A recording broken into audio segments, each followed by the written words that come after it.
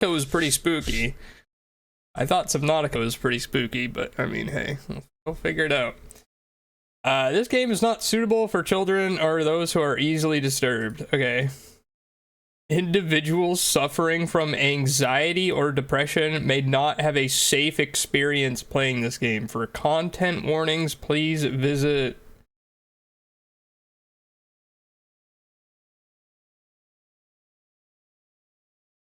elc.moe/warning.html. This page contains spoilers. Alright, well, no, I'm not gonna read that. Well, I mean, I, you know, suffer from anxiety and depression here and there, but I mean... By playing Doki Doki Literature Club, you agree that you are at least 13 years of age and you consent to your exposure of highly disturbing content.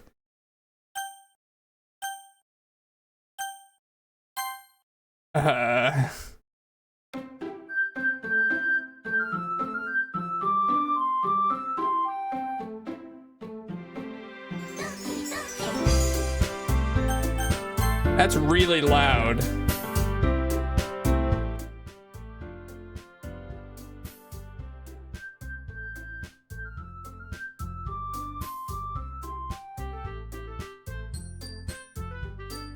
That seems better. Okay.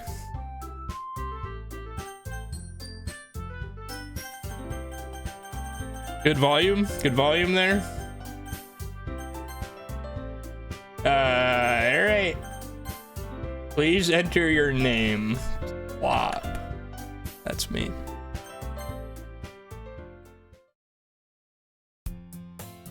Hey! I see an annoying girl running toward me from the distance, waving her arms in the air like she's totally oblivious to any attention she might draw to herself. That girl is Sayori, my neighbor and good friend since we were children.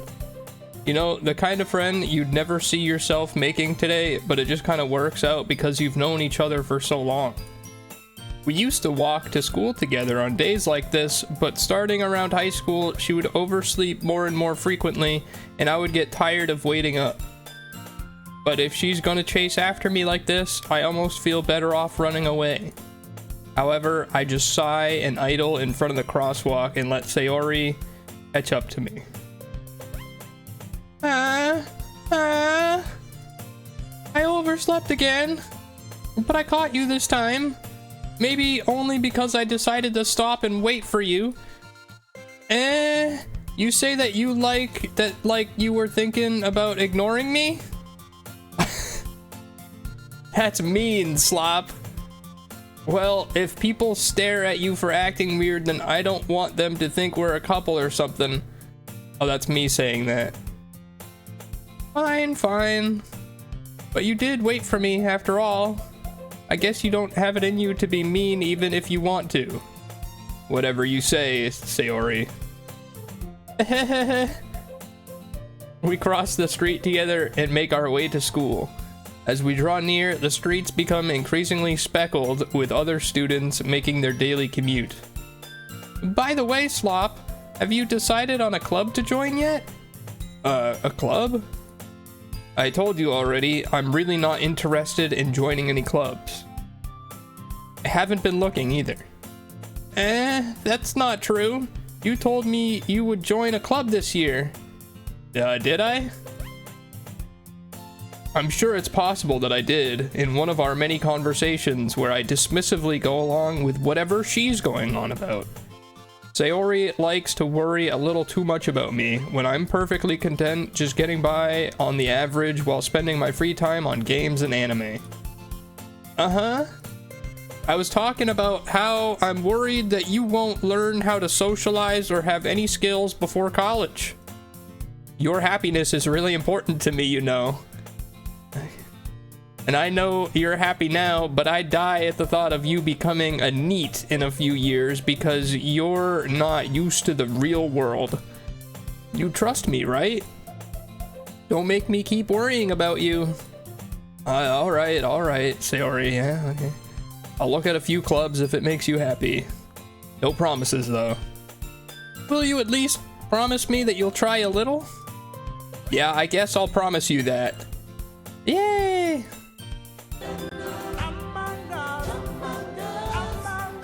Doki Doki, just like the sound of my heart. That's what all of our hearts sound like.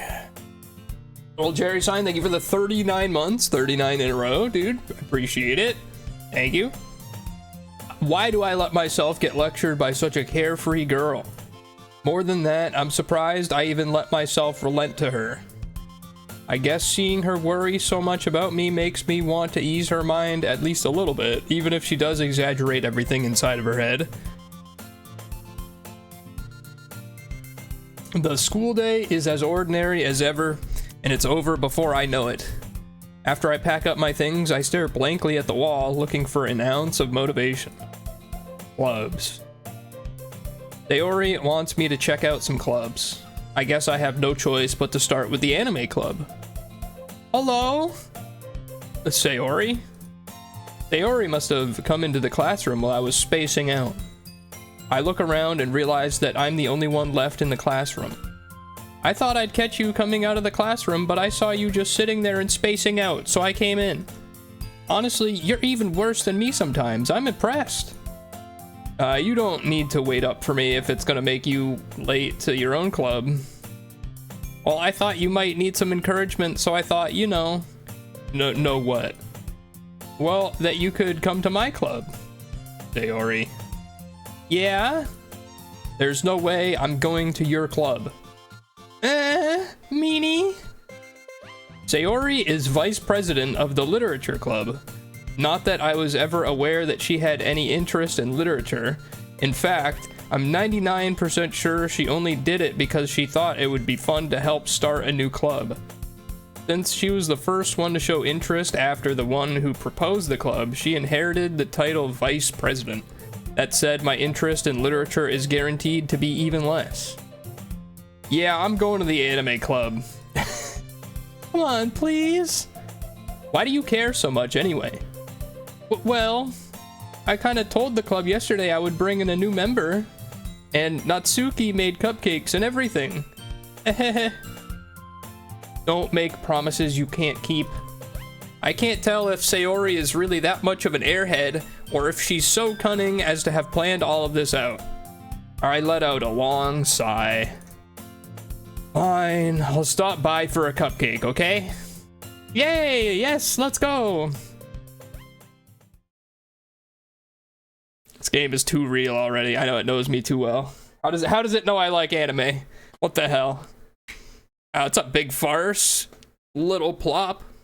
Take it easy, Mythrillionaire. Thank you. Thank you. I am enjoying it so far. It's awesome. What's up, Jelly?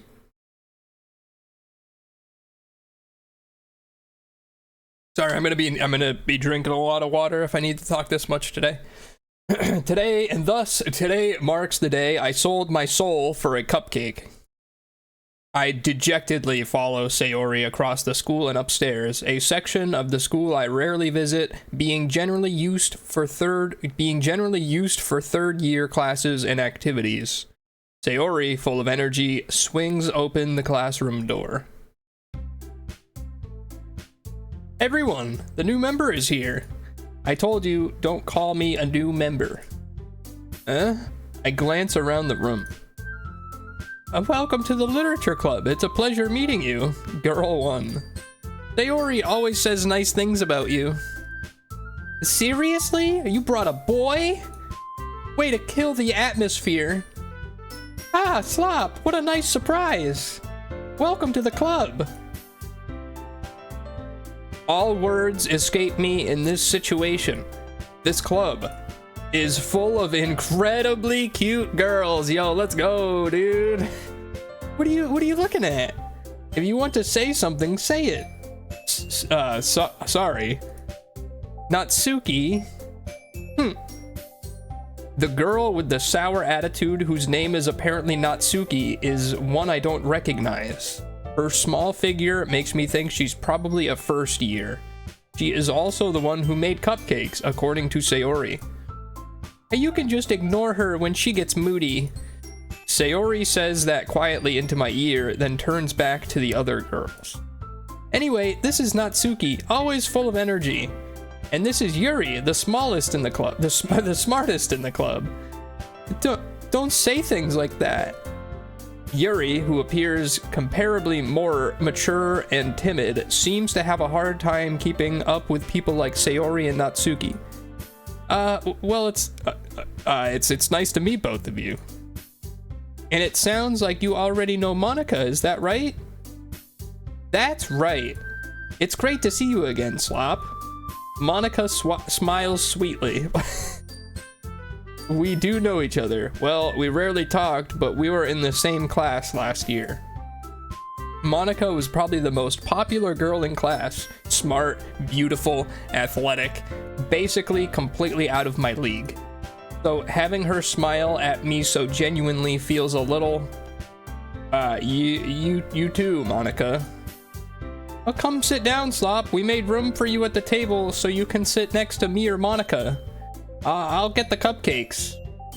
Hey, I made them. I'll get them. Sorry, I got a little too excited. Then how about I make some tea as well?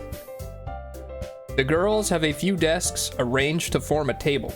As Sayori mentioned, it's been widened so that there is one space next to Monika and one space next to Sayori. Natsuki and Yuri walk over to the corner of the room where Natsuki grabs a wrapped tray and Yuri opens the closet. Still feeling awkward, I take a seat next to Sayori. Natsuki proudly marches back to the table, tray in hand. Okay, are you ready? Ta-da! What? Natsuki lifts the foil off the tray to reveal a dozen white, fluffy cupcakes decorated to look like little cats. The whiskers are drawn with icing, and little pieces of chocolate were used to make ears. That's so cute! I had no idea you were so good at baking, Natsuki. Well, you know. Just hurry and take one. Sayori grabs one first, then Monika. I follow. It's delicious. Sayori talks with her mouth full and has already managed to get icing on her face. I turn the cupcake around in my finger, looking for the best angle to take a bite. Natsuki is quiet. I can't help but notice her sneaking glances in my direction. Is she waiting for me to take a bite? I finally bite down. The icing is sweet and full of flavor. I wonder if she made it herself. This is really good. Thank you, Natsuki. Why are you thanking me? It's not like I... Haven't I heard this somewhere before? Made them for you or anything? I thought you technically did. Sayori said... Well, maybe. But not for you. You know, you, dummy. Not for, you, dummy. Yeah, alright. I give up on Natsuki's weird logic and dismiss the conversation. Yuri returns to the table carrying a tea set. She carefully places a teacup in front of each of us before setting down the teapot next to the cupcake tray. You keep a whole tea set in this classroom? But don't worry, the teachers give us permission. After all, doesn't a hot cup of tea help you enjoy a good book? Yeah, I guess. Don't let yourself get intimidated. Yuri's just trying to impress you. That's not... Insulted, Yuri looks away. I meant that, you know. I believe you. Well, tea and reading might not be a pastime for me, but at least I enjoy tea. I'm glad. Yuri faintly smiles to herself in relief. Monika raises an eyebrow, then smiles at me. So, what made you consider the literature club? I was afraid of this question. Something tells me I shouldn't tell Monika that I was practically dragged here by Sayori. Well, I haven't joined any clubs yet, and Sayori seemed really happy here, so... Well, that's okay. Don't be embarrassed. We'll make sure you feel right at home, okay? As president of the literature club, it's my duty to make the club fun and exciting for everyone. Monica, I'm surprised. How come you decided to start your own club? You could probably be a board member for any of the major clubs. Weren't you a leader of the debate club last year? Well, you know. To be honest, I can't stand all the politics around the major clubs. It feels like nothing but arguing about the budget and publicity and how to prepare the events. Isn't this a school? I'd much rather take something I personally enjoy and make something special out of it. And if it encourages others to get into literature, then I'm fulfilling that dream.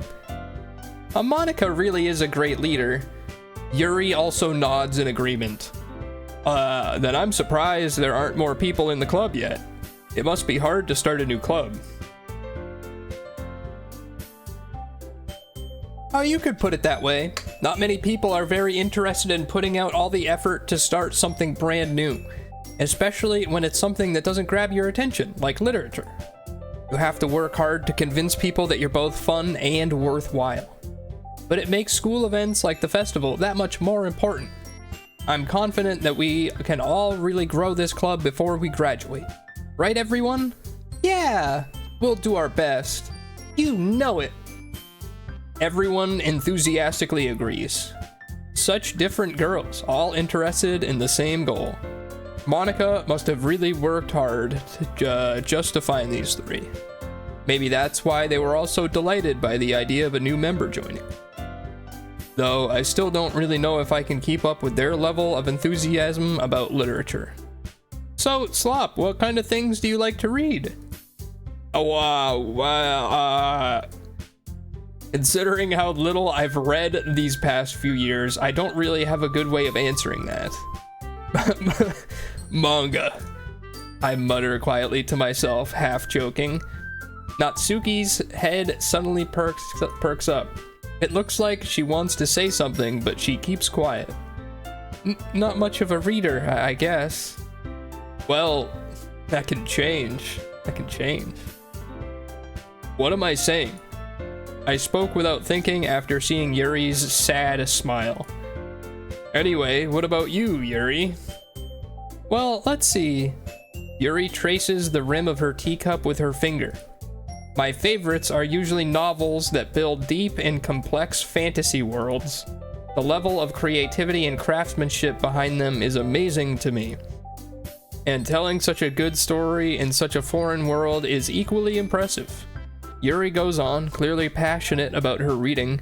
She seemed so reserved and timid since the moment I walked in, but it's obvious by the way her eyes light up that she finds her comfort in the world of books, not people. Up, Benovic. One soul for a cupcake sounds like a good trade. Yeah, I mean, cupcakes, pretty good. Up, Clamburger. Excited for Best Girl Monica, Mr. Mighty Mouse? I wonder which of her assets draw you to her. But you know, I like a lot of things. Stories with deep psychological elements usually immerse me as well. Isn't it amazing how a writer can so deliberately take advantage of your own lack of imagination to completely throw you for a loop? Anyway, I've been reading a lot of horror lately. I read a horror book once. I desperately grasp something I can relate to at a minimal level. At this rate, Yuri might as well be having a conversation with a rock. Really? I wouldn't have expected that, Yuri. For someone as gentle as you. Well, I guess you could say that. But if a story makes me think or takes me to another world, then I really can't put it down. Surreal horror is often very successful at changing the way you look at the world, if only for a brief moment. I hate horror. No, why's that? Well, Natsuki's eyes dart over to me for a split second. Never mind. That's right, you usually like to write about cute things, don't you, Natsuki? What? What gives you that idea? You left a piece of scrap paper behind last club meeting. It looked like you were working on a poem called Don't Say It Out Loud! And give that back! Fine. Your cupcakes, your poems, everything you do is just as cute as you are. Sayori sidles up behind Natsuki and puts her hand on her shoulders. I love how they just moved they didn't change the graphic at all, they just moved it behind her. I'm not cute. Natsuki, you write your own poems? Well, I guess sometimes. Why do you care? I think that's impressive. Why don't you share them sometime? No. Natsuki averts her eyes. You wouldn't like them. Not very confident writer yet. I understand how Natsuki feels. Sharing the level of writing takes more than just confidence. The truest form of writing is writing to oneself. You must be willing to open up to your readers, exposing your vulnerabilities and showing even the deepest reaches of your heart. Do you have writing experience too, Yuri? Maybe if you share some of your work, you can set an example and help Natsuki feel comfortable enough to share hers. I guess that's the same for Yuri. I wanted to read everyone's poems. We all sit in silence for a moment. Gotta ban a bot. Wasn't this game banned on Twitch? There's a category for it, so it's at least not banned right now. What's up, Shavarath? Okay, I have an idea, everyone. Natsuki and Yuri look quizzically at Monica. Let's all go home and write a poem of our own. Then next time we meet, we'll all share them with each other. That way everyone is even. Yeah, let's do it. Plus, now that we have a new member, I think it'll help us get a little more comfortable with each other and strengthen the bond of the club. Isn't that right, Slop? Monica smiles warmly at me once again. Hold on, there's still one problem. What's that? Now that we're back to the original topic of me joining the club, I bluntly come forth with what's been on my mind the entire time. I never said I would join this club. Sayori may have convinced me to stop by, but I never made any decision. I still have other clubs to look at, and I lose my train of thought. All four girls stare back at me with dejected eyes. Oh god, they all look so sad. What? I'm sorry, I thought... Flop. You all, I'm defenseless against these girls. How am I supposed to make a clear-headed decision when it's like this? Good luck, homie. Keep in touch. Gergs, thank you for the 49 months, 49 in a row. I appreciate it. That is, if writing poems is the price I need to pay in order to spend every day with these beautiful girls. Right. Okay, I've decided then. I'll join the literature club. One by one, the girls' eyes light up. Yes, I'm so happy. Sayori wraps her arms around me, jumping up and down. Hey! Really did scare me for a moment. If you really just came for the cupcakes, I would be super pissed. Then that makes it official. Welcome to the literature club. Yeah, thanks, I guess. Okay, everyone. I think with that, we can officially end today's meeting on a good note. Everyone remember tonight's assignment. Write a poem to bring to the next meeting so we can all share. Monica looks over at me once more. Flop, I look forward to seeing how you express yourself. Yeah. Can I really impress the class star Monica with my mediocre writing skills? I already feel the anxiety welling up in me. Meanwhile, the girls continue to chit-chat as Yuri and Natsuki clean up their food. Hey, Slop, since we're already here, do you want to walk home together? That's right, Sayori and I never walk home together anymore because she always stayed after school for clubs. Sure, yeah, might as well. Yay! With that, the two of us depart the club room and make our way home. The whole way, my mind wanders back and forth between the four girls. Sayori, Natsuki, Yuri, and of course, Monica. Will I really be happy spending every day after school in a literature club? Perhaps I'll have the chance to grow closer to one of these girls. Alright, I'll just need to make the most of my circumstances, and I'm sure good fortune will find me. And I guess that starts with writing a poem tonight. Oh god, it's time to write a poem. Pick words you think your favorite club member will like. Something good might happen with whoever likes your poem the most.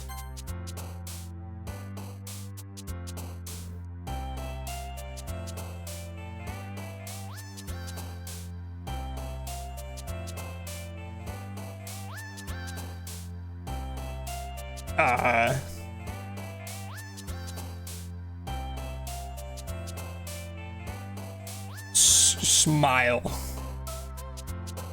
It never told me what Doki Doki is. Suicide? What?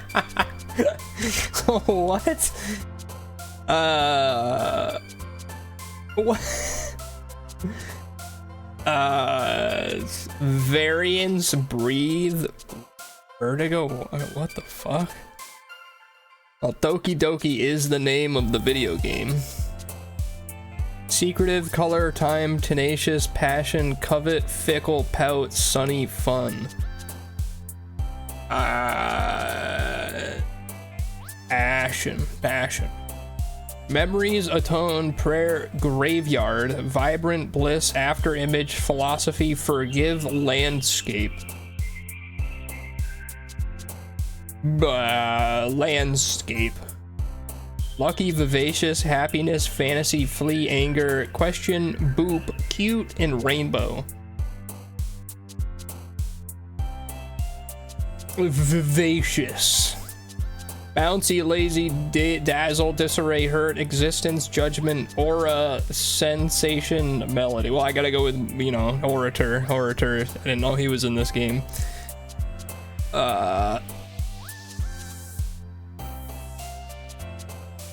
Appa. Parfait is delicious. Massacre. What? Misery. Oh, the universe is cool. Cheeks. Boy. Let's go with the universe. The universe is cool. Anime cheer. What, is Natsuki like anime? Bots in chat. What's up, Jackalow? Tony is my baby. What's up, guys? The unstable.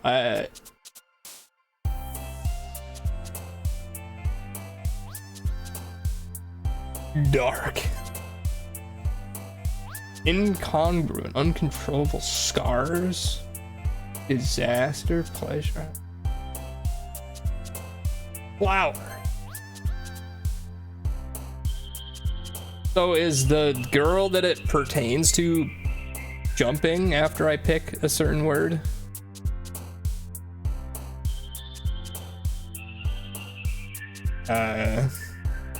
Depression. My precious, easily. Answer to a discordant system. It's always that's, let's say, Ori. She's always bouncing. I don't know if it's relative.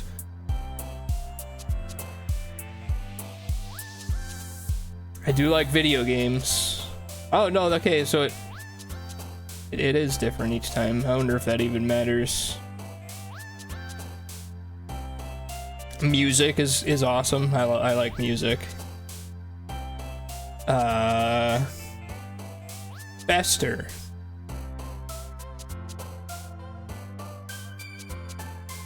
Skirt.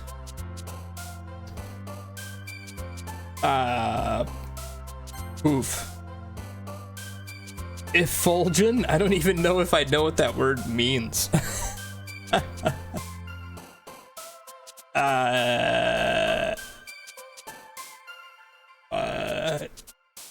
There's a fly in my room. Effulgent. I have no idea what that word means. Kawaii. I ain't afraid of no sleep. I ain't afraid of no bed.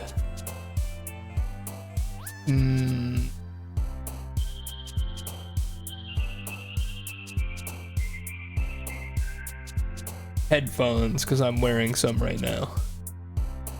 Climax. Sticky, what the fuck?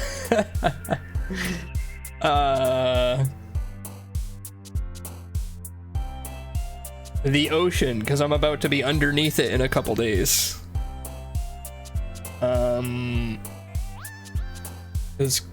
Hurricane Milton just got bumped up to Cat 5.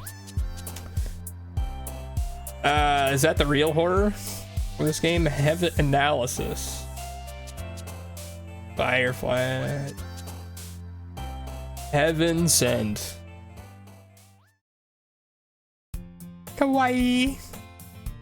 Yeah, I was wondering. I think Monica was the one that wasn't there out of those stickers. Glad to see you didn't run away on us. Ha ha ha. Nah, don't worry. This might be a little strange for me, but at least I kept my word. Well, I'm back at the literature club. I was last to come in, so everyone else is already hanging out. Thanks for keeping your promise, Slop. I hope this isn't too overwhelming of a commitment for you, making you dive headfirst into literature when you're not accustomed to it. Oh, come on, like he deserves any slack.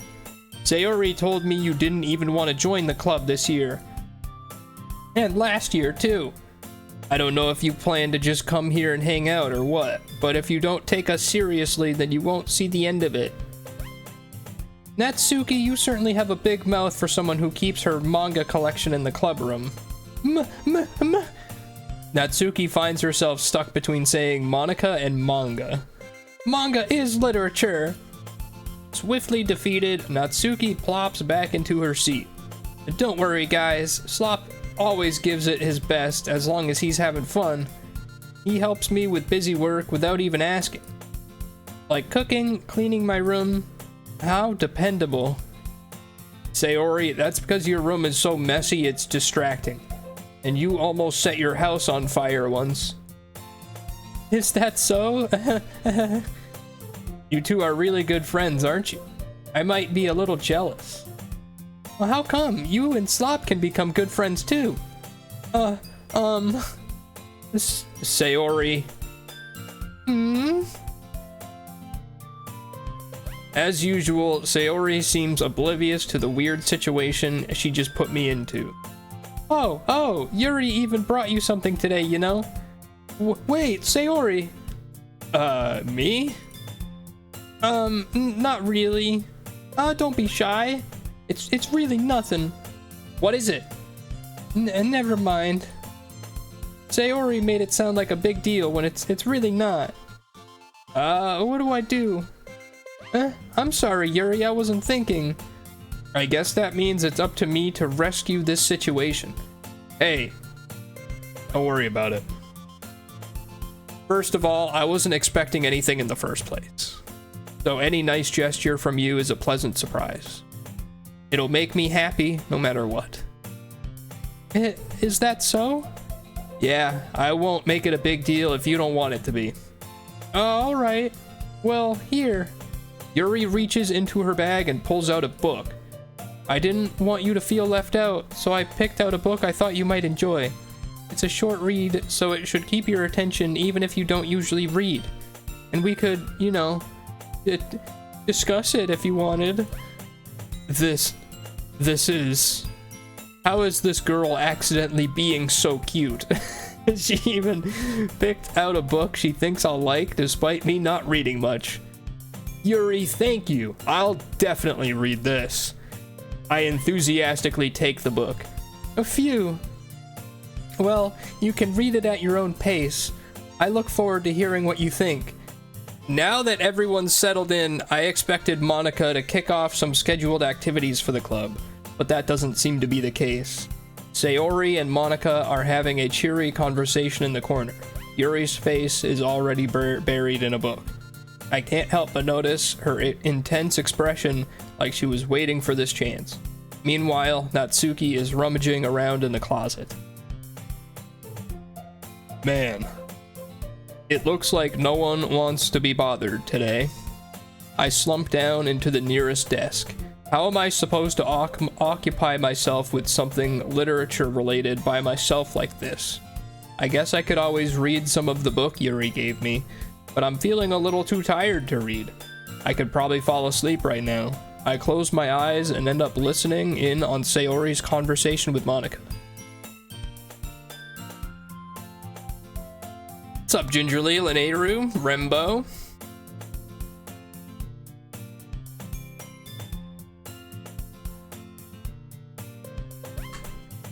Sure, Monica's absence is a meaningless oversight?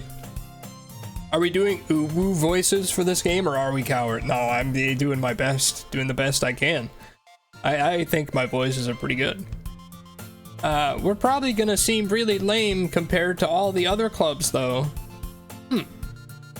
Well, we can't give up.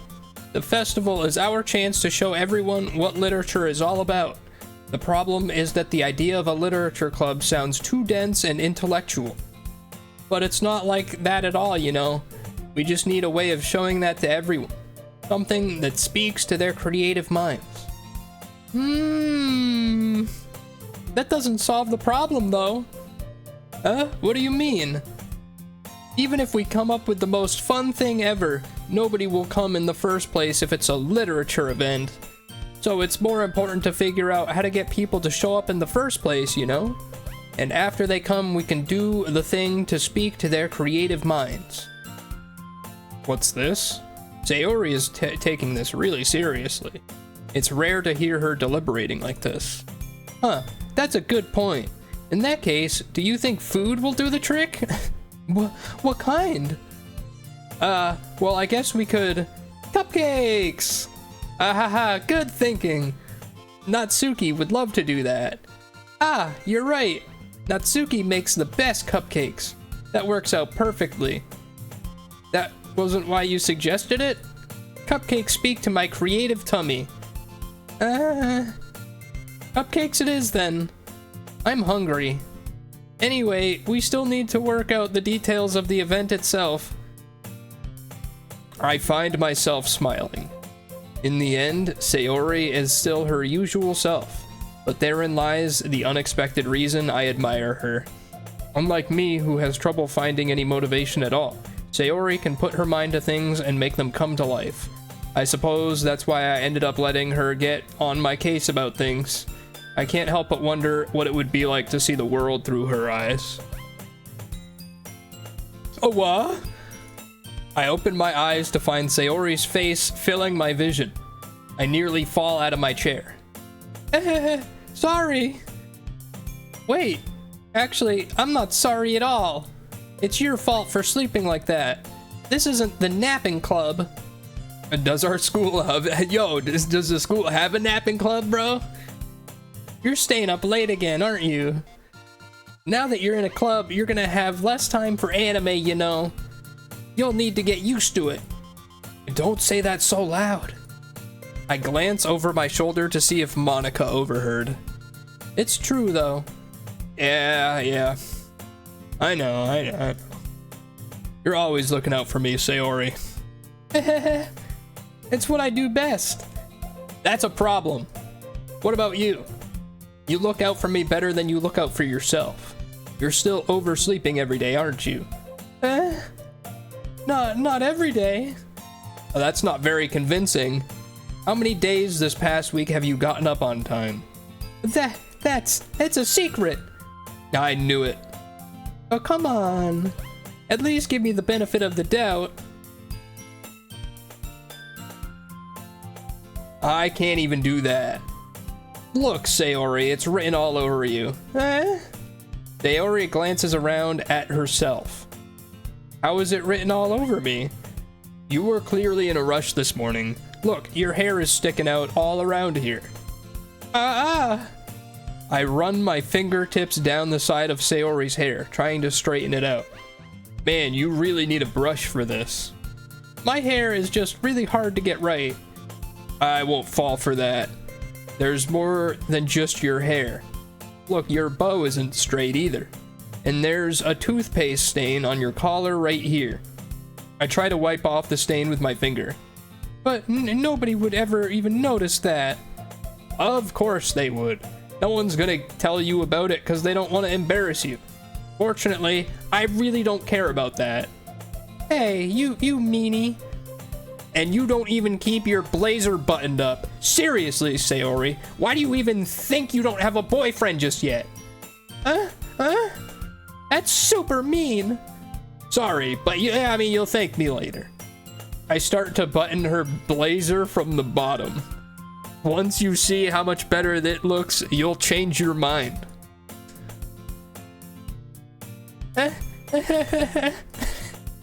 This is so funny. What is?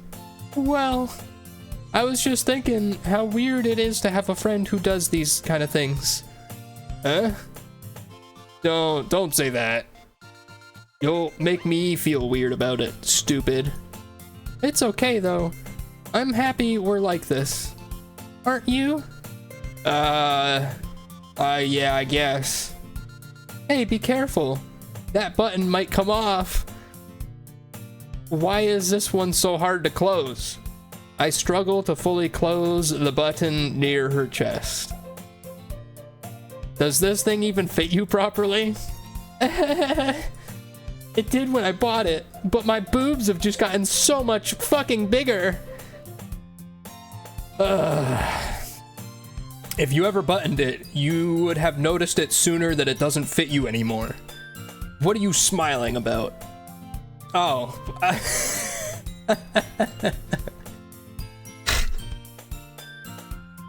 It means my boobs have gotten bigger again. Don't say that out loud. Anyway, you look much better now, so, why does it feel strange to see Sayori's blazer buttoned up like that? But it's so stuffy. It's not worth it at all. Sayori hastily unbuttons her blazer once more. Phew. That's so much better. Sayori puts her arms out and twirls around. So if I keep it unbuttoned, then I won't get a boyfriend, right? What kind of logic is that? And why are you saying that like it's a good thing? Well, because if I had a boyfriend, then he wouldn't even let you do things like this. And you take care of me better than anyone else would anyway. So that's why I'm keeping it unbuttoned. Stop saying all these embarrassing things. I didn't say anything embarrassing. Jeez. Well, anyway, just focus on trying to wake up a little earlier. Only if you focus on going to bed earlier. Fine. It's a deal. I guess we really are better at taking care of each other than we are at taking care of ourselves. Yeah, I guess so, huh? So maybe you should come wake me up in the morning. You're doing it again, Sayori. Ah, but I was joking that time. Man, it's impossible to tell with you sometimes. Okay, everyone. Monica suddenly calls out.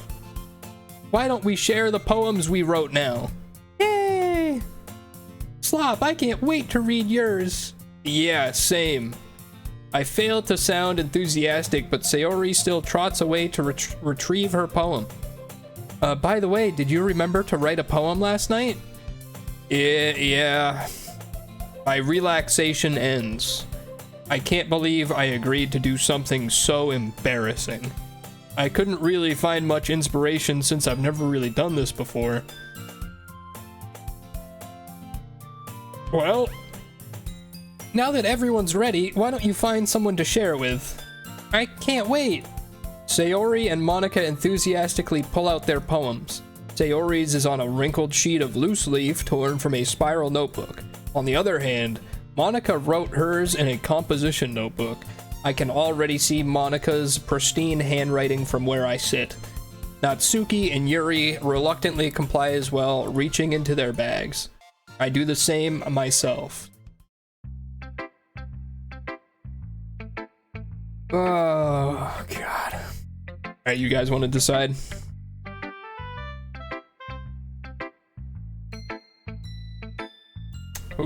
Whose poem are we sharing with? Who share with? Sayori? Not Suki, Yuri, or Monica? I'll let you guys decide. I need to give my voice a break anyway. What's up, Tickles? What's up, Kurja?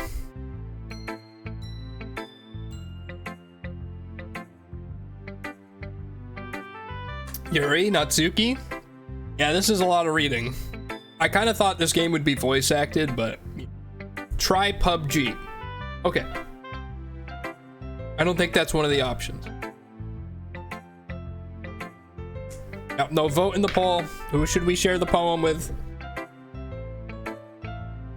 If you guys leave this on a 4-way tie, I'm gonna be pissed. I'm gonna be pissed off. Sad I missed the Subnautica end, but caught the VOD. Was super fun watching you play through it. Yo, thanks, Tickles. Yeah, I didn't actually expect to finish that game yesterday. That was awesome. That was a super fun playthrough.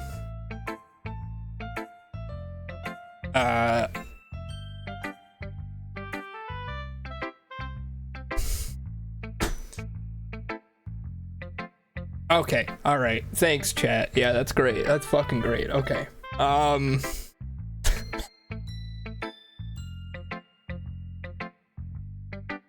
Well, Mr. Mighty Mouse does really like Monica's boobs.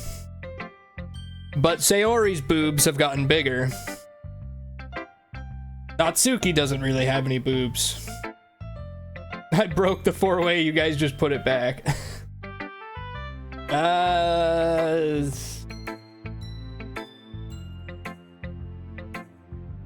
God, I hate making decisions. We're gonna go with Monica. I should start with Monica. Yesterday, she seemed eager to read my poem, and I wanted her to know I'm putting in effort. Hi, Slop. Having a good time so far? Yeah. Good, glad to hear it. By the way, since you're new and everything, if you ever have any suggestions for the club, like new activities or things we can do better, I'm always listening. Don't be afraid to bring things up, okay? Alright, I'll keep that in mind. Of course, I'll be afraid to bring things up.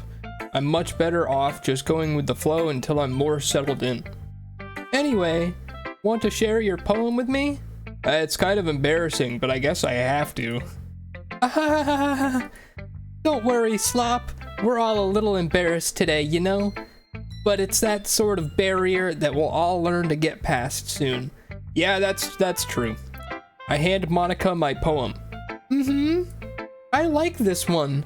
It makes me think of something Sayori would like. I probably should have picked Sayori, right? Monica had a bigger rack, so I voted for her. Haven't seen Natsuki or Yuri yet. Is that so? You and Sayori are really good friends, right? I wouldn't be surprised if you had those sorts of things in common. Well, we may be good friends, but Sayori and I are actually really different. Well, that may be the case, but maybe there's always some similarities you wouldn't expect. The way she talks about you, it sounds like the two of you really care about each other as well. Care about each other's well-being. Even if you show it in different ways, it ends up being more similar than you'd think. So I think that's the kind of vibe I get when reading your poem. You sure you're not reading into it too much? I could be. Oh gosh, I sound like Yuri.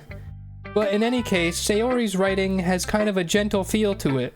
I can tell she likes exploring with emotions like happiness and sadness. Who knew that someone so happy would enjoy sad things too? Yeah, that's totally unexpected, dude. Well, to each their own. And you shouldn't be afraid to experiment a little bit either. I'm sure I'll end up trying different things a lot. It could take a while before I feel comfortable doing this. Oh, that's okay. I'd love to see you try new things.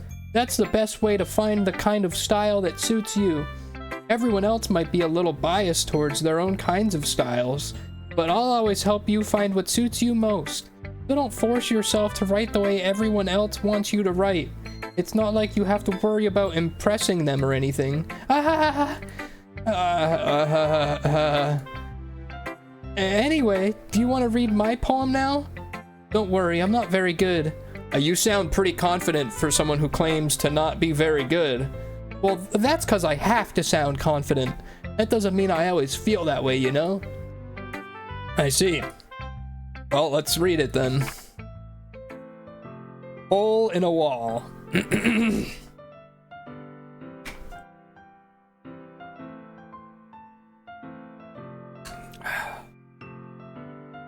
It couldn't have been me. See, the direction the spackle protrudes. A noisy neighbor, an angry boyfriend. I'll never know. I wasn't home. I peer inside for a clue. No, I can't see. I reel, blind like a film left out in the sun. But it's too late. My retinas, already scorched with a permanent copy of the meaningless image. It's just a little hole. It wasn't too bright. It was too deep, stretching forever into everything. A hole of infinite choices. I realize now that I wasn't looking in. I was looking out. And he, on the other side, was looking in. So, what do you think? It's very freeform, if that's what you call it. Sorry. Sorry, I'm not really the right person to ask for feedback. It's okay. Yeah, that kind of style has gotten pretty popular nowadays. That is, a lot of poems have been putting emphasis on the timing between words and lines.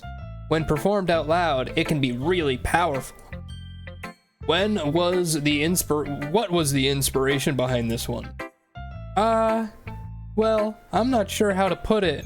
I guess you could say that I had some kind of epiphany recently. It's been influencing my poems a bit. An epiphany?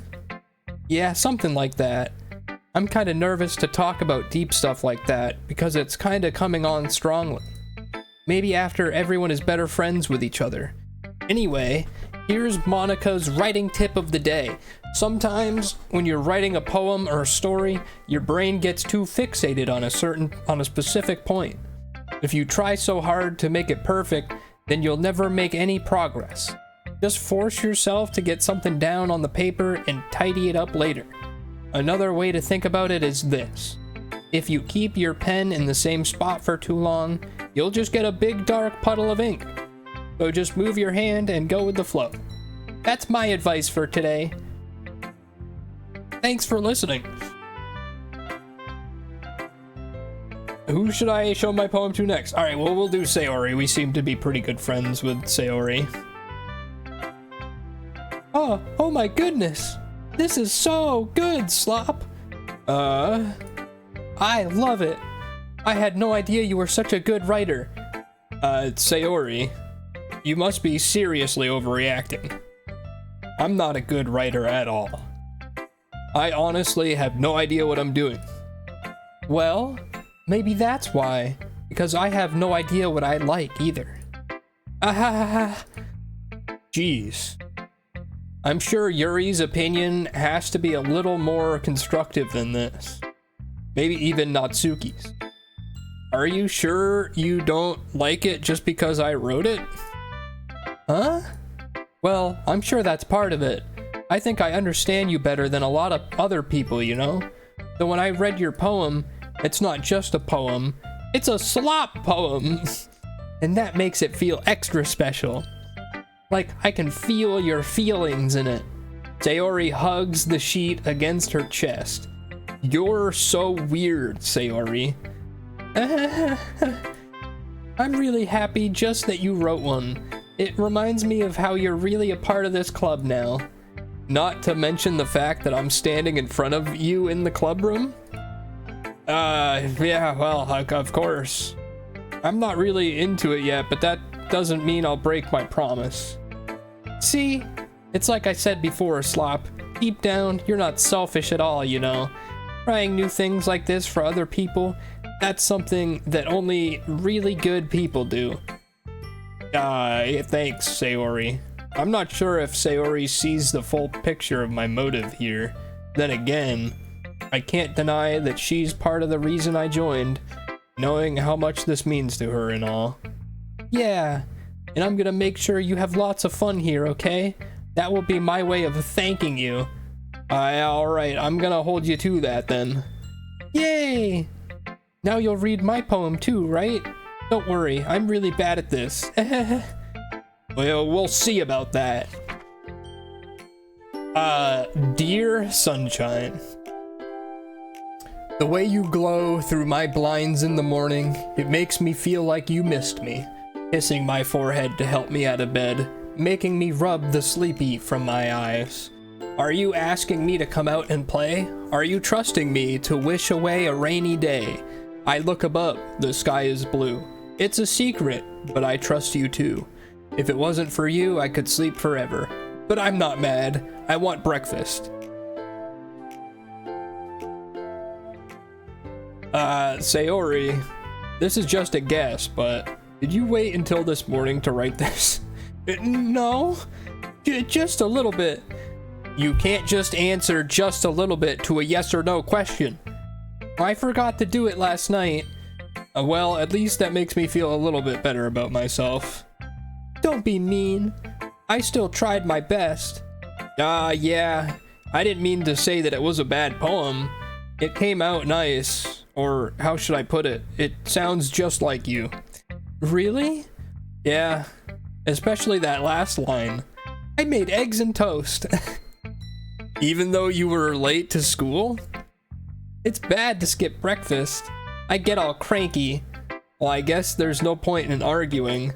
Anyway, thanks for showing me. This was so much fun. Monica's the best. Yeah. But next time I won't forget. And I'm gonna write the best poem ever. Well, I guess I'll look forward to it.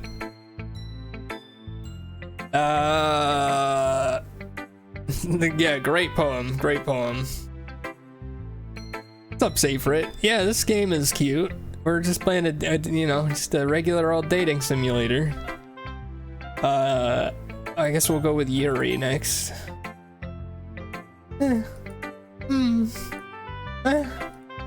Yuri stares at the poem. A minute passes, more than enough time for her to finish reading. Oh! Sorry.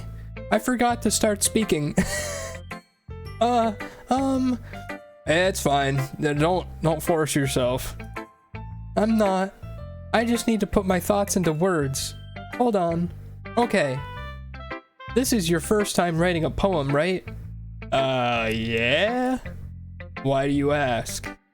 I'm just making sure. I guessed that it might be after reading through it. Oh, so it's that bad, huh? No! Did I just raise my voice? Oh, I'm so sorry. Yuri buries her face in her hands. I couldn't help but notice that it's been several minutes and we haven't really gotten anywhere. It might take Yuri a while to get used to new people. It's fine, I didn't notice. What were you saying? Right. It's just that there are specific writing habits that are usually typical of new writers. And having been through that myself, I kind of learned to pick up on them. I think the most notable thing I recognize in new writers is that they try to make their style very deliberate. In other words, they tend to pick a writing style separate from the topic matter, and they form-fit the two together. The end result is that both the style and the expressiveness are weakened. Once Yuri finds her train of thought, it's as if her demeanor totally changes. Her stammering is completely gone and she sounds like an expert. Of course, that's not something you can be blamed for. There are so many different skills and techniques that go into even writing a simple poem. Not finding them and building them, but getting them to work together is probably the most challenging part. It might take you some time, but it all comes with practice and learning by example and trying new things. I also hope that everyone else in the club gives you valuable feedback. Natsuki can be a little biased, though. Biased? How? Never mind. I shouldn't be talking about people like that. Sorry. It's fine. I'm not sure if Yuri is apologizing to herself, to me, or to Natsuki. Do you mind if I read your poem now? Yeah, please do. I'd love to share my thought process behind it. Yuri smiles dreamingly, as if that's a rare opportunity for her, which itself is kind of funny. After all, isn't this supposed to be a literature club? Ghost under the light. The tendrils of my hair illuminate beneath the amber glow. Bathing. It must be this one. The last remaining streetlight to have withstood the test of time. The last yet to be replaced by the sickening blue-green hue of the future. I bathe, calm, breathing air of the present, but living in the past. The light flickers. I flicker back.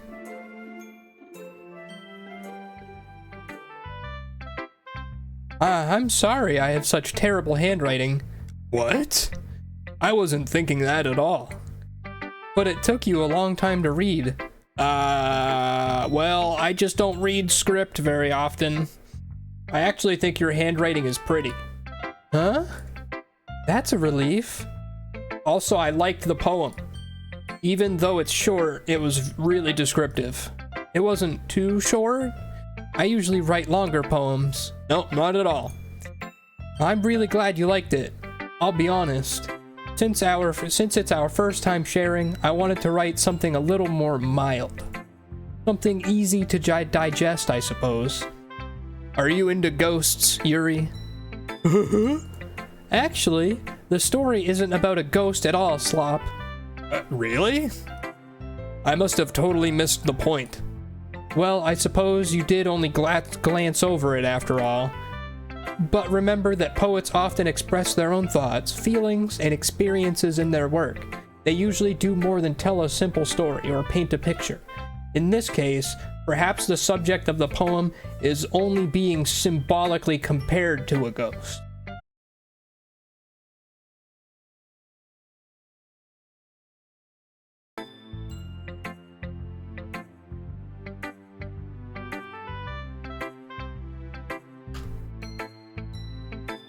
Sorry about that. I don't know how much you guys missed. There's a history. I don't know why the stream just died all of a sudden. That was weird. Nope, just me. What's up, Kashuni? Anybody I missed, Tulaneru? Anybody I didn't say hey to? What's up, Saferit? I'm gonna need you to do a higher falsetto for the ladies. Are you sure that's not gonna be grating? Lingering in her last remaining piece of comfort, unable to let go of the past, and soon to be left with nothing. That's a lot more solemn, putting it that way. I hadn't even thought of that. That's impressive. It's nothing, really. Well, if it makes me happy that you think that. Just remember that it won't be long before you pick up on these things, too. Yeah, maybe you're right. I guess I'll have to keep trying. I'm counting on you. I guess we'll have to go with Natsuki. Mickey Mouse. Oh! Well, it's just about what I expected from someone like you.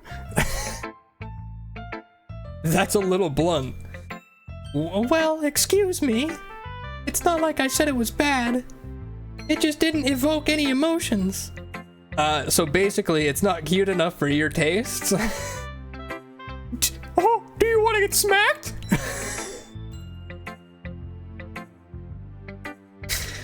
Yeah, I'll pass. Well, anyway, I guess I need to show you mine. Not that you'll like it.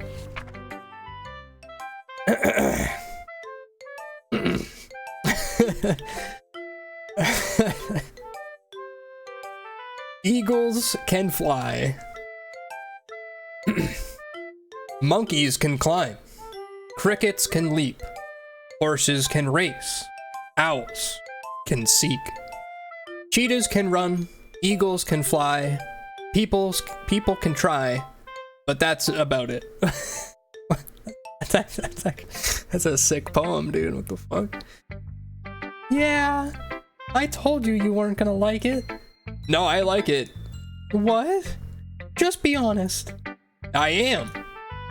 Why are you so convinced that I wouldn't like it? Well, because everyone in high school thinks that writing has to be all sophisticated and stuff, so people don't even take my writing seriously.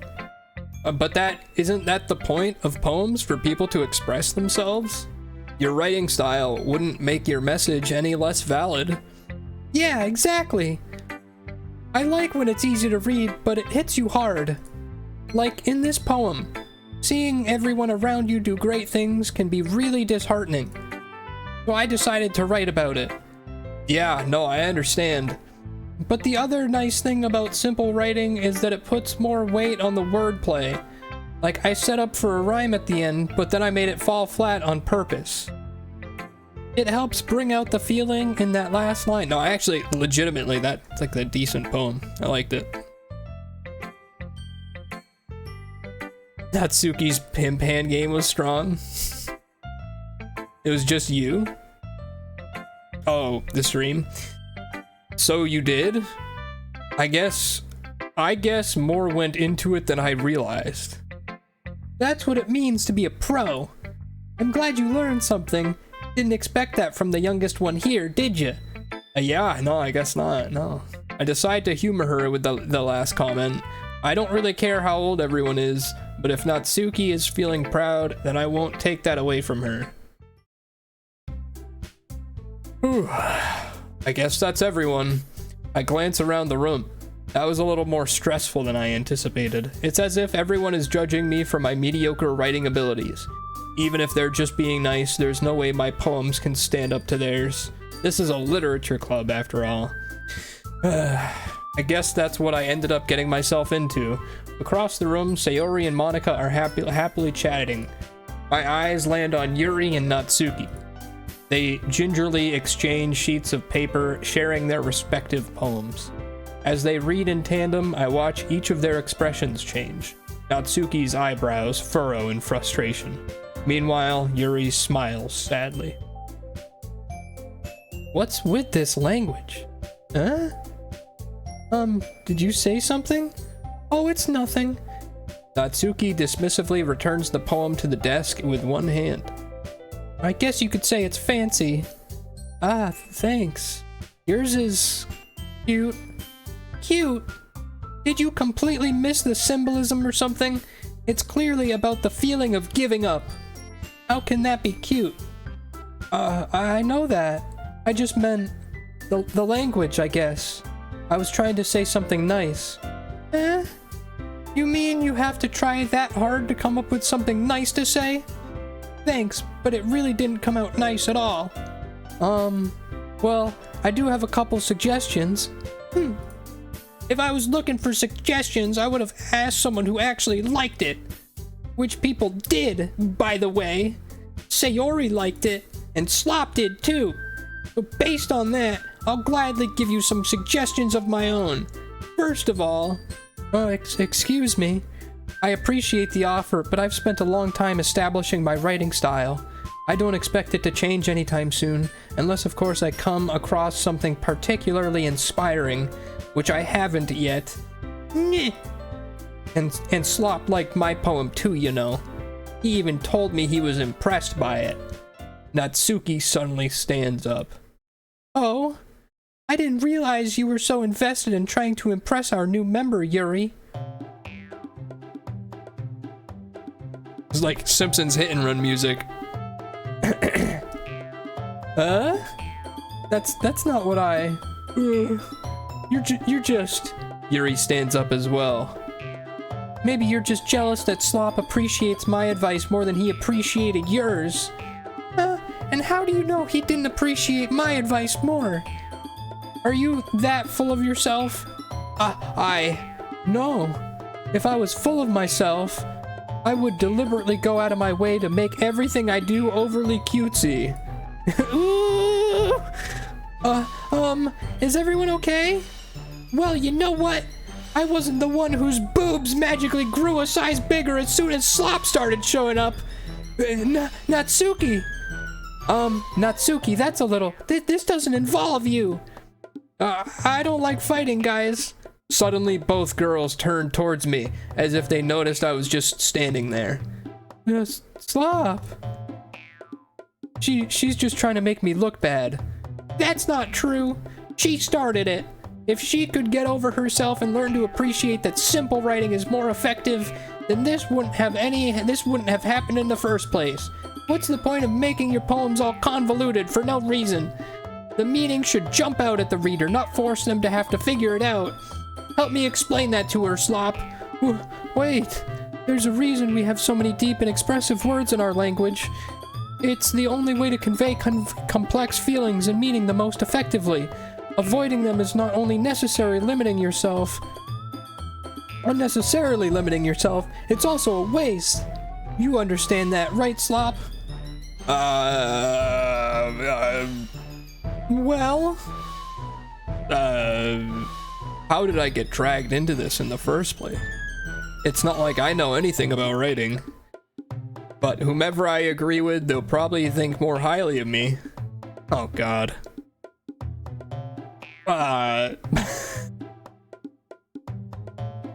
Yeah, leave me the fuck out of this. Yuri's gotta relax. I mean,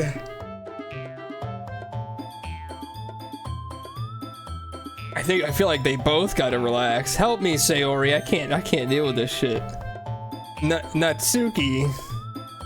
Natsuki glares at me, drying up words I had, any words I had in my mouth. Well, instead I turn to Yuri. Yuri? But Yuri's expression is so defensiveless that I can't bring myself to say anything to her. Sayori? Huh? Yeah! Everyone's fighting is making Sayori uncomfortable. How can the two of you keep fighting when you know you're making your friend feel like this? Slop. Well, that's her problem. This isn't about her. I agree. It's unfair for others to interject their own feelings into our conflict. Yeah, unless Sayori wants to tell Yuri what a stuck-up jerk she's being. She would never. It's your immaturity that's made her upset in the first place. Excuse me? Are you listening to yourself? This is exactly why nobody likes you. Stop! Natsuki, Yuri, you guys are my friends. I just want everyone to get along and be happy. My friends are wonderful people, and I love them because of their differences. Natsuki's poems, they're amazing because they give you so many feelings with just a few words. And Yuri's poems are amazing because they paint beautiful pictures in your head. Everyone's so talented, but why are we fighting? Because... well... Also, Natsuki's cute and there's nothing wrong with that. And Yuri's boobs are the same as they always were. Big and beautiful. Sayori? Sayori stands up triumphantly. Monika stands behind her with a bewildered expression. I'll make some tea. Yuri rushes off. Natsuki sits down with a blank expression on her face, staring at nothing. So, this is why Sayori is vice president, I whisper to Monika. She nods in return. To be honest, I might come off as a good leader, and I can organize things, but I'm not very good with people. I couldn't even bring myself to interject. As president, that's kind of embarrassing of me. No, it's not like I can blame you. I wasn't able to say anything either. Well, I guess that just means Sayori is amazing in her own ways, isn't she? Yeah, you could say that. She might be an airhead, but sometimes it's weirdly suspicious that she knows exactly what she's doing. I see. Take good care of her, okay? I would hate to see her get herself hurt. That makes two of us. You can count on me. Monika smiles sweetly at me, causing my stomach to knot. Such a genuine person really does make a good president, regardless of what she says. If only I could get the chance to talk to her a little bit more. Okay, everyone, it's just about time for us to leave. How did you all feel about sharing poems? It was a lot of fun. Well, I'd say it was worth it. It was alright. Well, mostly. Slop, how about you? Yeah, I know, I'd say about the same. It was a neat thing to talk about with everyone. Awesome. In that case, we'll do the same thing tomorrow, and maybe you learn something from your friends, too. so your poems will turn out even better. I think to myself, I did learn a little more about the kinds of poems everyone likes. With any luck, that means I can do at least a better job at impressing those I want to impress. I nod to myself with newfound determination. Bob, ready to walk home? Sure, let's go. Sayori beams at me. It truly has been a while since Sayori and I have spent this much time together. I can't really say I'm not enjoying it either. Sayori, about what happened earlier. What do you mean? You know, between Yuri and Natsuki? Does that kind of thing happen often? No. That's really the first time I've seen them fight like that. I promise they're both wonderful people. You don't hate them, do you? No, I don't hate them. I just wanted your opinion, that's all. I can see why they'd make good friends with you. Oh, phew. You know, Slop, it's nice that I get to spend time with you in the club, but I think seeing you get along with everyone is what makes me the happiest. And I think everyone likes you, too. That's... Every day is gonna be so much fun. Looks like Sayori still hasn't caught on to the kind of situation I'm in. Sure, being friends with everyone is nice, but does it really need to stop there? Well, we'll just have to see what the future holds, Sayori. I pat Sayori on the shoulder. I said that more to myself than her, but it's easy to use Sayori as an internal monologue sometimes. Okay. Yeah, let's do this. Another poem? Isn't this game supposed to be, like, fucked up? Why isn't Monica on here? Who are we trying to impress? What if we picked the most fucked up things here? It's gotta lull you in first. Amen. Hey, what's up, Cosmic?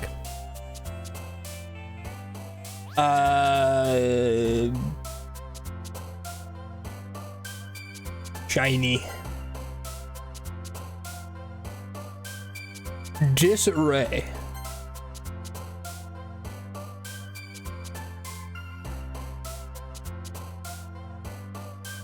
Inferno.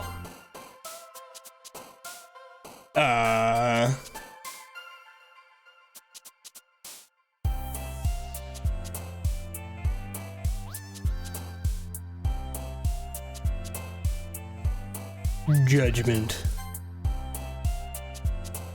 God. These are a lot of the same words. Insight. That's all. We're getting a lot of Yuris here. Nightgown. Good word. Crimson waterfall. Anime. Oh, that's Natsuki.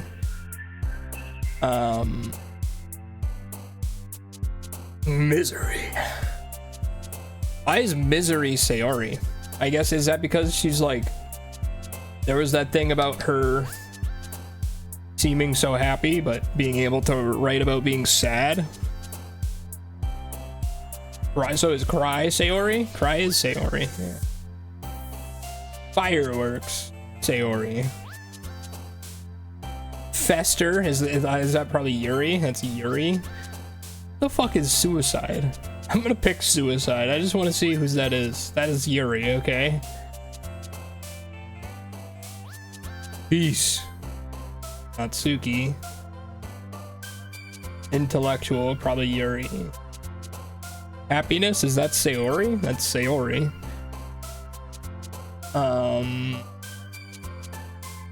Who the fuck is Sticky? Sticky is Natsuki. Okay, interesting. Milk. I don't know why that's so funny. Milk. That's Natsuki. Okay, sure. Awesome. Sayori. Anxiety. Who's Anxiety? That's Yuri. Hopeless. That's Sayori. Okay, interesting. Hurt is also Sayori. Ears also Sayori.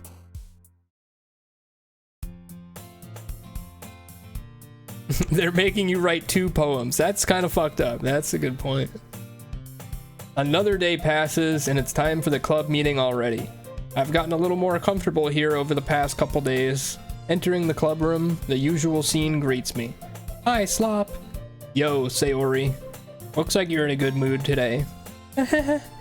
I'm just still not used to you being in the club, that's all. I see. It's a pretty simple thing to get you in a good mood. But I guess it's always the simple things with you anyway. Speaking of which, I'm kinda hungry. Will you come with me to buy a snack? No, thanks. Huh? That's not like you at all. I have my reasons. Why don't we take a look at your purse, Sayori? Huh? Why that all of a sudden? No reason, really. I just wanted to look at it. Sayori nervously retrieves her coin purse. She fumbles with the latch and gets it open. Then she turns it upside down and lets all the contents spill onto the desk. Only 2 small coins fall out. I knew it. I can see right through you, Sayori. That's not fair. How did you even know? It's simple. If you had enough money in the first place, you would have bought a snack before coming to the club room. So either you're not hungry and want an excuse to take a walk, or you plan to conveniently forget that you spent all your money so that I would lend you some. But there's one more thing. You're always hungry. And so that only leaves the one option. Wah! I give up. Don't make me feel guilty. If you feel guilty, that means you deserve to feel guilty. Yuri suddenly giggles. Huh? I didn't notice that she was listening in. Her face is in her book, as always. I wasn't listening or anything. It's just something in my book.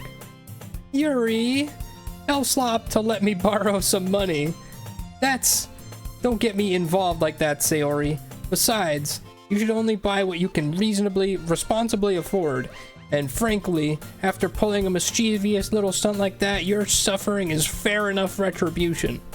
I didn't mean that. I got too absorbed into my book. I really like when you speak your mind, Yuri. It doesn't happen much, but it's a fun side of you. There's no way you could think that. And you were right, though. I did something bad, and now I have to accept the retribution. That. Still, coming from you, Sayori, I guess there's a little devil inside all of us, isn't there? Don't let her fool you. Sayori knows exactly what she's doing. After all, she told you guys she was bringing me to the club before she even told me. But you wouldn't have come if it weren't for the cupcakes, so I had to trick Natsuki into making them. Come on, give me more credit than that, Sayori. Yeah. Out of nowhere, something smacks Sayori in the face and tumbles onto the desk. I thought we just smacked her. Ow. What was... Huh? A cookie? Sure enough, it's a giant cookie wrapped in plastic. Sayori glances around. Is this a miracle? It's because I paid my restitution. Retribution. Actually, that one almost worked. I was just gonna give it to you, but then I heard you blab about the cupcakes. It was totally worth seeing your reaction, though. Natsuki, that's so nice of you. I'm so happy. Sayori hugs the cookie. Geez, just eat it. Sayori rapidly tears down the wrapper and takes a big bite. Oh, good. Sayori suddenly clasps her hands over her mouth. I bit my tongue. You're going through a lot over just one cookie. Natsuki takes a bite of her own cookie. Ah, yours looks really good too, Natsuki. Can I try it? Jeez. Beggars can't be choosers. But yours is chocolate. Yeah, why do you think I gave you that one? Fine. Still, I'm really happy you shared this one with me. Sayori gets out of her seat and goes behind Natsuki and wraps her arms around her. Ah, jeez. I get it. Cookie still in hand, Natsuki reaches up to nudge Sayori off of her. Sayori suddenly leans down and takes a bite out of Natsuki's cookie. Hey, did you seriously just do that? Mouthful, Sayori trots away to safety. Yuri and I laugh as well. Geez, you're such a kid sometimes. Monica, can you tell Sayori? Huh? Natsuki glances around. Monica isn't in the clubroom. Ugh, where is Monica anyway? Good question. Have any of you heard anything about her being late today? Not me. Yeah, I haven't either. That's a bit unusual. I hope she's okay. Of course she's okay. She probably just had something to do today. She's pretty popular after all. Huh? You don't think she has a... I wouldn't be surprised. She's probably more desirable than all of us combined. That's true. Excuse me? Suddenly, the door swings open. Sorry, I'm super sorry. Oh, there you are. I didn't mean to be late. I hope you guys weren't worried or anything. Huh? Monica chose the club over her boyfriend after all. You're so strong-willed. Boyfriend? What on earth are you talking about? Monica quizzically glances at me. Never mind that. What held you up anyway? Well, maybe my last period today was study hall. To be honest, I kind of just lost track of time. That makes no sense, though. You would have heard the bell ring at least. I must not have heard it since I was practicing piano. Piano? I wasn't aware you played music as well, Monica. I don't really. I just kind of started recently. I've always wanted to learn piano. That's so cool. You should play something for us, Monica. Monica looks at me.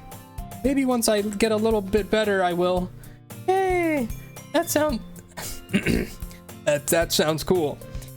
I'd also look forward to it. Is that so? In that case, I won't let you down, Slop. Monica smiles sweetly. I didn't mean any pressure or anything like that. Don't worry. I've been practicing a whole lot recently, and I'd really love the chance to share once I'm ready. I see. In that case, best of luck. Thanks. I didn't miss anything, did I? No, not really. I chose to leave out Sayori's mischievous escapade. I'm sure Natsuki will end up complaining to her anyway. It looks like everyone has settled down. Sayori somehow already finished her entire cookie, hurries back to her book, and Natsuki disappeared into the closet. Slop! Sayori suddenly comes up to me. I'm gonna get some supplies from another classroom. Wanna come with me? Supplies? What for? Well, you know how the festival is coming up? Me and Monica were gonna make some posters and stuff. So I need to go find some crayons and markers and glue sticks. Oh, I see. Sure, I'll go with you. Yay! Okay, Monica, we'll be back soon. Are you going with Slop to get the supplies? There's no need to trouble yourself. I'd be happy to go with him. Aw, but I wanted to go. It's so much fun exploring empty classrooms and stuff. Okay. It was just a suggestion. See if you can find poster paper too. Okay. Ready, Slop? Yeah, let's go. Sayori and I exit the club room. I follow behind Sayori as Sayori hums and skips around the hallway. Honestly, it feels like I'm taking a kid to the mall or something. Sayori finds pleasure in the simplest things sometimes. Hey, Sayori, what exactly are we doing for the festival anyway? I'm not sure how you would make an event out of literature. Me and Monica have it all planned out, don't you worry. Is that so? Yep, we're gonna do a poetry performance. A performance? Of what kind? Well, everyone is gonna take turns on stage and recite their favorite poems. That sounds kind of dull. Slop, you're not thinking about it the right way at all. It's not just about reading poems, it's about performing them. Like you say the lines of the poem like, between my feet, the last remaining flower beckons to me. I twist the stem, freeing it from its clinging roots, caressing the final joyous moment between my fingers. But to what ends have I summoned this joy? For now, when I look in every direction, the once prosperous field before me is but a barren wasteland. Like that. Sayori, how do I put this? I'm sure it's just me, but it's impossible for me to take you seriously when you talk like that. Huh? You meanie. I'm working super hard on this, you know? I know. It just means that it's pretty ordinary. It's a pretty unordinary contrast to your cute self. Don't say that, it's embarrassing. But I guess that means I'm doing a good job. Yeah, I guess so. I'm so excited. The festival is gonna be so much fun. Sayori spins herself around in the hallway again. Hey, Slop, this classroom over here is empty. Let's begin the mission. The mission, huh? It's been a long time since I've spent time with Sayori like this, but in the end she hasn't changed one bit. She's nothing but a ball of sunshine, drawing happy vibes from the world around her. It's a pretty nostalgic feeling for me. As the years went by, I began to hole myself up in my room more and more. So going adventuring with Sayori brings about a special sort of feeling I had forgotten in me.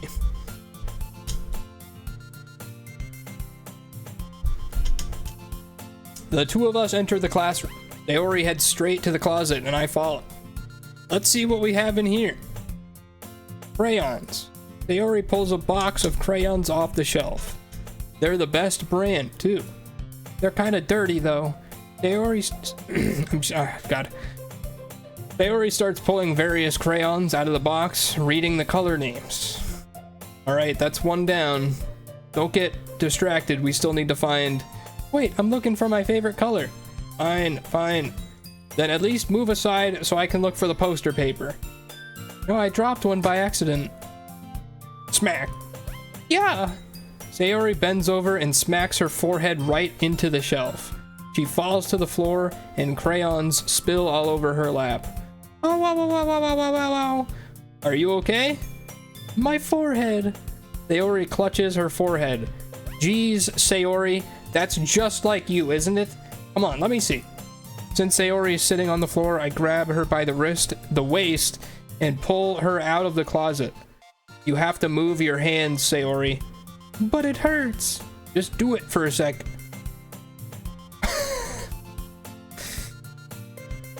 Sayori slowly releases her hands from her forehead.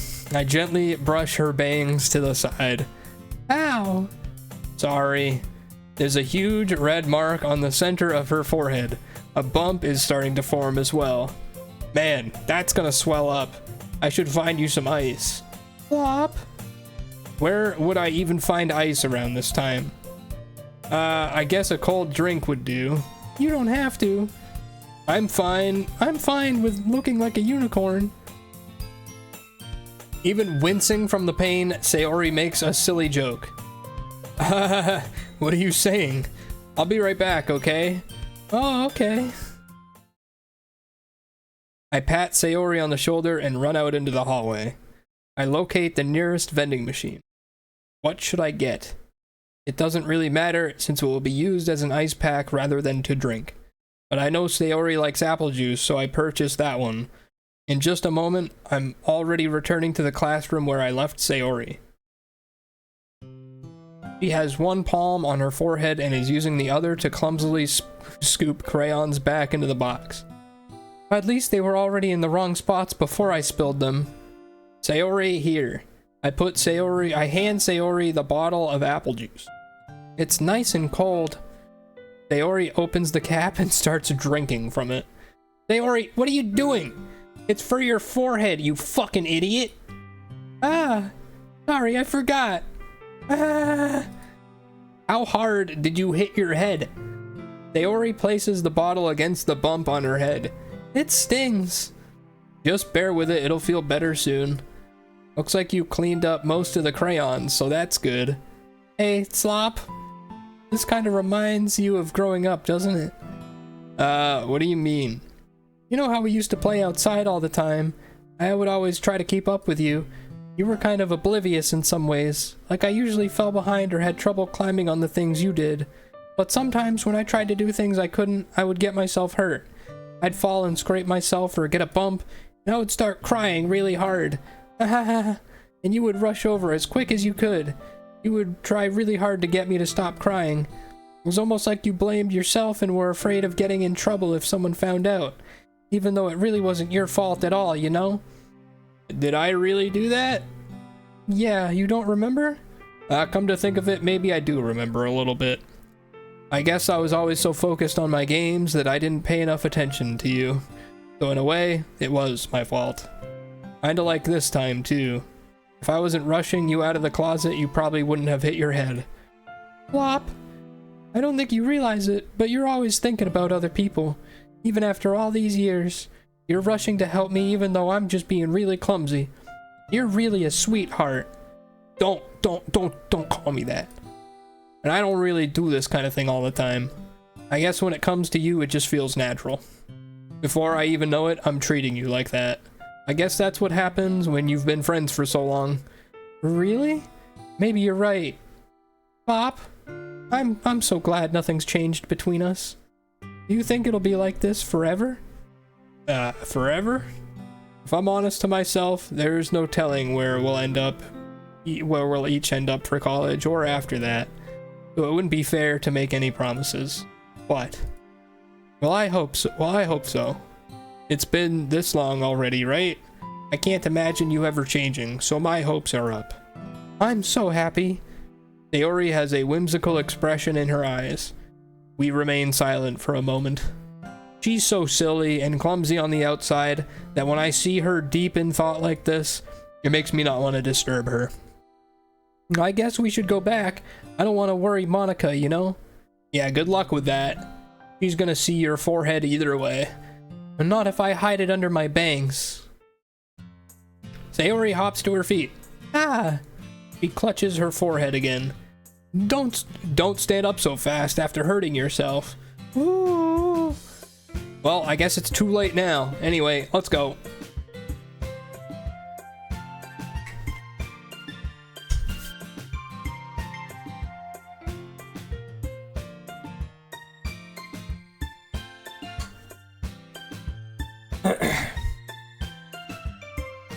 I follow Sayori out of the classroom. Sayori plays with her bangs to try to hide the bump, but without much success. In a moment, we make it back to the clubroom.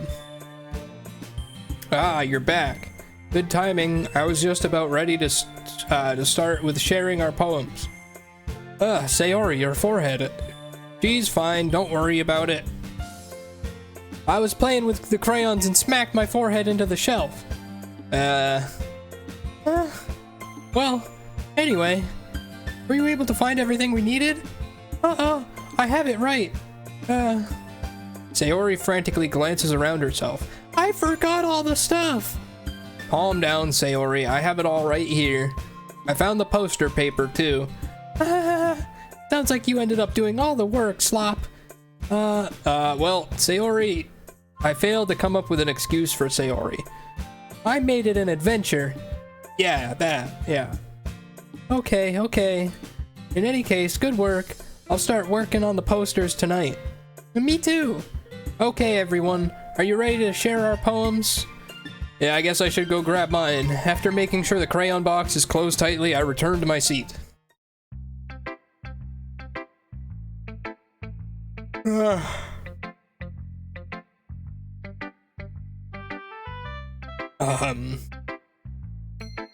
Oh, if I do a poll, you guys are just gonna fucking do the same. You guys are just gonna make it a tie again, aren't you? Alright, we're just gonna go to the same order. We're gonna do Monica, Sayori, Yuri, and Natsuki. That'll be this. We'll do the same order. Hi again, Slop. How's the writing going? It's alright, I guess. I'll take that. As long as it's not going bad. I'm happy that you're applying yourself. Maybe soon you'll come up with a masterpiece. I wouldn't count on that. You never know. Want to share what you wrote for today? Sure, here you go. I give my poem to Monica. Alright. It's pretty good. Makes me think of Sayori, like the other one that you wrote. You two are like the dynamic duo. That's kind of exaggerating it. Yeah, probably, but you do spend a lot of time with her even in this club, don't you? Then again, I don't blame you for being a little shy. I'm not shy, it's just, I'm just teasing. I know it takes a bit of time to make friends with everyone. But Yuri and Natsuki are super interesting people, so don't be afraid to give them their share of time. And you can talk to me every now and then too. I'm not like unapproachable or anything, am I? No, it's nothing like that. I'm just still getting used to being here, that's all. Yeah, I'm sorry if I was putting pressure on you or something. I really didn't mean it like that. No, don't worry. I get what you're saying. Well, alright. But anyway, you want to read my poem now? I like the way this one turned out, so I hope you do too. Yeah, let's take a look. Save me. The colors, they won't stop. Bright, beautiful colors. Flashing, expanding, piercing. Red, green, blue. An endless cacophony of meaningless noise. The noise, it won't stop. Violent, grating waveforms. Squeaking, screeching, piercing, sine, cosine, tangent. Like playing a chalkboard on a turntable. Like playing a vinyl on a pizza crust. An endless poem of meaningless... Load me.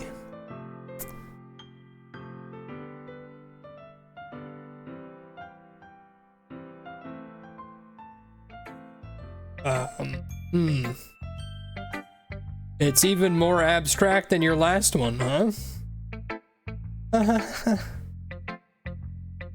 Was it load me?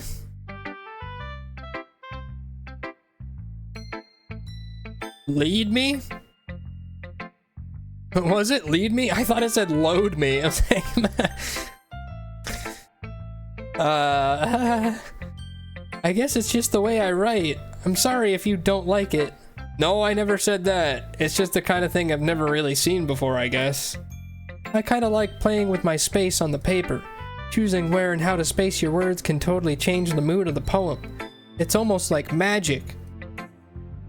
The way I wrote the lines really short makes it feel like they're trying to speak over the noise. I see. It's still hard for me to tell what it's about, though. Sometimes asking what a poem is about isn't the right question. A poem can be as abstract as a physical expression of a feeling. Or a conversation with the reader. But putting it that way, not every poem is about something. Anyway, here's Monica's writing tip of the day. Sometimes you'll find yourself facing a difficult decision. When that happens, don't forget to save your game. You'll never know when you might change your mind. Or when something unexpected might happen. Wait, is this tip even about writing? What am I even talking about? That's my advice for the day. Thanks for listening.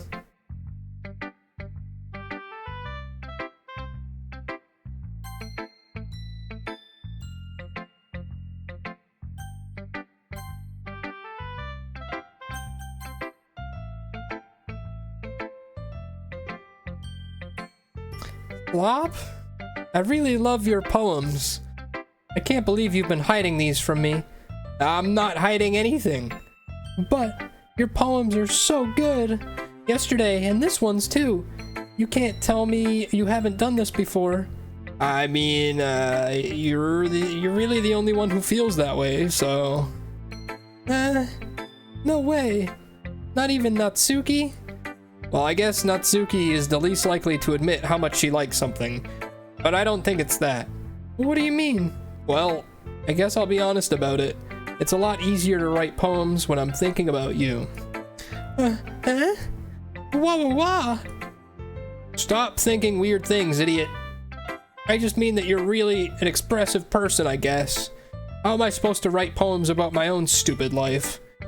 But you somehow make everything in your life an adventure. Even the little things. Like cooking. Let's not talk about that. So yeah, I guess what I'm saying is I can feel more feelings through you than I can through myself. We have that kind of weird connection. It's your fault for getting in my business all the time. I don't know if I understand. You never understand when I'm trying to explain things, do you, Sayori? I pat Sayori's head. Hey! I'm not a kid, you know. Are you sure about that? Maybe. Sayori starts fiddling with her pencil between her hands. Hey, Slop, will you give me your poem? I kind of want to keep it. Why? Because, well, it's the first time you've written something for me. Sayori, you completely misunderstood. I didn't write this for you. Are you even listening anymore? Oh, whatever. I'll give it to you when we get home. Oh, really? Snap. I broke my pencil.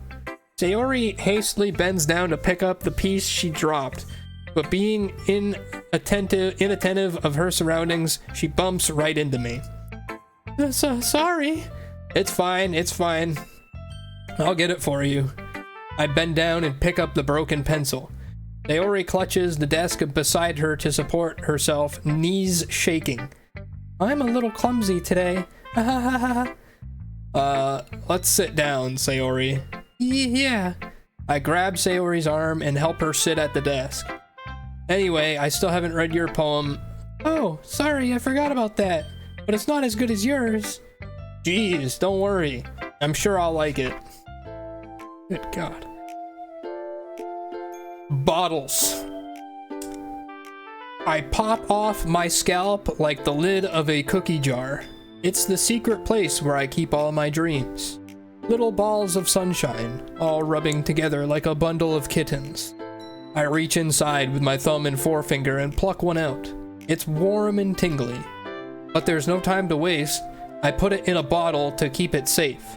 And I put the bottle on the shelf with all the other bottles. Happy thoughts, happy thoughts, happy thoughts, and bottles, all in a row. My collection makes me lots of friends. Each bottle a starlight to make amends.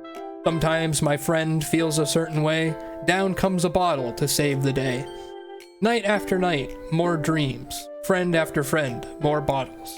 Deeper and deeper my fingers go, like exploring a dark cave, discovering the secrets hiding in the nooks and crannies. Digging and digging, scraping and scraping. I blow dust off my bottle caps. It doesn't feel like time elapsed. My empty shelf could use some more. My friends look through my locked front door. Finally, all done, I open up, and in come my friends. In they come in such a hurry. Do they want my bottles that much? I frantically pull them from the shelf, one after the other, holding them out to each and every friend, each and every bottle. But every time I let one go, it shatters against the tile between my feet. Happy thoughts, happy thoughts, happy thoughts in shards all over the floor. They were supposed to be for my friends who aren't smiling. They're all shouting, pleading, something. But all I hear is echo, echo, echo, echo, echo inside my head. Holy crap. Sayori, did you really write this? Of course I did. Didn't I tell you yesterday I was gonna write the best poem ever? Yeah, but I didn't expect something like this coming from you. Monica taught me a whole lot, and I've been really in touch with my feelings recently. I see that. It's almost kind of creepy. Creepy? Well, not exactly. Maybe because I'm so used to you being cheerful. Well, never mind. I'm thinking too hard about it. The point is, it came out good, so you should be proud of it. Oh, thanks. I feel like I was meant to express myself this way. It even helps me understand my own feelings a little bit better. Writing is like magic. You've gotten pretty passionate about this, huh? I hope you keep it up. Yeah, writing's the best. I'm gonna keep writing until I die. Don't get too ahead of yourself. Sayori always had a habit of getting obsessed with something before dropping it no more than a week later. I wonder if this is one of those times. But seeing the passion in her eyes makes it hard for me to be pessimistic.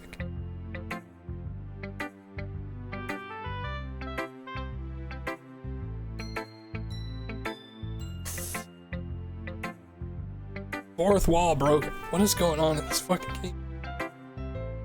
What's up, Grateful?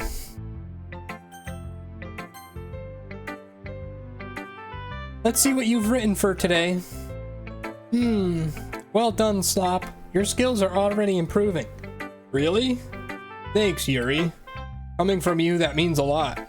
Huh? It's nothing. I'm just happy to help inspire fellow writers. I know you're new to this, so don't worry so much if it seems like you can't get your poem to feel perfect. You don't need to be afraid to be a little more daring. Metaphors can go a long way. Don't feel like you need to work your brain like turning a bunch of gears. Try letting your mind wander through your feelings and write down the things you see and hear. That's one way to truly enable your reader to see into your mind. It's a very intimate exercise. Oh, I see. That's certainly an interesting technique. Thanks for sharing. I have, well, an example of that if you'd like to read it. Of course. Is this the poem you wrote for today? Yuri nods and timidly hands me her poem. Good God. Is the joke about this game that like everybody says it's super fucked up and it's just like a fucking boring ass dating simulator? Everybody just pretends it's so fucked up just to fucking get people to play through some shitty dating simulator.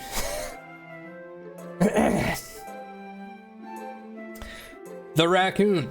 It happened in the dead of night while I was slicing bread for a guilty snack. My attention was caught by the scuttering of a raccoon outside my window. That was, I believe, the first time I noticed my strange tendencies as an unordinary human. I gave the raccoon a piece of bread, my subconscious well aware of the consequences. Well aware that a raccoon that is fed will always come back for more. The enticing beauty of my cutting knife was the symptom. The bread, my hungry curiosity. The raccoon, an urge. The moon increments its phase and reflects that much more light off of my cutting knife. This very same light that glistens in the eyes of my raccoon friend. I slice the bread, fresh and soft. The raccoon becomes excited. Or perhaps I'm merely projecting my emotions onto the newly satisfied animal. The raccoon has taken to following me. You could say that we've gotten quite used to each other. The raccoon becomes hungry more and more frequently, so my bread is always handy. Every time I brandish my cutting knife, the raccoon shows me its excitement. A rush of blood. Classic Pavlovian conditioning. I slice the bread, and I feed myself again. She alluding to fucking killing the raccoon?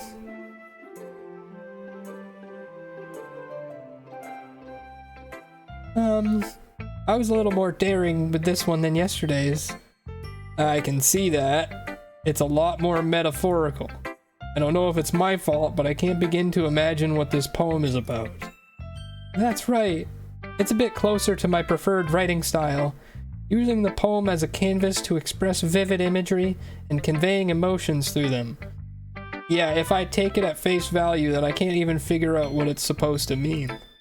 Well, I think it's something that different people can relate to in their own way. I wanted to express the way it feels for me to indulge in my more unusual hobbies. It's those sort of things I'm usually forced to keep to myself, so I sometimes enjoy writing about them. Why do you keep them to yourself? Because they're embarrassing, and people would make fun of me. Don't you have anything like that, Slop? Well, I mean, I guess I do. I feel like everyone has a little something like that. The best we can do is respect each other and our own individualities, even if it's difficult sometimes, and some things makes us uncomfortable. After all, if I hadn't learned to embrace my own weirdness, I would probably hate myself. I might be ranting a little bit now, but I'm glad that you're a good listener.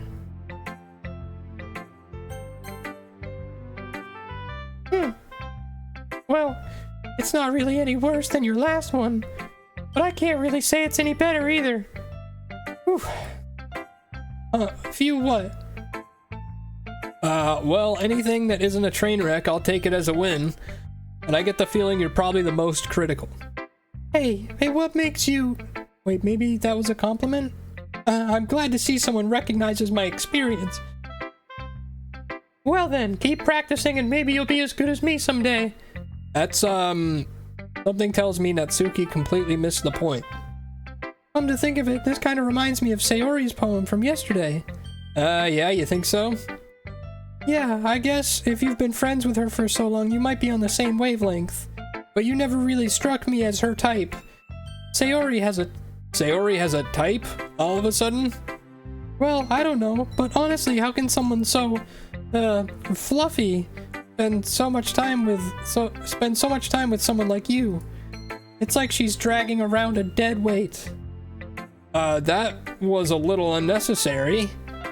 But think of it like this.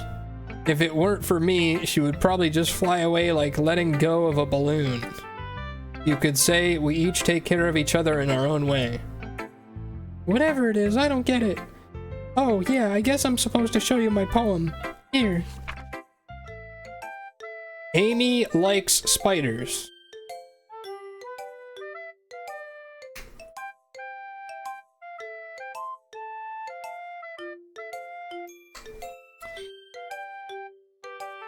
You know what I heard about Amy? Amy likes spiders. Icky, wriggly, hairy, ugly spiders. That's why I'm not friends with her. Amy has a cute singing voice. I hear her singing my favorite love song. Every time she sang the chorus, my heart would pound to the rhythm of the words. But she likes spiders. That's why I'm not friends with her. One time, I hurt my leg really bad. Amy helped me up and took me to the nurse. I tried not to let her touch me. She likes spiders, so her hands are probably gross. That's why I'm not friends with her. Amy has a lot of friends. I always see her talking to people. She probably talks about spiders. What if her friends start to like spiders too? That's why I'm not friends with her. It doesn't matter if she has other hobbies. It doesn't matter if she keeps it private. It doesn't matter if it doesn't hurt anyone. It's gross. She's gross. The world is better off without spider lovers, and I'm gonna tell everyone. Not bad, right? It's quite a bit longer than yesterday's. Yesterday's was way too short. I was just warming up. I hope you didn't think that was the best I could do. No, of course not. Anyway, the message is pretty straightforward in this poem. I doubt I'll have to explain it. Sometimes you can explain complicated issues with much simpler analogies, and it helps people realize how stupid they're being. Like anyone would agree that the subject of this poem is an ignorant jerk. Do you know people like that? Of course. It's about how everyone thinks that doesn't matter. It can be about anything. I wrote it to be easy to relate to. Everyone has some kind of weird hobby or guilty pleasure. Something that you're afraid if people find out they'd make fun of you or think less of you. But that just makes people stupid. Who cares what someone likes, as long as they're not hurting anyone and it makes them happy. Is she Amy? Is she the Amy? Does she like spiders? I think people really need to learn to respect others for liking weird things. That's funny. Yuri wrote about something similar today. Huh? Did you say Yuri? Yeah. She said her poem was about an unusual hobby of hers. I didn't really get it, but she said something similar to you. That people shouldn't make each other feel insecure about those things. Really? Well, I mean, Yuri's pretty weird, so I wouldn't doubt that she has some weird hobbies. Not that there's anything wrong with that.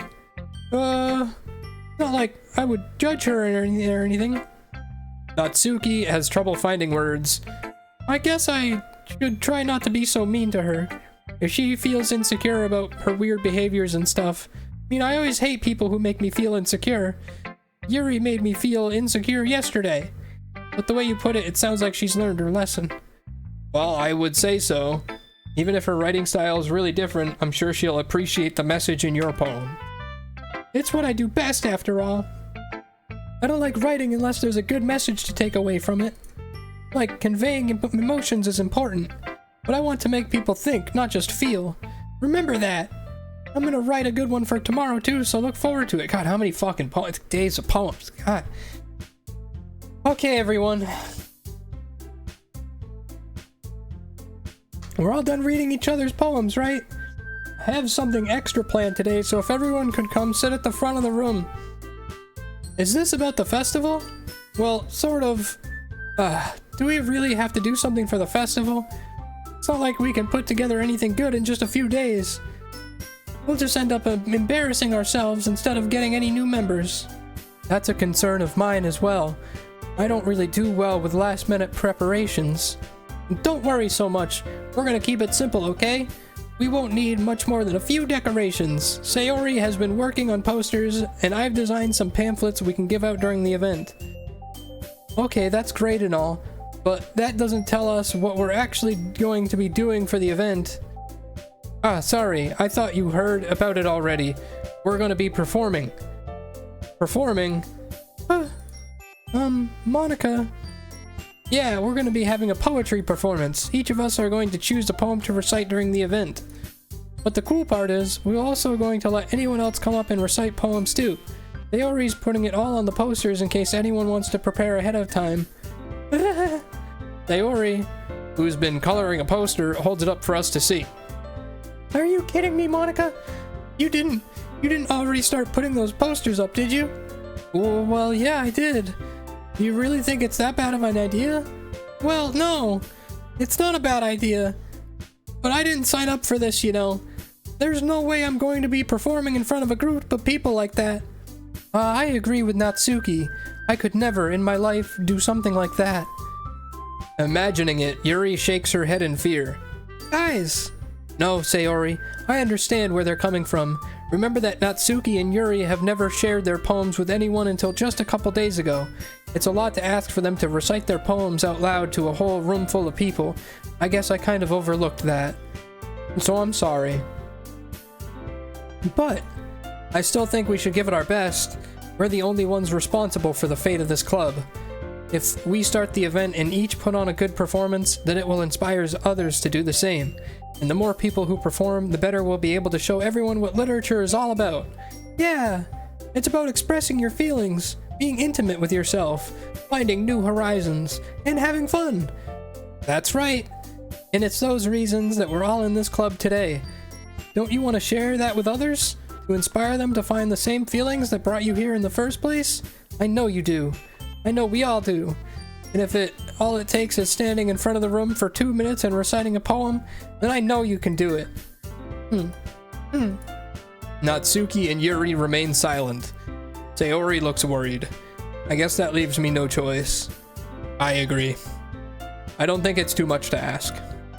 I think that Sayori and Monica have been trying really hard to get new members. The least we can do is help them out a little bit. Well, maybe, but... It looks like Natsuki doesn't have any arguments left. Okay, fine. I guess I'll just have to get it over with. Alright. Oof. Thanks, Natsuki. What about you, Yuri? Yuri dejectedly glances around at everyone else's expectant faces. I guess I don't really have a choice. That's everyone. You're the best, Yuri. This club is seriously going to be the death of me. Oh gosh, you'll be fine, Yuri. But anyway, let's move on to the main event. I want each of you to choose a poem of yours. We're going to practice reciting them in front of each other. No way! Monica, this is too sudden. Well, if you can't recite your poem in front of the club, how do you expect to do it in front of strangers? Oh no. Don't worry. I'll start off to help everyone feel a little more comfortable. Can I go next? Of course. Now let's see. Monica flips through her notebook to the specific poem she has in mind for herself. She stands behind the podium. The title of this poem is The Way They Fly. Monica begins reciting her poem.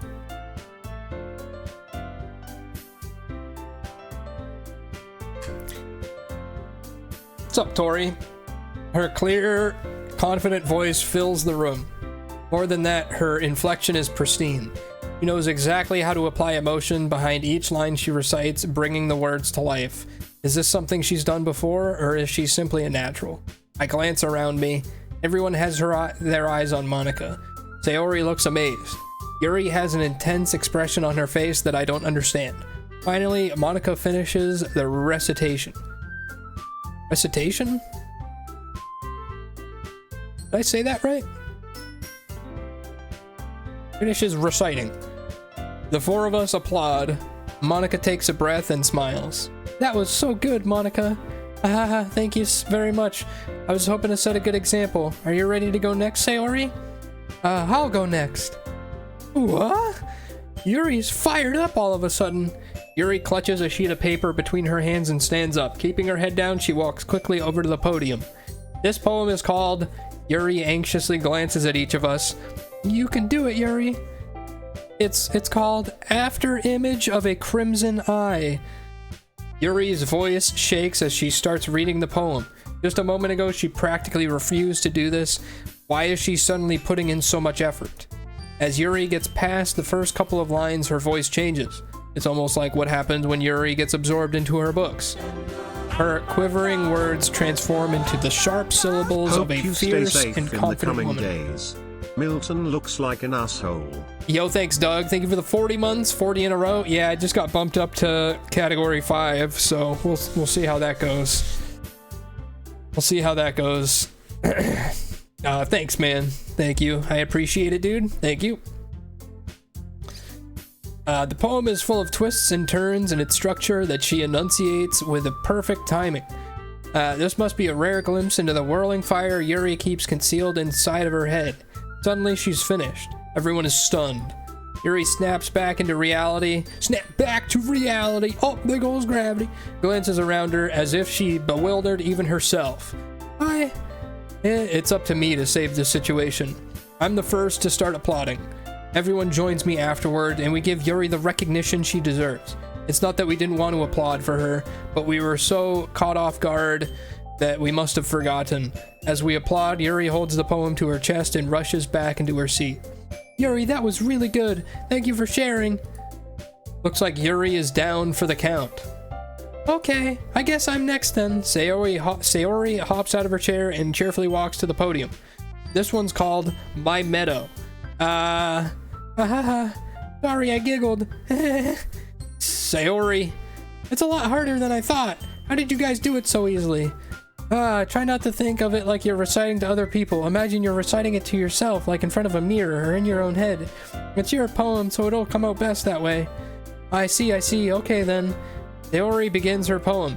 Somehow it feels like her soft voice was made as a perfect match. The poem isn't aimlessly cheery like Sayori is. It's serene and bittersweet. If I were to read this on paper, I probably wouldn't think much of it, but hearing it come from Sayori's voice almost gives it a whole new meaning. Maybe this is what Sayori meant when she said she likes my poems. It's like I get to reach more deeply into someone I thought I knew through and through. Sayori finishes, and we applaud. I did it! Good job, Sayori. Even Slop liked it. I guess that's a good sign. What does that even mean? It came out nicely, Sayori. The atmosphere of the poem fits you nicely, but it might be that other poems wouldn't work quite as well with that kind of delivery. Huh? I don't really understand. In other words, I've seen poems of yours where that sort of gentle delivery wouldn't work as well.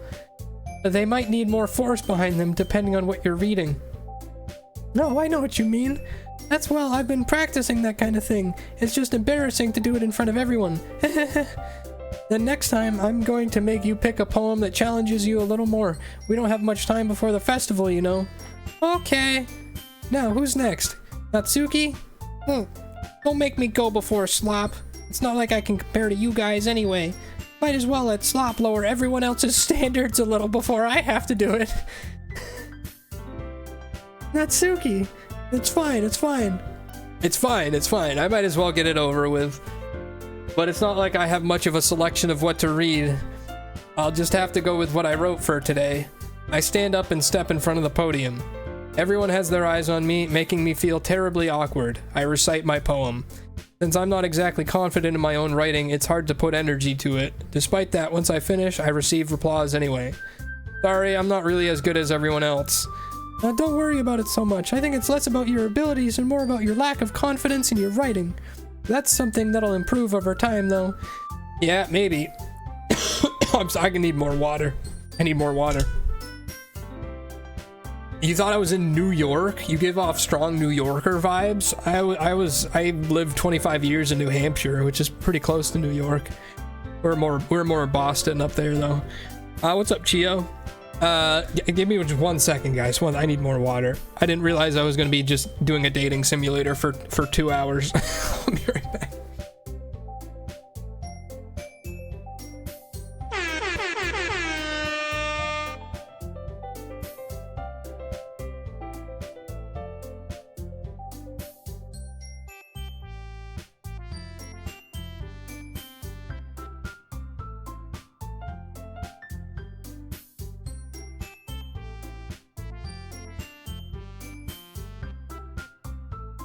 Oh, okay.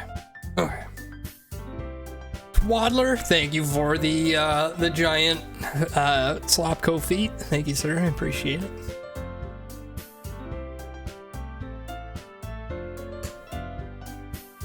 Oh, okay. All right then. That just leaves you, Natsuki. Yeah, I'm going.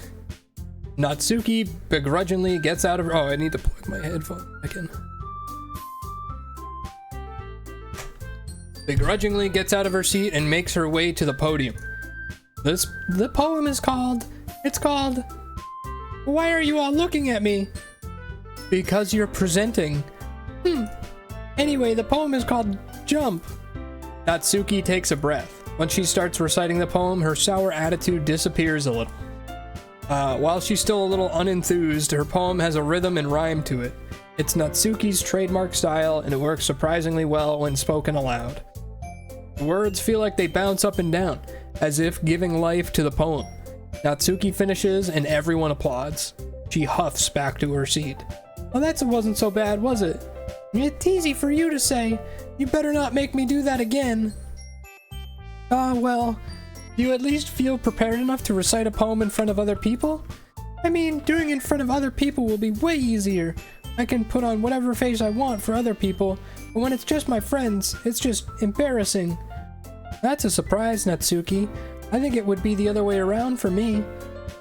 Well, that's just how it is, so... Well, I guess in that case, you won't have much to worry about for the festival. That said, I want to thank everyone for coming through. It might be hard, but I hope that you all have an idea of what it's like now. Make sure you pick a poem and get enough practice before the festival, okay? I'll be making pamphlets, so let me know ahead of time what you'll be reciting. Yes. I should probably find some other poem to recite instead.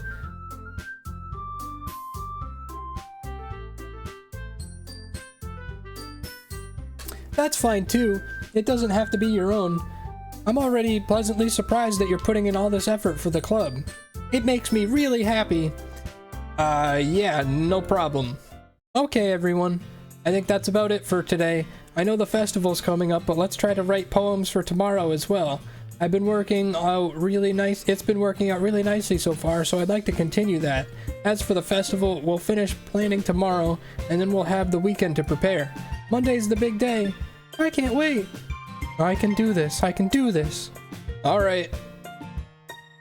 I stand up. There's no way I'll be able to find the same enthusiasm as Sayori and Monica, but I'll do my best to get through. If it's for the sake of the club and impressing Monica, then I'll have to do my best. Ready to go, Sayori? Yep. Look at you two always going home together like that. It's kind of adorable, isn't it? Geez, guys. Don't make such a big deal out of it. It must be a little nice, though. Well, how am I supposed to respond to that? It's okay, Slop. You don't have to say it. Whatever. Let's go already. This is just one big long 5-way heart-to-heart. I don't know what I was expecting out of this game. I walk home with Sayori once more.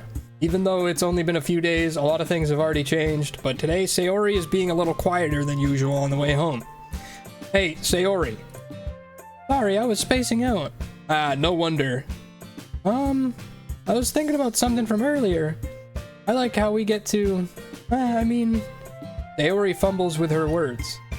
So, let's just say that one day, Yuri has to walk home with you. Huh? What would you do? What kind of question is that? You're kind of putting me on the spot here. Nah, I'd still walk home with you, Sayori. Sayori, you really think I would ditch you for Yuri? Huh? But she's so beautiful and smart. Jeez. I already see her in the club every day. Besides, you always seem to really like going home together. I wouldn't just ruin that for you. Now you're so silly, Slop. You think about me too much sometimes. Yuri would deserve it if she wanted it, so... Sayori, I've already made up my mind. I really can't figure you out sometimes. Sorry. Besides, what's the point in speculating something that's never gonna happen? Conversation trails off. It's kind of a weird thing for Sayori to care so much about, but I want to respect her and keep her happy too.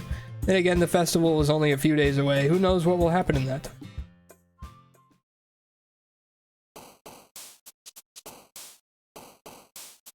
Ugh.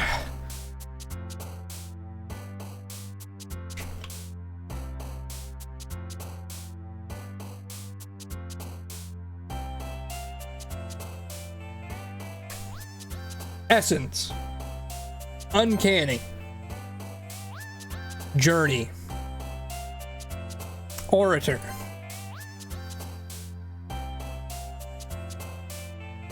Dream.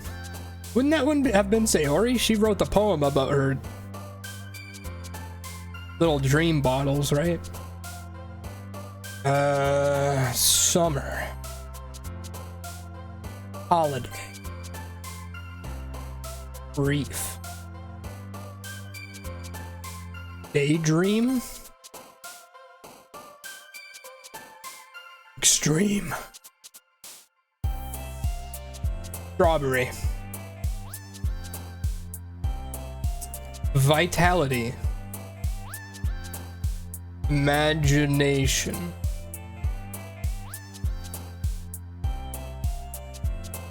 Defeat.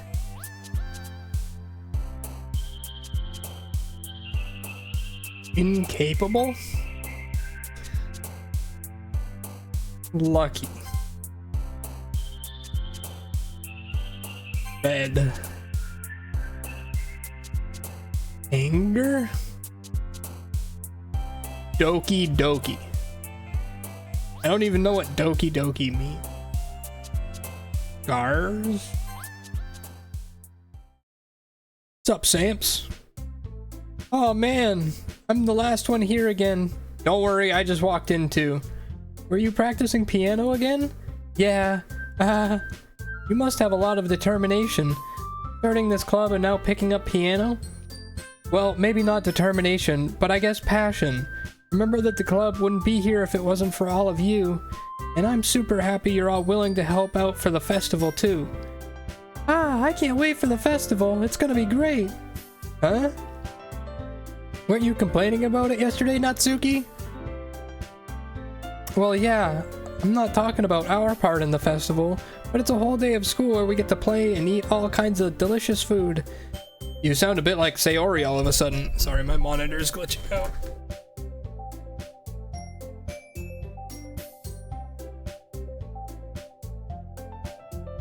Slopko Frankenstein? I don't look too bad bald, do I? I mean, yeah, I kinda do. We're playing Doki Doki Literature Club. Samps? It means heartbeat. Forget the word for it, but it's a word that sounds like what it means in Japanese. Oh, okay. That makes sense. You sound a bit like Sayori all of a sudden. Monica, do they usually have fried squid? Squid? That's a pretty specific thing to look forward to. Oh, come on. Are you saying you don't like squid? You, of all people? I didn't say I didn't like it. Besides, what do you mean, you of all people? Because it's right in your name. Monica.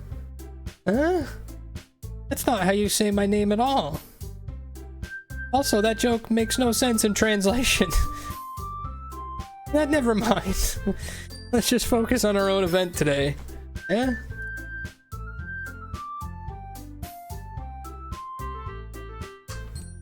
Alright, your reaction aren't as fun as Yuri's or Sayori's anyway.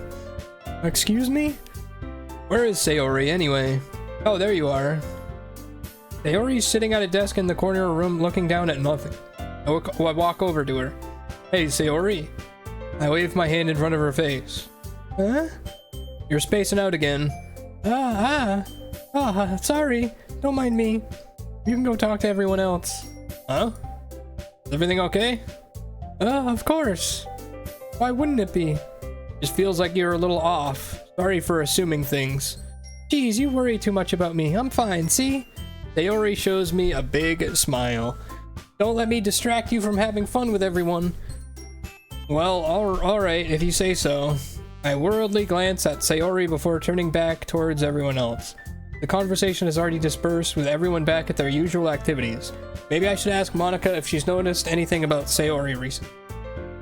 Since they've been preparing for the festival, they must be spending a lot of time together. I timidly approach Monica, who's shuffling through some papers at her desk. Flop, what's up?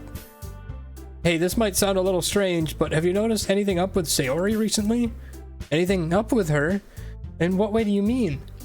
Maybe I'm reading a little bit too much into it, but she seems a bit downcast.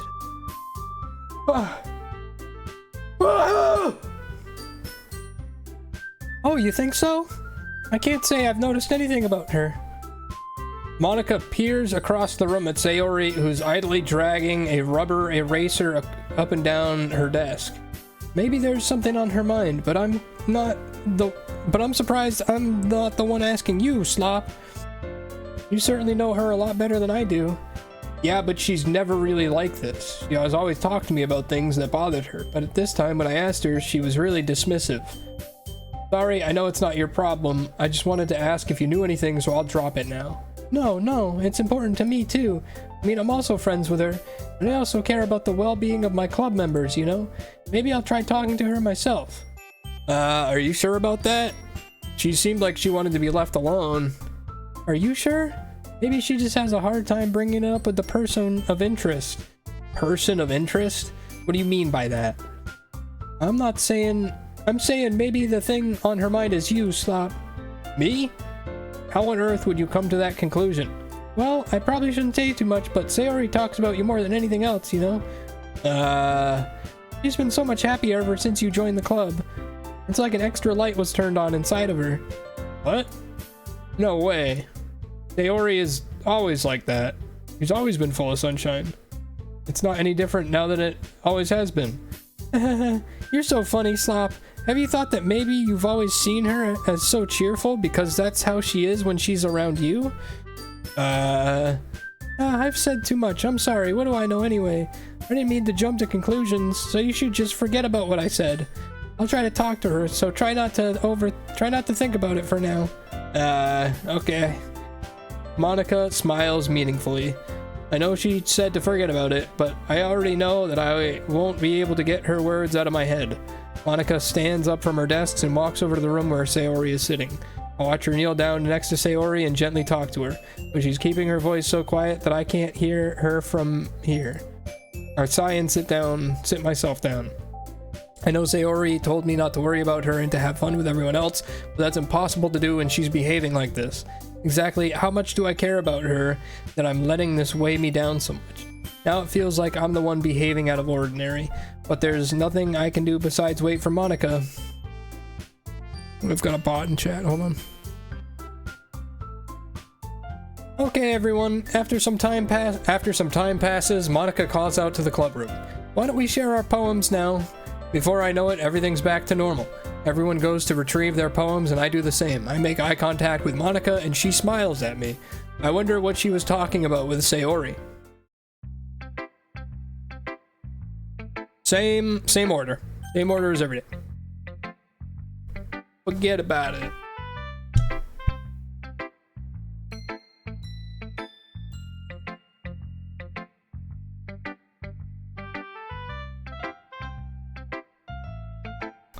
Hi, Slop. Have you thought about what you want to submit to perform at the festival? Well, being in this club is one thing, but performing in front of a bunch of people, I'll have to give it some more thought.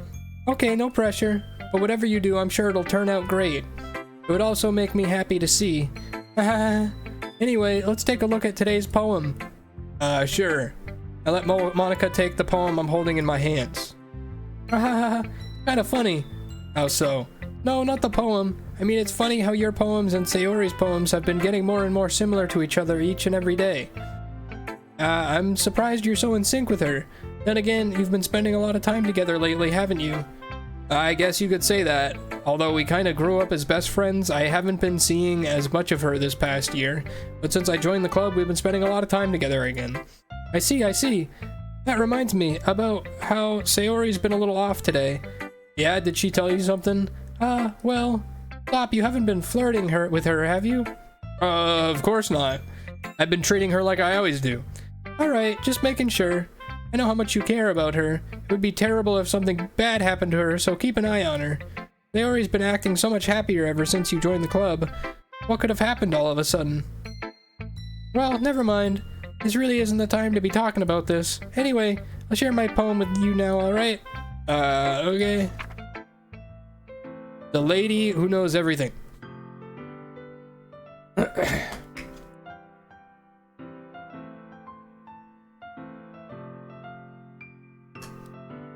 Going for the perfect ending, I see. I have no idea what this fucking game even is. I don't know. Okay. The Lady Who Knows Everything. An old tale tells of a lady who wanders Earth, a lady who knows everything, a beautiful lady who has found every answer, all meaning, all purpose, and all that was ever sought. And here I am, a feather, lost adrift the sky, a victim of the currents of the mind, of the wind.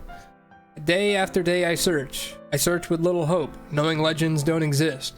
But when all else has failed me, when all others have turned away, a legend is all that remains, the last dim star glimmering in the twilight sky, until one day the wind ceases to blow, I fall, and I fall and fall and fall even more, gently as a feather, a dry quill, expressionless.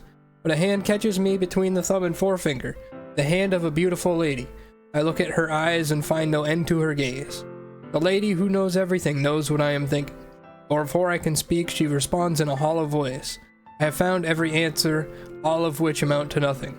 There is no meaning, no purpose, and we seek only the impossible. I am not your legend does not exist. And with a breath, she blows me back afloat, and I pick up a gust of wind. You know, I feel like learning and looking for answers are the sorts of things that give life meaning.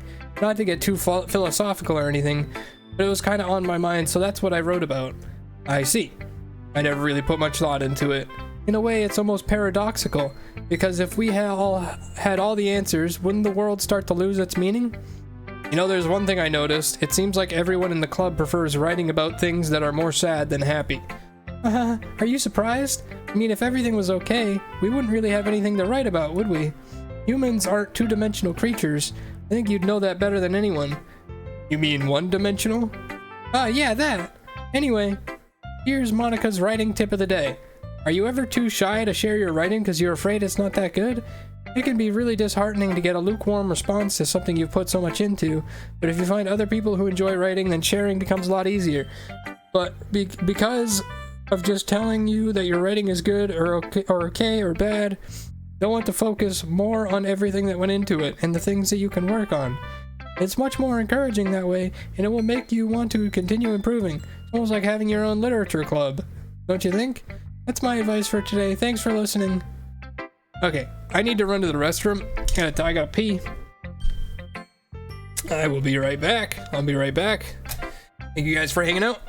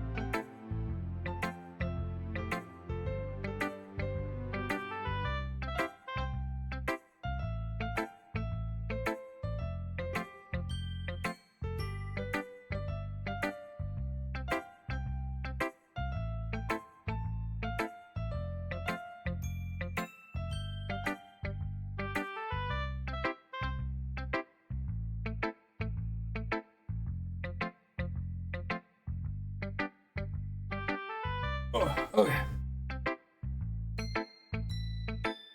Hey, what's up, Quam? Yeah, well, I heard this game was fucked up. But I've been playing it for like 2.5 hours.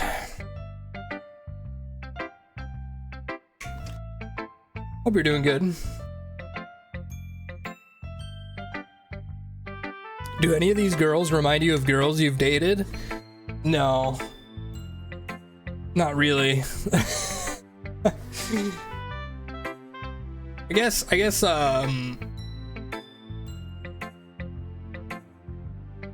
Monica kind of looks like a girl I dated, but she was a human, not an anime character.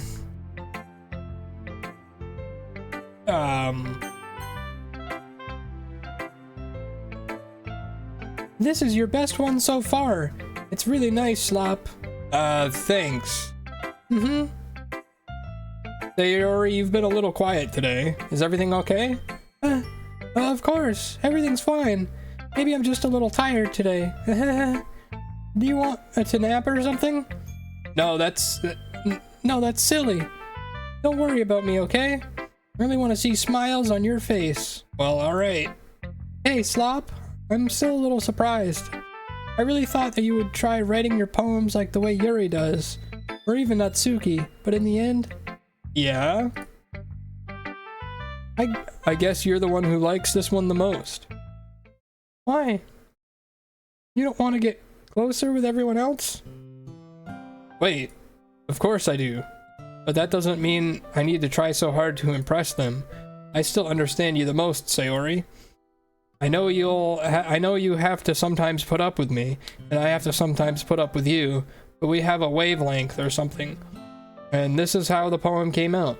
Sometimes it feels like you're the only exciting thing in my life. So sometimes it's just easier to write when thinking about you. Sayori? No. Flop. I don't deserve this. You're too nice to me. Why are you doing this? Sayori has trouble keeping her voice steady all of a sudden. If you had fun with everyone else instead, this would be so much easier. Sayori. I glance around the room to make sure nobody has noticed this. Sayori. I probably never said this before, but I don't understand what you're feeling right now. Tell me what will cheer you up. Sayori shakes her head. She sniffles and keeps shaking her head. Finally, she gathers herself and puts on a smile. It's nothing, Slop. It's just a little rain cloud. I'm sorry you had to see that, ha ha ha. I promise it won't happen again. Just smiles from everyone, okay? That's all that matters. Go play with everyone else. I'm gonna go home a little early today. Sayori? Tell Monica I wasn't feeling well, okay? I'll see you tomorrow. Before I can say anything else, Sayori cheerfully walks out of the classroom humming to herself. Well, alright. Yeah, I didn't date an anime character. As great as that would have been. I know, that's why we broke up, because she wasn't an anime girl. Tickles, it was pretty gross. I got sick of it after a while. Slop, would you cosplay any of the girls in this game? You're cosplaying as Monica? It would have to be Natsuki, because I don't have any boobs. My boobs are really non-existent. And they've made a pretty good point about how everybody else has boobs. They've talked about Yuri's boobs, Monica's boobs, and not Sayori's boobs. No.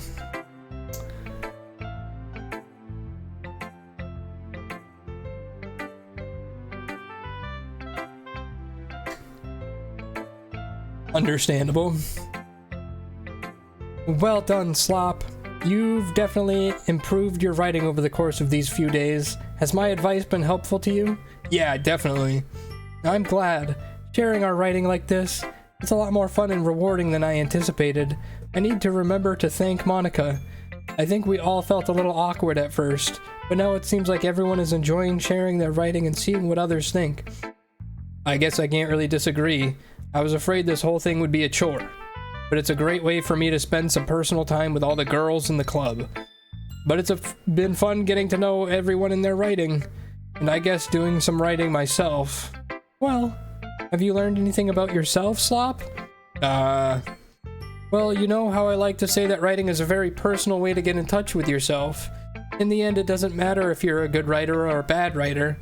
And even my opinions are just opinions, you know? As always, I believe what's most important is exploring and discovering yourself. Oh, that's comforting. I'm kind of afraid of disappointing you in some way or another. Huh? Why me? Well, you're always sophisticated with your writing and have the most advice to share. Is that so? Yuri thinks for a good minute. Well, that must be terrible. For me to have become someone whose opinion is fearsome. How unlikable of me. Yuri, it's not as bad as you're making it sound in your head. I just meant that I respect your opinion. Oh, I see. I'm sorry that I always overthink and come to these sorts of conclusions. I'm just a little used to it. Overthinking? Being disliked. Yuri. What am I saying? I'm sorry, I didn't mean to bring that up. Let's move on. Okay. You want to share your poem now? Okay. Here. Beach. A marvel millions of years in the making, where the womb of Earth chaotically meets the surface. Under a clear blue sky, an expanse of bliss, but beneath gray rolling clouds, an endless enigma. The easiest world to get lost in is one where everything can be found. One can only build a sandcastle where the sand is wet, but where the sand is wet, the tide comes. Will it gently lick at your foundations until you give in, or will a sudden wave send you crashing down in the blink of an eye?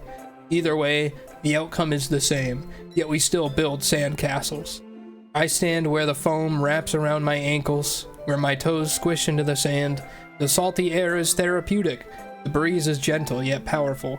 I sink my toes into the ultimate boundary line, tempted by the foamy tendrils. I turn back, and I abandon my peace to erode at the shore. Drift forward, and I return to Earth forevermore.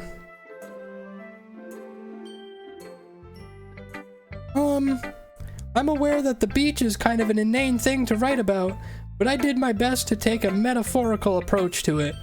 You say that like you didn't even want to write about it. No, haven't you heard? After yesterday, Natsuki and I, well, it was amusing that we wrote about something similar in such different ways. So Natsuki wanted us to write about the same topic as each other again. I suppose to better compare the differences in our writing styles or thought processes. Anyway, it was her idea. Knowing her, it's no surprise that she'd want to do something like that. She probably just wants to show off. It's not like I have a particular interest in her writing style. I just went with her request. But I suppose it's not as bad to write about something simple on occasion. It can be refreshing, you know? It's good for me to calm my thoughts once in a while. Yeah, I think I agree. Thanks for sharing.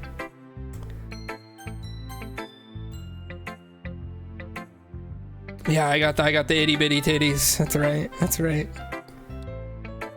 This one's alright. Alright? Well, yeah. About as good as yesterday's, anyway. I see what you're going for, but it's just not really my style. I mean, that's fine.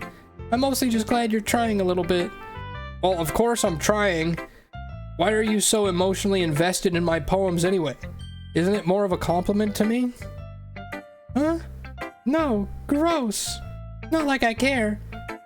It's just that one of us is in this club has to make sure you're not slacking off. Really? Well, what if you ended up just scaring me away? That's, it's not like you would actually do that. Yeah, you're right. It's kind of fun to hang out here, even if I have to put up with you. Gah! Natsuki's elbow connects with my stomach. Oh? Maybe I won't mind scaring you away after all. I was just joking.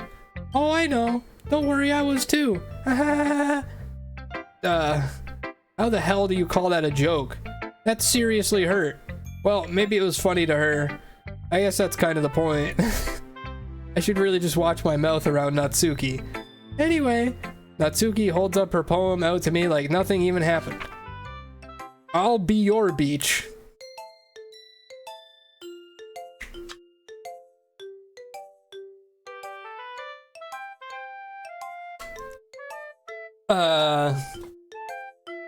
Your mind is so full of troubles and fears that diminished your wonder over the years.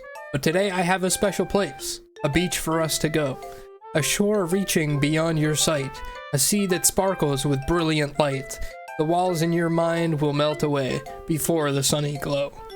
I'll be the beach that washes your worries away. I'll be the beach that you daydream about each day. I'll be the beach that makes your heart leap in a way you thought had left you long ago. Let's bury your heavy thoughts in a pile of sand. Bathe in sunbeams and hold my hand.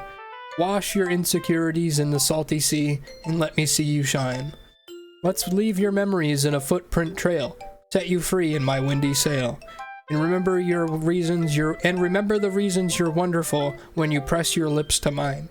I'll be the beach that washes your worries away. I'll be the beach that you dream about each day. I'll be the beach that makes your heart leap in a way you thought had left you long ago. But if you let me by your side, your own beach, your own escape, you'll learn to love yourself again. Yeah. I felt like writing about negative things. I felt like I kept writing about negative things, so I wanted to write something with a nice message for once. Besides, the beach is awesome. Kinda hard to write anything negative about the beach. Well, Yuri's take on it was a little more solemn. Well, geez, she better not have said anything bad about mine. After all, she was the one who wanted us to write about the same topic. Ugh, you can really see her doing that too. Making us write about a simple topic, then trying to impress me by coming up with something all fancy. Well, it's not like I care. I just did it anyway. I mean, I guess mine ended up being kind of metaphorical too. But there's nothing wrong with doing that once in a while. At the very least, it was good practice. Okay, you three. We're all done sharing poems, right? Why don't we start figuring out... Hold on a second. Is it just me or did you say something strange just now? Huh? Something did sound a bit unusual. That's right. You deviated from your usual catchphrase when addressing the club. Catchphrase? I don't have a catchphrase. Jeez. Why is the mood so weird today? Look, even Yuri isn't immune to it. Woohoo! Stagnating air is common foreshadowing that something terrible is about to happen. In your books, maybe. Look, the only thing that's different is that Sayori isn't here. Ah, it seems you're right. Sayori always helps lighten the mood a little bit, doesn't she? It's almost like everyone's balance is thrown off a little when she's not around. Where the heck did she run off to anyway? I thought she just went to pee. Natsuki, please show some decency. Oh, come on. She actually wasn't feeling too well and went home early. Is that so? I hope she's alright. Seriously? Of all the times to not go home with her, you pick the time she's not feeling well? So much for you two being all lovey-dovey. No. First of all, stop misunderstanding my friendship with Sayori. And second, she's kind of been avoiding me today, so I didn't want to force it. Oh? That curious expression coming from Yuri, of all people. Calm down, guys. I talked to her earlier, and everything's fine. What did she say? Anyway, we need to figure out the rest of the festival's preparation, so let's decide what everyone will be doing this weekend. I already know what I'm doing. That's right, Natsuki will be making cupcakes. But we might need a lot of them in different flavors. Can you handle that all by yourself, Natsuki? Challenge accepted. And as for myself, I'm going to be printing and assembling all the poetry pamphlets. Sayori will be helping me design them. As for Yuri, you can, guys, can you help me come up with something for Yuri? I'm useless. No, that's not it at all. You're the most talented person here, you know? Now Natsuki's pouting too. Geez, even I can tell now.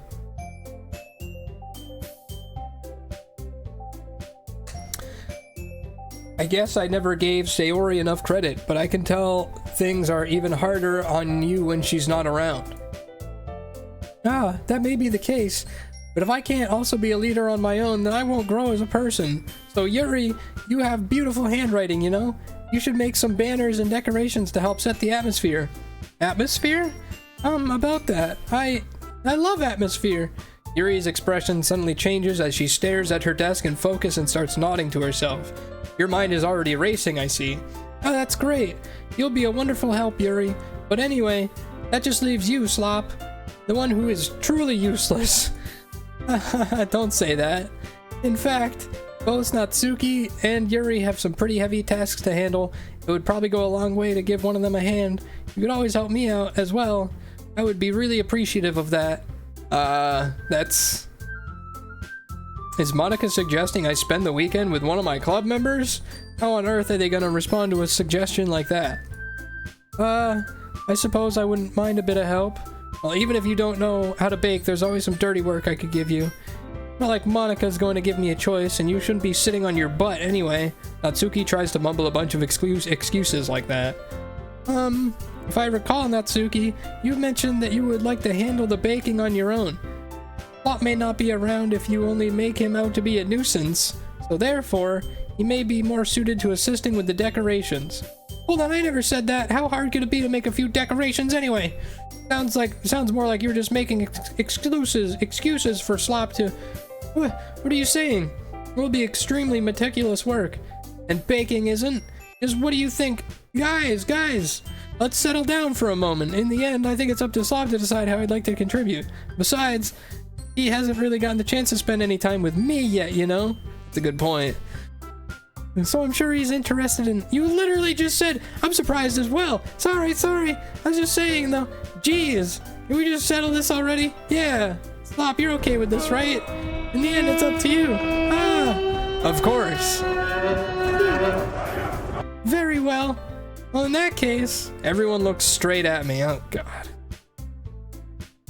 Senpai, what's up, dude? Thank you for the raid. I appreciate it. Wow, but just in time. I need your help, chat. I need your help making this decision. I need your help. Who should we spend the weekend with?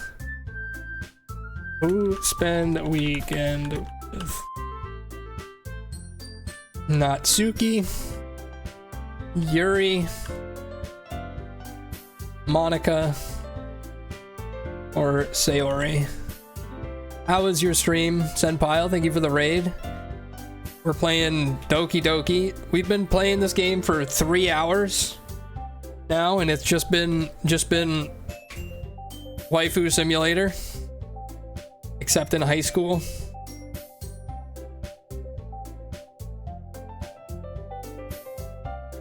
Who should we spend the weekend with?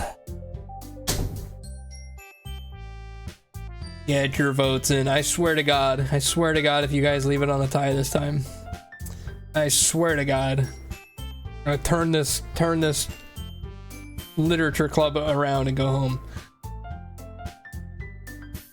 Fell asleep through neck 1. Still on Doom Eternal. I'm glad to hear that. I need to give my voice a minute. Just vote.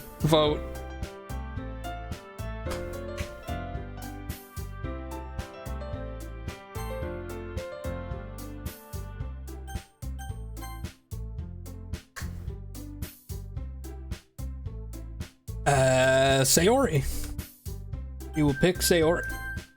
I mean, if it's gonna be anyone, then I prefer helping Sayori. I mean, we're already neighbors, but Monica said that Sayori was helping her. Jeez, you really hate us that much? No. Sorry, I didn't mean for this to be difficult. Just think of the club, okay? Well, Monica got the second most votes, so we'll go with Monica. Well, I guess I should probably be helping Monica. Yay, you picked me! Hold on 1 second. Yeah. Monica, you're the one who needs the least help out of all of us. But I agree with Natsuki. Not only is your work already most suitable for one person, but you already have Sayori helping you as well. But Slop was the one who, well, that doesn't matter. You were the one who scared him into picking you in the first place. You're the club president, Monica. You're supposed to make responsible decisions for the club. Monica, you shouldn't let any ulterior motives interfere with this decision. Ulterior motives? What are you saying, Yuri? In fact, it sounds like you guys are the one with ulterior motives. Excuse me? Otherwise, this wouldn't have been made into such a big deal in the first place. That's completely false, Monica. Yeah, we have a lot of work to do, you know. Well, we won't do as good of a job if you make us work alone. Oh yeah, baby, that's true. Think of the club, Monica. If we want our event to succeed, then we need to appropriately distribute our resources. So you're gonna do the right thing, President? Okay, I get it. It's technically most logical for Slop to help one of you two, so I guess that's what we'll do. Okay. All right. Well, we're gonna go with Yuri, because yeah, I feel like Natsuki just hates me. We'll probably go with I'll probably be most helpful helping out Yuri. Me? Are you serious? Why would you? Natsuki, I can already tell you're about to say something mean. No, I was just saying. So you'll be helping out Yuri then, Slop? Yeah, that's what I'm gonna do. I'm glad. I have a bad habit of overthinking these things, so I think your assistance will be very useful. Well, that's great to hear. Natsuki, will you be able to handle the baking yourself? I mean, yeah, I already said I would be fine. Okay. Everyone can tell that Natsuki is feeling a little sour. So is that everything we needed to go over? Yeah, that should be about it. Are you guys excited? Well, excited may not be the right word, but I suppose I'm looking forward to it a little bit. Do you feel the same way, Slop? Me? I guess you could say I'm interested in to see how it will turn out. Well, that's good enough for me. What about you, Natsuki? Natsuki? What? Why is everyone yelling at me? I didn't even do anything. No, that's not what I meant at all. Yuri anxiously glances between everyone in the room. I'm sorry for this. I don't really know why Slop picked me. And also, your cupcakes are the best cupcakes I've ever had. They go really well with my tea. And nothing that I do for the event will compare to that, so I get it. I'm kind of surprised too, though. Why? Well, I'm the one acting immature. I already know that. But you're trying to cheer me up all of a sudden. I know, I'm not very good at it. I'm sorry if I said anything bad. Natsuki isn't the only one surprised. Monica and I are also taken back by Yuri's words. When she already has trouble with words, trying to cheer someone up must be far out of her comfort zone. But I begin to understand. Yuri was trying to sound like Sayori. Even if it didn't work perfectly, I can tell she tried to say something Sayori would say at a time like this, because Sayori always helps everyone smile and feel good about themselves. No, I kind of appreciated it. I'm sorry for making a big deal out of nothing, but I'm gonna say this. Huh? You better bet that my cupcakes are going to be the best part of the whole event. I believe you. Yeah, I hope to see everyone do their best, but with that, there's nothing more for today, so I guess it's time for us to head out. Alright, let's get out of here then.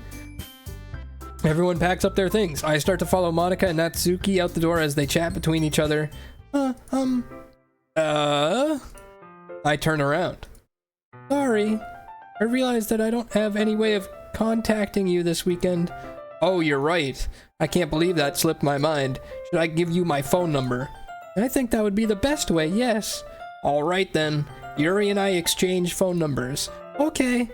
Then I'll be stopping by your house on Sunday. My house? Is that a problem?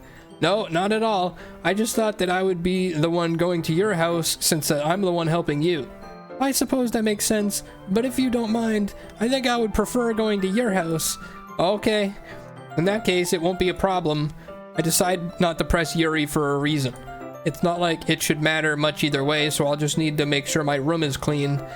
I hope I can manage to make myself useful in some way. I'm not nearly as creative as you are. Now, don't underestimate yourself, Slop.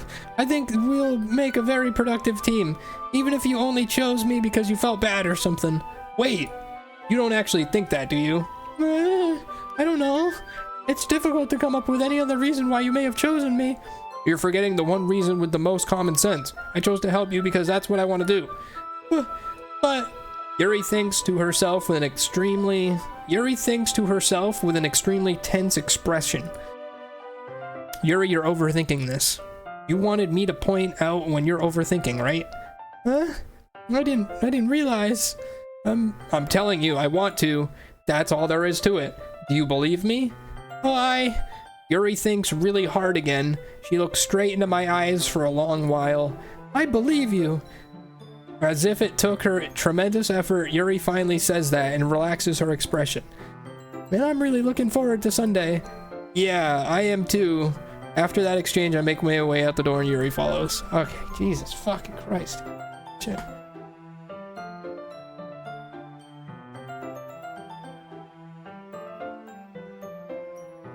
How's my handwriting? I actually think I have pretty nice handwriting. Oh, I can't believe this. Yuri's gonna be coming to my house on Sunday, even though I would have preferred to do this with Sarah. Oh God, oh, Jesus Christ. My anxiety still shoots through the roof. Oh no, it's the Danglers. Oh no. We're playing Doki Literature Club. My expectations were different. I thought this game was more than just a waifu simulator. But I've been basically speaking nonstop for 3 hours. We're writing poems. We joined a literature club. We've been writing poems and reading poems, and these girls have been fighting for a lot of strange reasons, but also they're super supportive of each other. We're preparing this weekend for a festival where we're gonna like advertise the literature club and hope to get more people to join.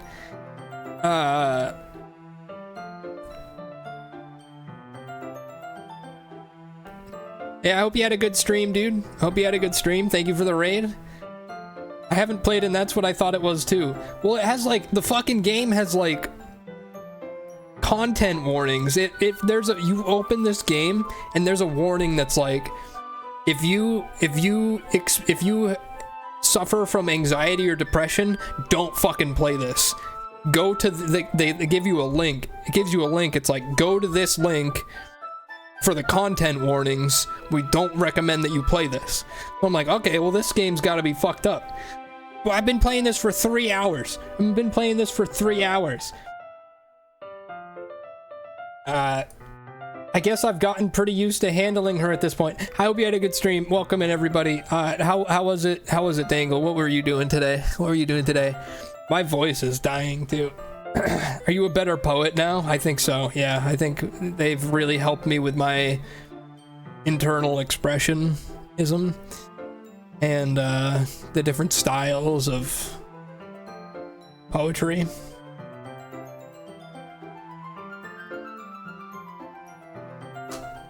But who knows what might end up happening when we're outside of school. She even told me she was looking forward to it. I shake my head. Why do I feel nervous that Sayori finds out about this? It's not like we feel that way about each other. Besides, like Monica said, this is about the club. I have nothing to worry about. If I just go with it, then I'll have a good time. Alright. Played Lonnie 3 and finished Crow Country, then played a demo for a farming horror game. That sounds fun. I wish I was playing a horror game. Wish I was playing a horror game right now. It's just cute waifus and poetry. That's all it is. Party planning is very stressful and anxiety inducing. That is true. That is true. It's already Sunday. I've been getting increasingly anxious about Yuri's upcoming visit.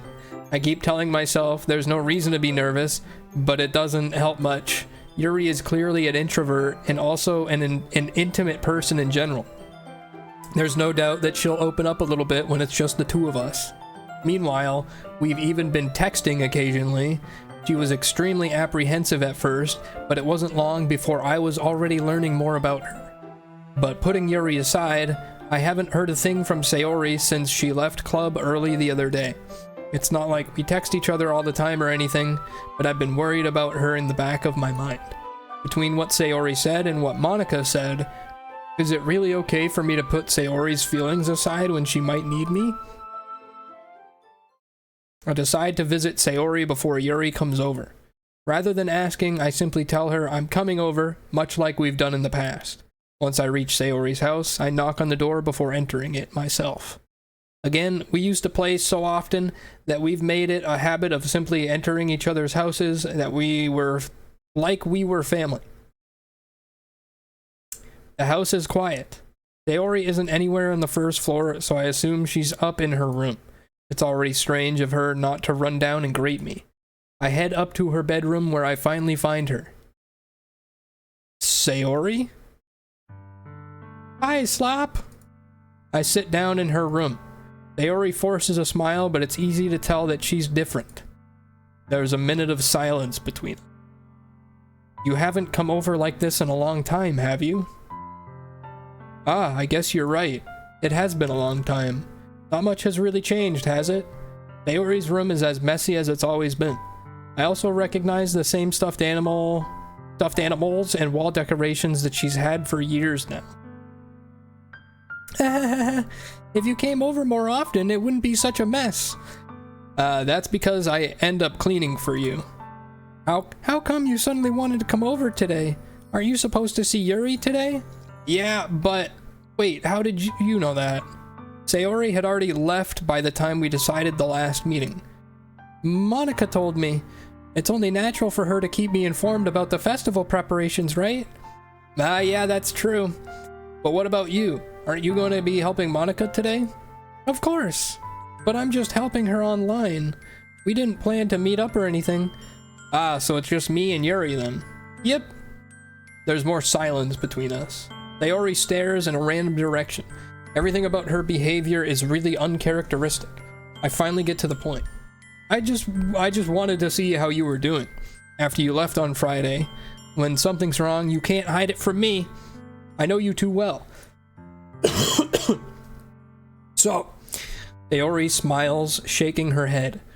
That's not good. That's no good, Slop. Huh? Why can't it just be like it's always been?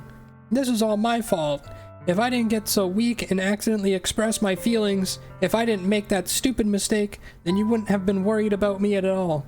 You wouldn't have come over. You wouldn't have been thinking about me right now. But this is just my punishment, isn't it? I'm getting punished for being so selfish. I think that's why the world decided to have you come over today. It just wants to torture me.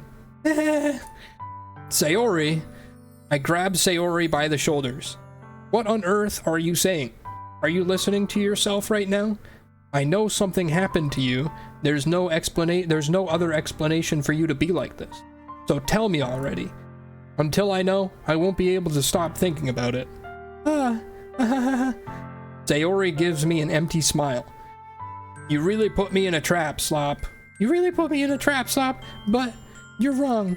Nothing happened to me. I've always been like this. You're just seeing it for the first time. Seeing what? What are you talking about, Sayori? You're really just gonna make me say it, aren't you, Slop? I guess I have no choice this time. The thing is, I've had really bad depression my whole life. Did you know that? Why do you think I'm late to school every day? Because most days, I can't even find a good reason to get out of bed. What reason is there to do anything when I fully know how worthless I am? Why go to school? Why eat? Why make friends? Why make other people put their energy and caring to waste by having them spend it on me? That's what it feels like. That's why I want to make everyone happy, without anyone worrying about me. I'm in shock. I can't even figure out how to respond. How is it possible that Sayori kept this from me the entire time that I've known her? Did she really want so badly for me to just not think about her? Why, Sayori? Why is it that you never told me about this? It almost feels like I've been betrayed as your close friend. Because if I knew, I would have done everything I could to support you. Even if there's only so much that I could do, I would have tried a little bit harder to make every day a little better for you. That's why I'm your friend. All you had to do was tell me. Now you don't understand at all, Slop. Why do you think I didn't tell you? Because if I told you, then you would have to waste effort caring about me instead of doing important things. I don't want to be cared about. It's bittersweet when people try to care about me.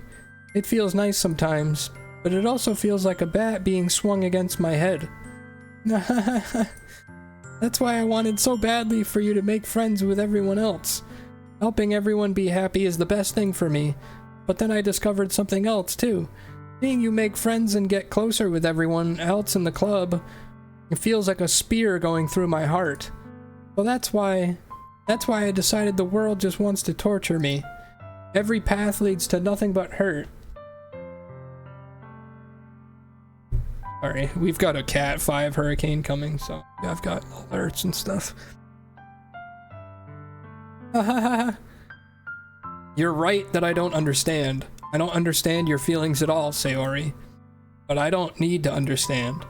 Whatever it takes for me to help you stop hurting, that's what I'll do. No, Slop. There's nothing at all. The only thing that could have helped is if everything could be like it always was. But I was selfish. I finally showed you what a horrible person I am. Tears streaked down Sayori's face. I made you join the literature club because I was selfish. And I was punished by my heart hurting in a way that I couldn't understand. And now you came here and I made you hurt too. I'm just weak and selfish, that's all I am. That's why I'm going to accept these punishments, because I deserve every last one. Without thinking, I grab Sayori's shoulders. This time I pull her into a tight embrace. Blob. Sayori, I don't care if you feel selfish. I'm really happy that you convinced me to join the club. Seeing you every day makes it worthwhile enough. If I make friends with everyone else, then that's just a bonus. But please never underestimate how much I care about you. I wouldn't have it any other way. Stop. Sayori isn't hugging me back. Despite my arms being wrapped around her, Sayori's arms remain at her sides. She starts sobbing next to my ear.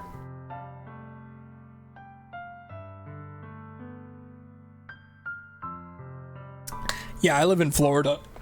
There's a Category 5 hurricane on the way for Wednesday.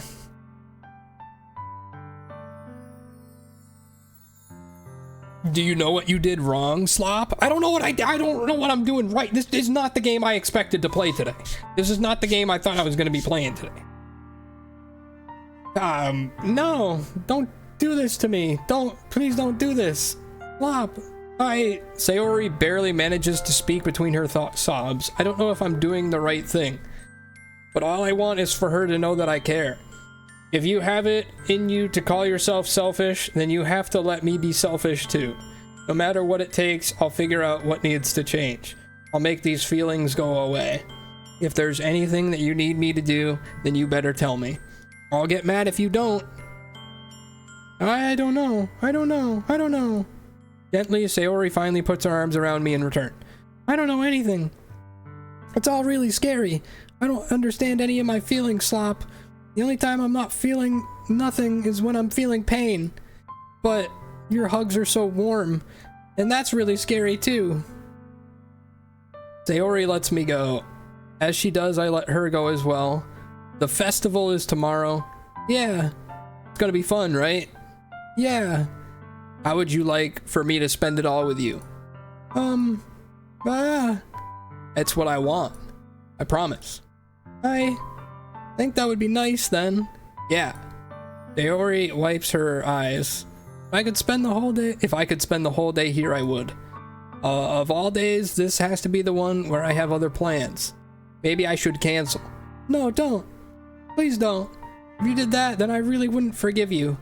But it's almost time for Yuri to meet me at my house. At the very least, do you want to come along and help out? It would be fun. To my surprise, Sayori shakes her head.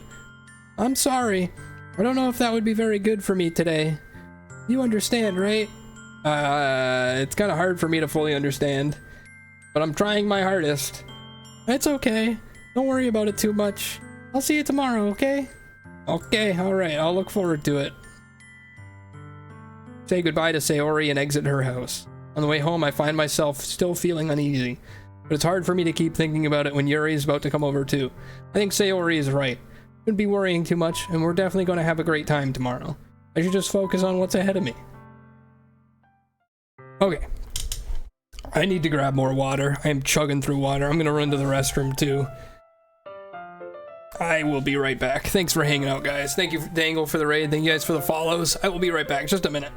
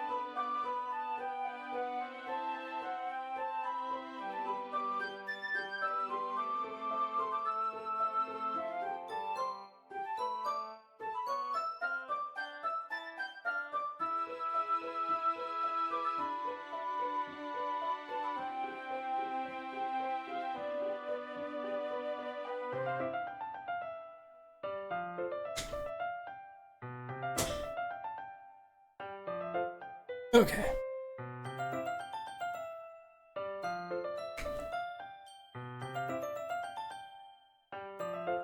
Like somebody crashed a motorbike in the bushes.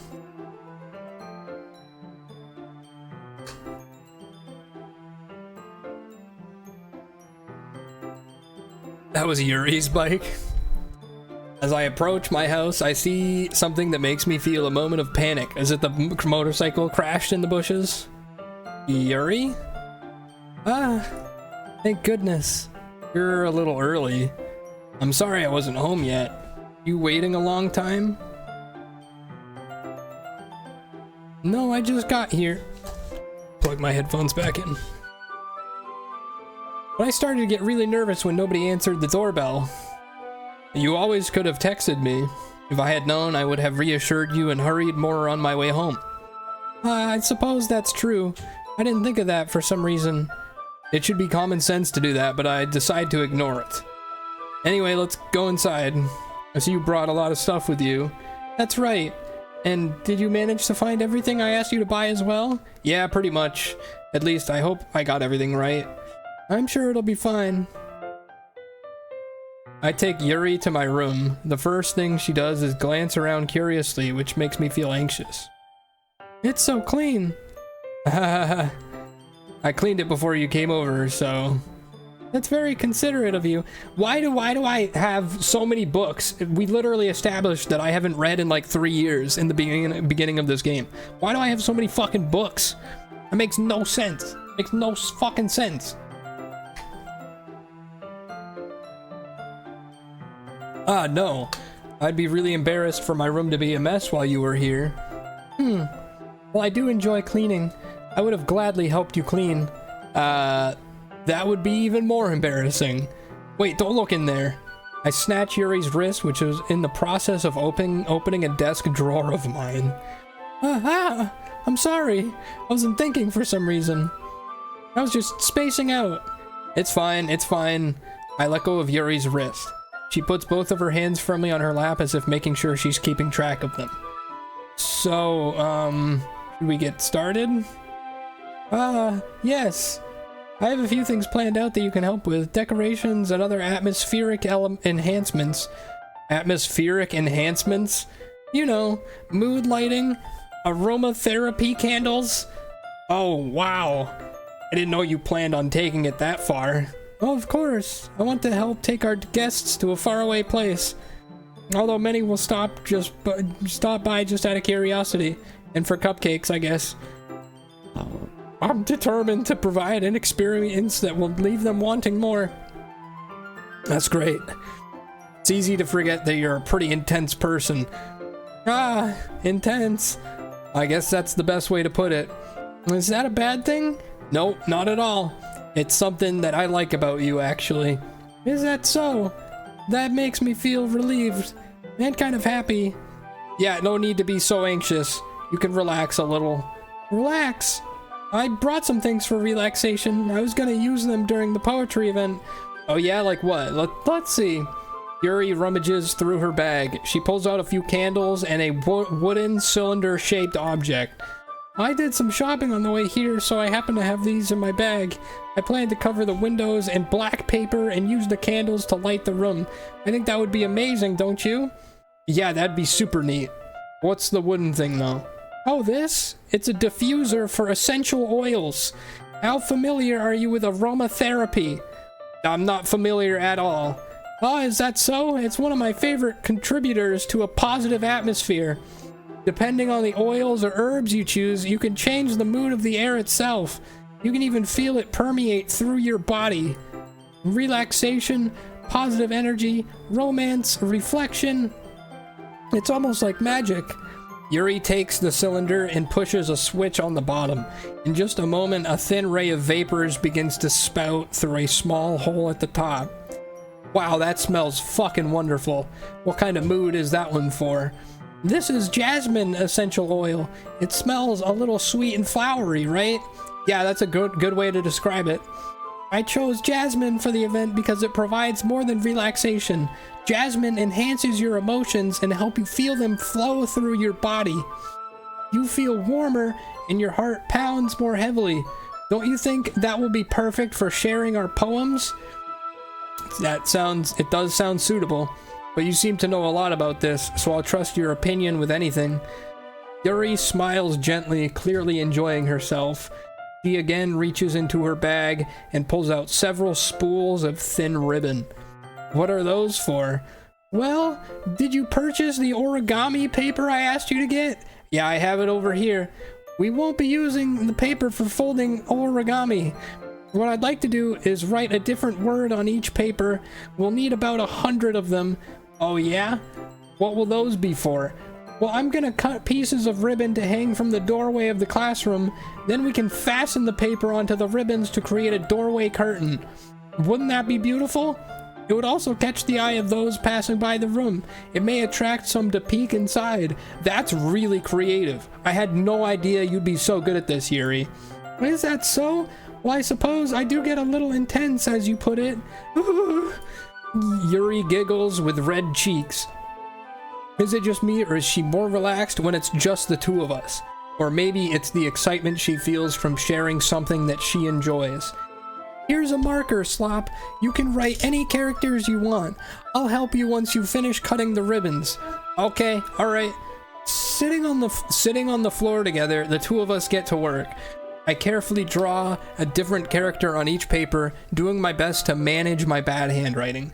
Yuri unravels a long strand of red ribbon to her desired length. Then she reaches into her bag once more and pulls out a pocket knife. The knife is strangely beautiful. The silver handle has an intricate pattern of waves etched into it. The blade itself is gently tinted blue. That's no ordinary pocket knife. It looks really fancy. Well... Embarrassed, Yuri looks away. What is it? You're gonna think it's weird. Yuri, whatever it is, I have no reason to judge. To each their own, you know? If you promise you won't be weirded out. Yeah, I promise. Didn't she wrote a poem about a knife earlier? Alright. The thing is, I'm kinda into knives.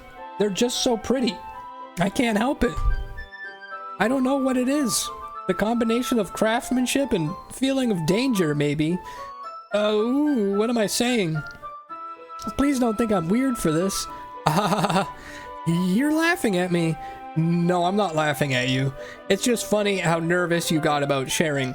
It's interesting thing to be into, I guess. But I think it kind of suits you. Suits me? Yeah, it's kind of intense. Besides, it's a really cool looking knife, I can't deny that. It is, isn't it? Yuri relaxes her expression once again. Would you like to hold it? Sure, I'll check it out. Yuri carefully hands me the knife with the handle facing me. I take it and turn it around in my hands. It feels heavy and extremely solid. Where do you even get a knife like this? Curious of its sharpness, I feel the point of the knife with my index finger. Ow! Slop!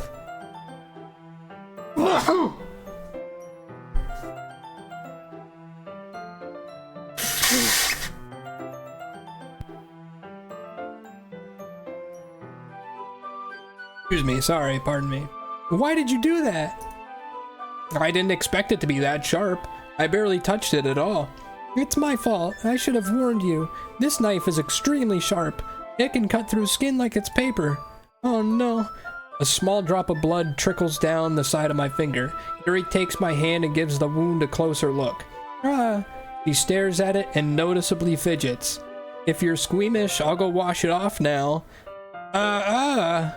Without warning, Yuri puts my finger in her mouth and licks the wound. I feel her tongue curl around my finger. Startled, I instinctively pull my hand back. Oh, please forgive me. I wasn't thinking. Yuri lowers her head, her face burning up. Yuri, that's the most embarrassing thing I've ever done. How could I do something like that? I'm sorry. Sure, it was a little weird and it took me by surprise, but I guess she was just trying to help, right? Yuri, I think you're overreacting a little. She doesn't lift her head. What if she doesn't recover from this for the rest of the afternoon? Alright, you know what? This might be a stupid thing to do, but I do it anyway. I take Yuri's hand and lick her index finger in return. Slop! Did you really just do that? Now we're even. Yuri just looks at me like I did something wrong. I knew that would be a bad idea. If not for the sweet aroma of the jasmine oil, the air would be extremely heavy right now. You're so weird, Slop. Yuri giggles shyly. Yuri calling me weird? I have no response to that. Where do you keep your bandages? I don't think I need one, actually. It was a tiny cut. Look, it already stopped bleeding. I see. That's relieving. The tension is quickly lifted. We each resume our respective activities. I watch Yuri's knife cut through the ribbon like it's nothing but air. Meanwhile, I continue to make progress on the paper. After we finish attaching the paper to the ribbons, we lay them all out side by side. It looks better than I expected and will be very effective as a door curtain. It looks great. Good thinking coming up with this, Yuri. Ah, thanks. It's just something I saw online, really. Are you ready to move on to the next task? Yeah, let's do it. What do you have in mind? I'd like to create a banner. That's why I asked you to buy the paint tablets. Oh, that's right. One of the items Yuri had asked me to buy was a kit of watercolor paint tablets. We'll need about 6 cups of water to put each of the tablets in. Do you mind fetching those for us? Yeah, of course not. 6 cups of water. I'll be back in a minute. Thank you very much. Just a little bit of water is okay. If you fill the cups too much, it'll be too diluted. Taking Yuri's advice, I decide to use small plastic bathroom cups rather than full-size glasses. I put them on a plate to catch any paint that drips, then bring it back to my room. Yuri? Yes? I come in to see Yuri quickly unrolling her sleeve, pulling it back over her arm. Nothing. Your face is a little red. Is it too hot in here or anything? No, not at all. There's nothing wrong, so let's mix the paint. Yuri hurriedly dismisses me and takes it upon herself to unwrap the tablets, dropping them into the cups. So, I thought we would do something simple that would look very nice. I'd like to paint a gradient across the banner, starting with the colors for a sunrise, then daytime, then sunset, and nighttime. Once it dries, I'll write an inspirational quote across the banner. We can hang it on the wall behind the podium at the front of the classroom. Ah, neat. What are you gonna write? Well, it will be more fun to surprise you. Yuri smiles at me. If you say so. After rolling out the banner, Yuri and I kneel on opposite sides so we don't get in the way of each other. Yuri uses a brush and adds a few dots of different colors across the banner to serve as a color guide when we paint. This kind of reminds me of elementary school. Painting on a banner with watercolor feels a lot like the art class projects we had back then. It's relaxing. Ah, I'm sorry if this feels too childish. No, I didn't mean that at all. It's kind of fun, you know? Yeah, it is fun. I'm glad you feel that way too. Yuri stops painting for a moment, thinking to herself. For me, I don't need to go out and do crazy things to have fun. In fact, I usually don't want to. I just like when I can spend time with one other person. Even if it's something simple like reading, it doesn't even matter if we don't talk much. Just having a friend next to me feels a little nicer, makes things feel a little bit nicer. I think that's all it takes for me to be happy. Is that so? Even if Yuri and I are quite different, I can understand where she's coming from. I feel that way about things like anime and games, where simply sharing the experience with someone can make me happy. I think I feel the same way. Yuri smiles gently. I knew you'd understand. Yuri leans over the banner to grab an unused paintbrush, but I move at the same time, causing my head to bump into hers. Yeah! Sorry. Yuri reels back, and I quickly lift my hands in surprise. Are you hurt? No, I'm not hurt. It just startled me, that's all. Sorry, I should have asked for you to get it for me. It's not your fault. Ah, your face. There are droplets of paint on Yuri's face and neck. Is there something on my face? Yeah, I accidentally got paint on you. Sorry, it's totally my fault. I'll get a towel right away. I rush out and fetch a small towel, and then I dampen it with hot water. I return to my room, and I kneel back down in front of her.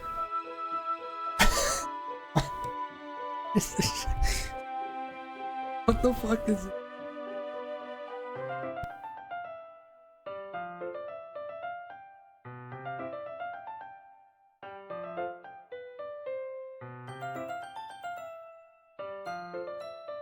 This is so horny. Dude, she was just fucking sucking the blood off my finger. What? Here.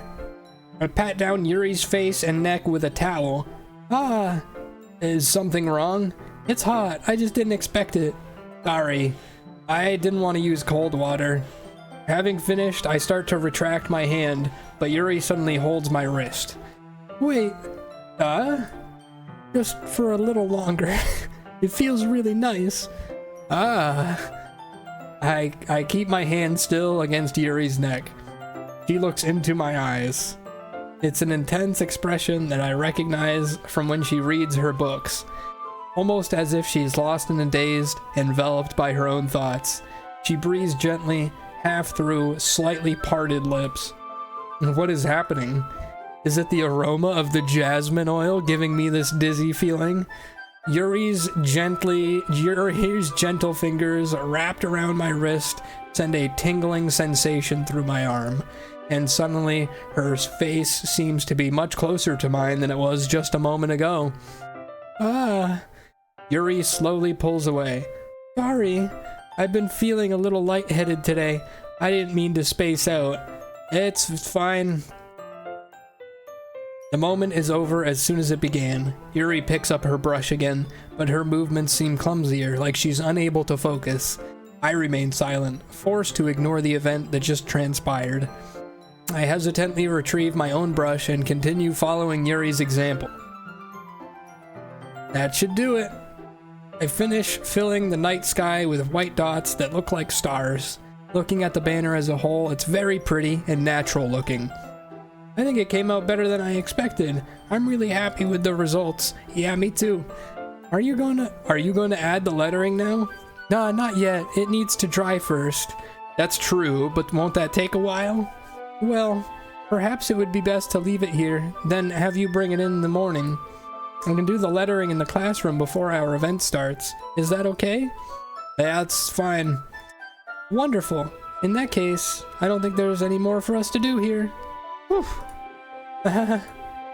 You say that like you're glad it's over. Was I wrong to assume that you were at least enjoying yourself a little bit? No, it's not like that. I'm just glad that we managed to get everything done.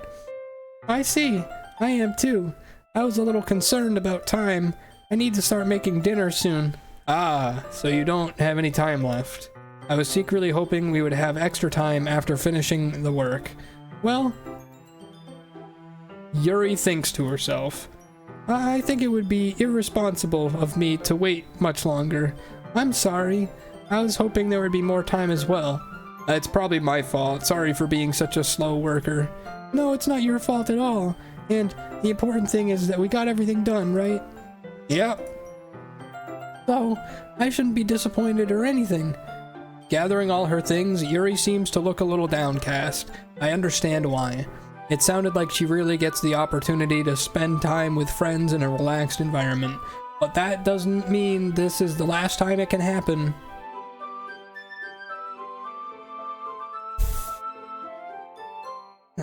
Once Yuri packs up, I walk out her front door. Thank you very much for having me today. No problem, I'm glad I was able to help. Just let me know if there's anything else you need me to bring tomorrow. I will. Well then. Yuri fidgets. I guess I'll see you tomorrow. Wait. I kind of say that without thinking. About today. It's fine we didn't have as much time as we wanted, because we can do this again. Whenever you want, you can come over, or we can go out somewhere. Oh, I forgot you didn't like going out much. As I stumble over my words, Yuri simply smiles bashfully. Anyway, you know what I'm trying to say, so... You're very thoughtful, Slop. Yuri takes a step closer to me, then briefly squeezes my hand. I kinda like that about you. Well, how am I supposed to respond to that? But I don't even get a chance to as Yuri suddenly pulls back. Sayori? Hi, Slop. Sayori. Just now, we weren't... It's okay, Slop. I just stopped by to say hi. Well, it's nice to see you. I'm sorry, but I'm already on my way to leave. Aw, really? That's too bad. I'm sorry. But we'll all be together at the festival tomorrow, so that's fine, right? Well, of course. Sayori beams. Yeah, so I'll see you tomorrow. Clearly embarrassed, Yuri hurries off. Sayori waves goodbye after her. Sayori, I thought you didn't want to come over today. Well, I tried staying in my room, but my imagination was being really mean to me. So I had to come here and see it for myself. See what? What are you talking about? You know, how much fun you were having with Yuri.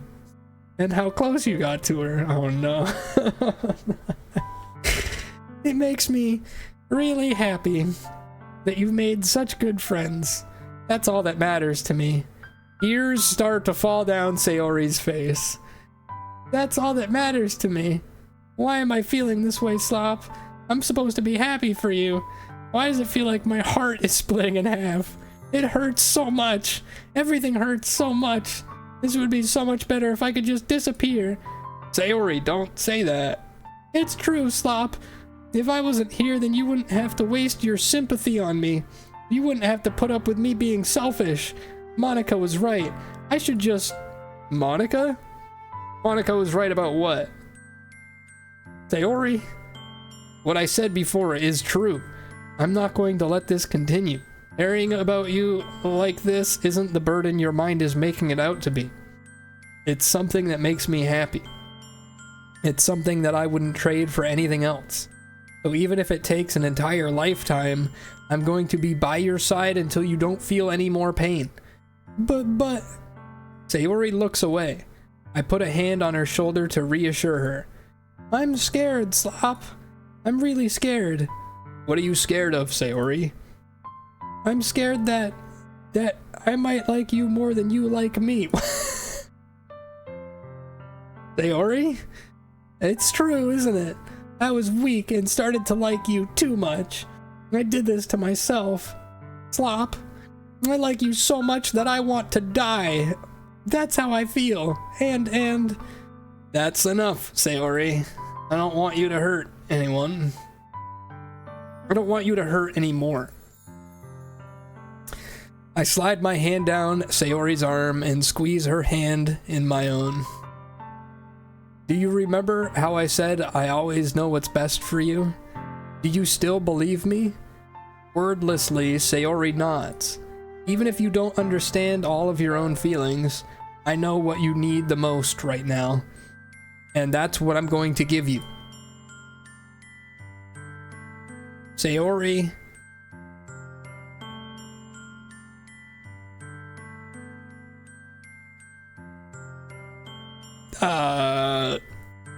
I'm gonna give you the dick.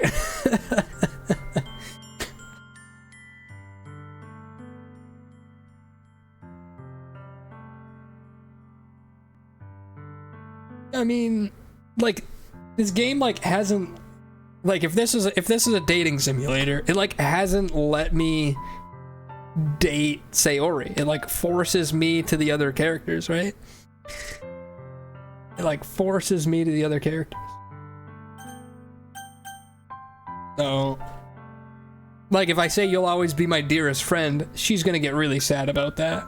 But if I say I love you, I feel like it's just gonna make me feel bad because I'm, like, with Yuri now. Like, I've picked Yuri.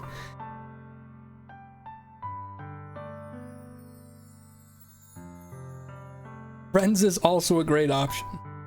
Secret third option, the D. The D. Tell the waifu that you love her. I mean, I feel like that's what, I mean, I would choose. I've tried to choose her, right? I've tried to choose her. Like, Yuri was the one I've been picking third.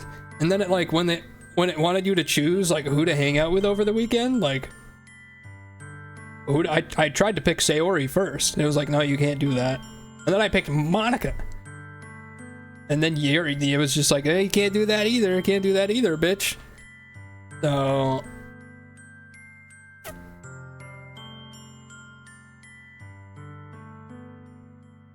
how do you feel about polyamory?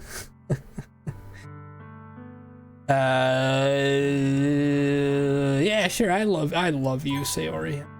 I love you. Huh? Those are my true feelings. So there's no way you could like me more than I like you. I should have realized it sooner. But spending time with everyone at the club, making new friends, and having fun with you every day, it helped me realize that you are truly the most important person to me. That's why I'll accept any of your burdens, as long as we continue like this every day, with you by my side. Then I know we'll both be happy. Flop. Suddenly, Sayori wraps her arms tightly around me. Flop, is this really okay? Yep. I hold Sayori in my arms and pull her closer. You'll never have to let go of me again. I love you, Slop. I want to be with you forever. Me too. I feel Sayori's grip around me weaken a little. What is this, Sayori? I'm supposed to be happy right now. I always thought this would be the happiest moment of my life. But why, even now, why won't the rain clouds go away? They're not going away at all, Slop. It's okay, Sayori. It might take some time for things to get better again, but no matter how long it takes, I'll be there every step of the way. That's all that matters right now. Oh, okay. I trust you. Sayori and I slowly release each other. So, I guess that makes the festival tomorrow our first date, huh? What are you saying? I don't want to think about those things, you know? I want everything to be the same as it always has been. Even if we really are a couple. I don't know if I could handle anything more right now. It's really new and scary to me. Well, I understand. We'll go at whatever pace suits you best. Hey, Slop. Sayori gazes at me once again, smiling sadly. Even if I get really, really sad, this is the best thing for me, right? I don't understand what Sayori means by that. Are you saying that this is making you feel sad, Sayori? I don't know. I don't understand what I'm feeling. It felt like a bunch of thorns when you told me you loved me. But that's why I want to trust you. You know what's best for me. Yeah, I do. That's my promise. I say that, but in reality, I've never felt more uncertain when it comes to Sayori. I know that I love her, and she loves me, but I'm having as much trouble understanding Sayori's feelings as she is. Even though I can comfort her, I keep wondering if I should be doing something more or something different. I know these thoughts will continue to plague me until things are back to the way they were. Is that what Sayori meant by not wanting anything to change? I don't know. But I know that I'll give it everything I've got. Sayori is the most important person to me, and I'll do whatever it takes to have a happy future with her. Yeah, I mean, that's definitely, like, depression. That's definitely what it's going on about. What's up, Nikki Big Balls? Things don't always work out how you want, Slop. That's true. It's true. It's the day of the festival. Of all days, I expected this to be the one where I'd be walking to school with Sayori. But Sayori isn't answering her phone. I considered going to her house to wake her up, but decided that's a little too much. Meanwhile, the preparations for the event should be nearly complete. The banner Yuri and I painted is dry, and I gently rolled it up to take it with me. She sent me a pleasant text reminding me not to forget anything, and I reassured her. Funnily enough, I probably feel the same way as Netsuki about the event. I'm more excited for it to be over so I can spend time with Sayori and Yuri at the Yuri too. At the festival. But knowing Monica, I'm sure the event will be great too. Slop, you're the first one here. Thanks for being early. That's funny, I thought at least Yuri would be here by now. Monica is placing little booklets on each of the desks in the classroom. It must be the ones she prepared that have all the poems we're performing. In the end, I found a random poem online that I thought Monica would like and submitted it. So that's the one I'll be performing. I'm surprised you didn't bring Sayori with you. Yeah, she overslept again. That dummy. You'd think on days like this, she'd try a little harder. I say that, but I suddenly remember what Sayori told me yesterday. And suddenly I feel awful knowing it's not nearly that simple for her. I only said it because it's the way I'm used to thinking. But maybe I should have gone to wake her up after all. You should take a little responsibility for her, Slop. I mean, especially after your exchange with her yesterday. You kind of left her hanging this morning, you know? Exchange? Monica, you know about that? Of course I do. I'm the club president after all, but I stammer, embarrassed. Did Sayori really tell her about it that quickly? That we're a couple now? I didn't really plan on bringing it up with anyone yet. Geez, you don't know the full story at all, so don't worry. I probably know a lot more than you think. Huh? Monica is being as friendly as usual, but for some reason I feel a chill down my spine after hearing that. Hey, do you want to check out the pamphlets? They came out really nice. Yeah, sure. I grabbed one of the pamphlets laid out on the desk. Oh yeah, they really did. Something like this will definitely help people take the club more seriously. Yeah, I thought so too. I flipped through the pages. Each member's poem is neatly printed on its own page, giving it an almost professional feel. I recognized Natsuki and Yuri's poems from the ones they performed during our practice. What's this? I flipped to Sayori's poem. It's different than the one she practiced. It's one that I haven't read before.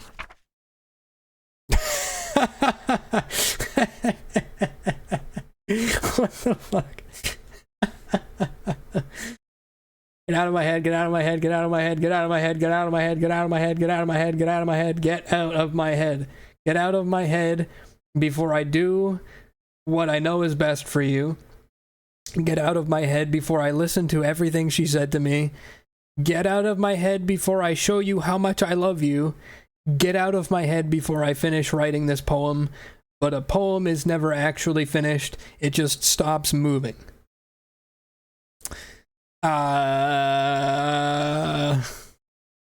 What's this? Reading the poem, I get a pit in my stomach. Up? What's wrong? Nothing. This poem feels completely different from everything else Sayori's written. Yeah, I wonder what it is. But more than that, I changed my mind. I'm going to get Sayori, so... well, alright. Try not to take too long, okay? I quickly leave the classroom. Don't strain yourself. Monica calls that out after me. I quicken my pace. What was I thinking? I should have tried a little bit harder for Sayori. Not a big deal to at least wait for her or help wake her up. I feel like I know exactly what's about to happen here. Even the simple gesture of walking her to school makes her really happy. Besides, I told her yesterday that things will be the same as they've always been. That's all she needs, and what I want to give to her. I reach Sayori's house and knock on the door. I don't expect an answer since she's not picking up her phone either. Like yesterday, I open the door and let myself in. Sayori? He really is a heavy sleeper. I swallow. I can't believe I ended up doing this after all. Waking her up in her own house. That really is something that a boyfriend would do, isn't it? In any case, it feels just right. Outside Sayori's room, I knock on her door. Sayori? Wake up, dummy. There's no response. I really didn't want to have to enter her room like this. Isn't it kind of a breach of privacy? But she leaves me no other choice. I gently open the door.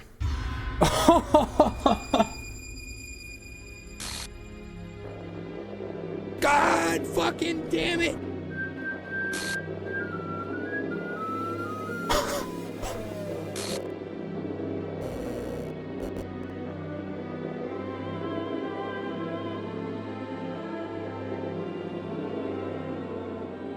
What the hell? You motherfucker, you! What the hell? Is this a nightmare? It has to be. This isn't real. There's no way this can be real.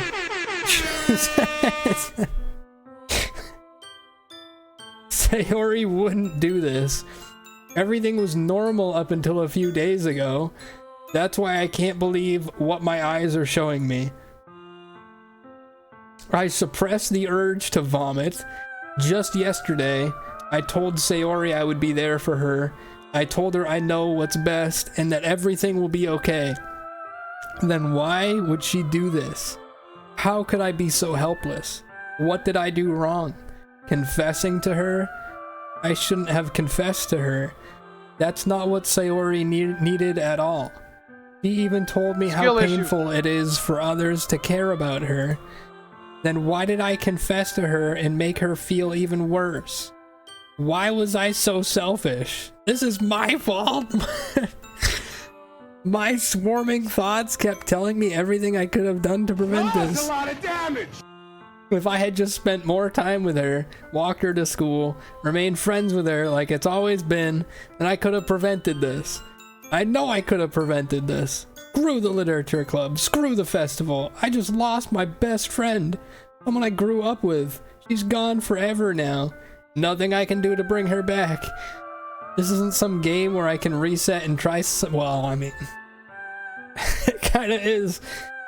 I had only one chance and I wasn't careful enough. And now I'll carry this guilt with me until I die. Nothing in my life is worth more than hers. But I still couldn't do what she needed from me, and now I can never take it back. Never. Never. Never. Never. Never. Oh, that's just the end.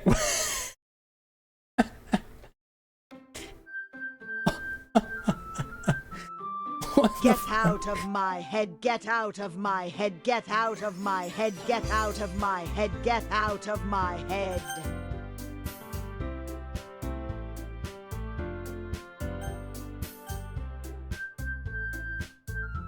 You shouldn't have left her hanging. Oh, fuck, dude. What the hell? I guess that's it. Alright, thanks for watching, guys. No, I gotta pee, then we'll, oh boy.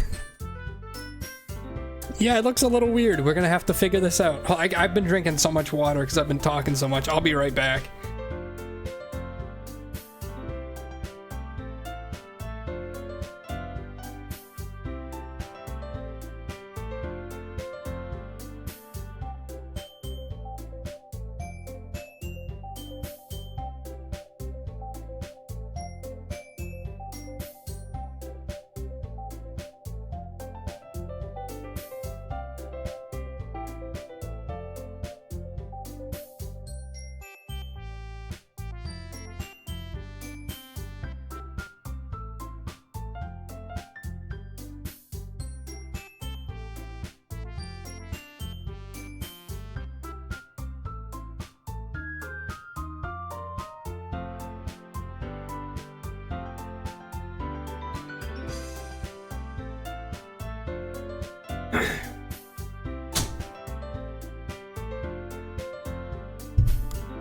Lazy devs won't fix their graphics. Yeah, so Sayori isn't on the title screen anymore. And this does not say new game.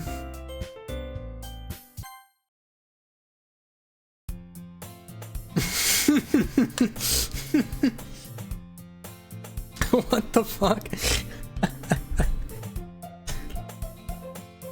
I see an annoying girl running toward me from the distance, waving her arms in the air like she's totally oblivious to any attention she might draw to herself.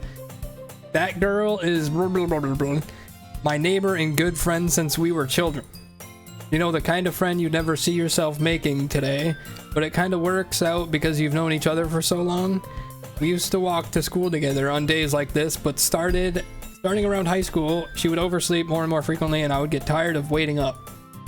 If she's gonna chase after me like this, I almost feel better off running away. However, I just sigh and idle in front of the crosswalk and let her catch up to me.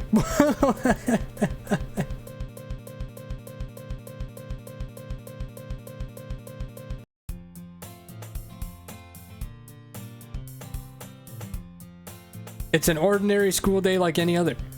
Mornings are usually the worst, being surrounded by couples and friend groups walking to school together. Meanwhile, I've always walked to school alone.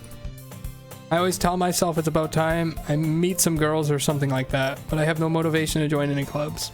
I'm perfectly content just getting by on the average while spending my free time on games and anime. There's always the anime club, but it's not like there would be any girls in it anyway. School day is as ordinary as ever, and it's over before I know it. I pack up my things, I stare blankly at the wall looking for an ounce of motivation. Clubs. There really aren't any that interest me. Besides, most of them would probably be way too demanding for me to want to deal with. I guess I have no choice but to start with the anime club. Slop?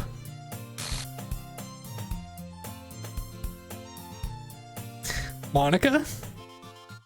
Oh my goodness, I totally didn't expect to see you here. It's been a while, right? Yeah, it has. Monica smiles sweetly. We do know each other. Well, we rarely talked, but we were in the same class last year. Monica was probably the most popular girl in class, smart, beautiful, athletic. Basically, completely out of my league. So having her smile at me so genuinely feels a little... What did you come in here for anyway? Oh, I've just been looking for some supplies to use for my club. Do you know if there's any construction paper around here? Or markers? I guess you could check out the closet. You're in the debate club, right? About that, I actually quit the debate club. Really, you quit? Whew.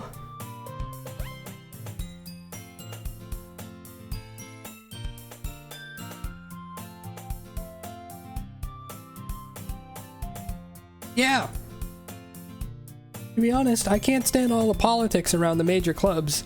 It feels like nothing but arguing about the budget and publicity and how to prepare for events. I'd much rather take something I personally enjoy and make something special out of it. In that case, what club did you decide to join? Actually, I'm starting a new one. A literature club. Literature? Oh yeah, I should save, I guess. Where'd all my saves go? What the fuck? What the fuck, dude? It took my saves!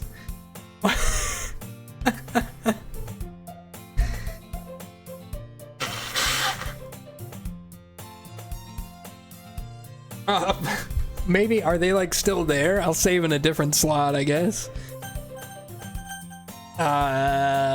Literature? God, fucking damn no, it took my saves! Saves for what? This is your first time doing this? Oh, yeah, okay. Literature? That sounds kind of dull. How many members do you have? It's kind of embarrassing, but there are only 3 of us so far. Oh, only 3, huh? Hard to find new members for something that sounds so boring. Well, I can see that. But it's really not boring at all, you know. Literature can be anything. Reading, writing, poetry. I mean, one of my members even keeps her manga collection in the club room. Wait, really? Yeah, it's funny, right? She always insists that manga is literature too. I mean, she's not wrong, I guess. And besides, a member's a member, right? Did Monica say she? Hey, Slop. By any chance, are you still looking for a club to join? I mean, I guess, but in that case, is there any chance you could do me a big favor? I won't ask you to join, but if you could at the very least visit my club, it would make me feel really happy. Please? Well, I guess I have no reason to refuse. How could I ever refuse someone like Monica? Sure, I guess I could check it out. Oh, awesome. You're really sweet, Slop, you know that? It's nothing, really. Shall we go then? I'll look for the materials another time. You're more important. And thus, today marks the day I sold my soul to Monica and her irresistible smile. I timidly follow Monica across the school and upstairs, a section of the school I rarely visit, but generally used for third-year classes and activities. Monica, full of energy, swings the classroom door open.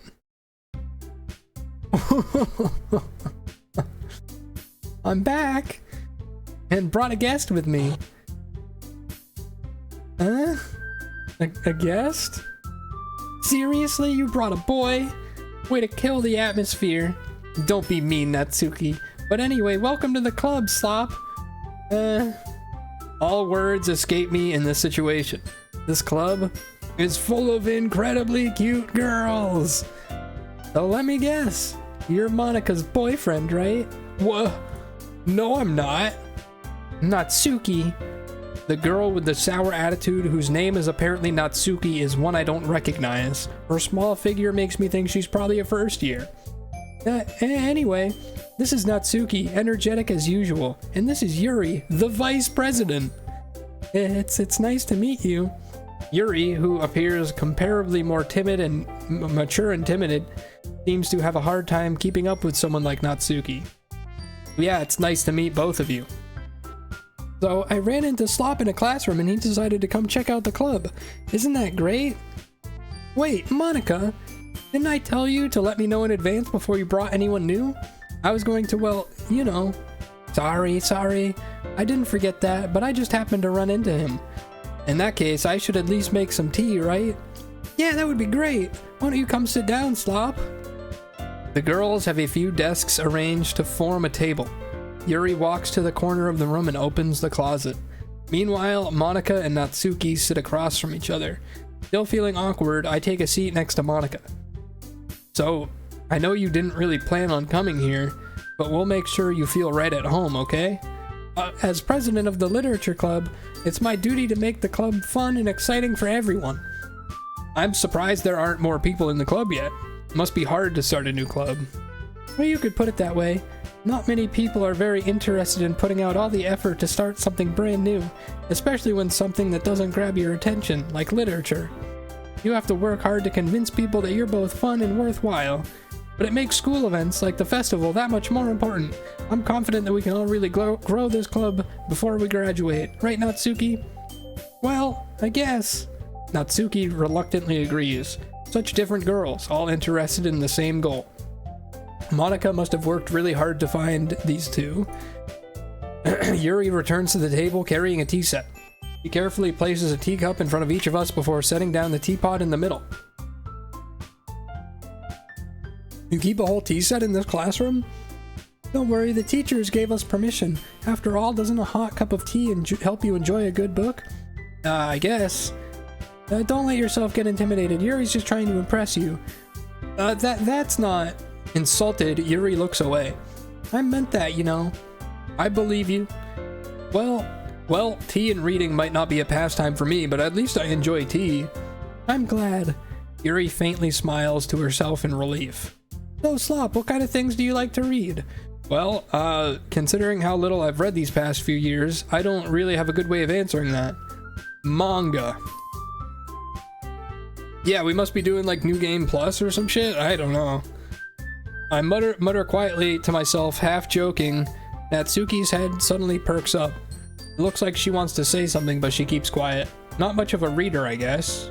Well, that can change. What am I saying?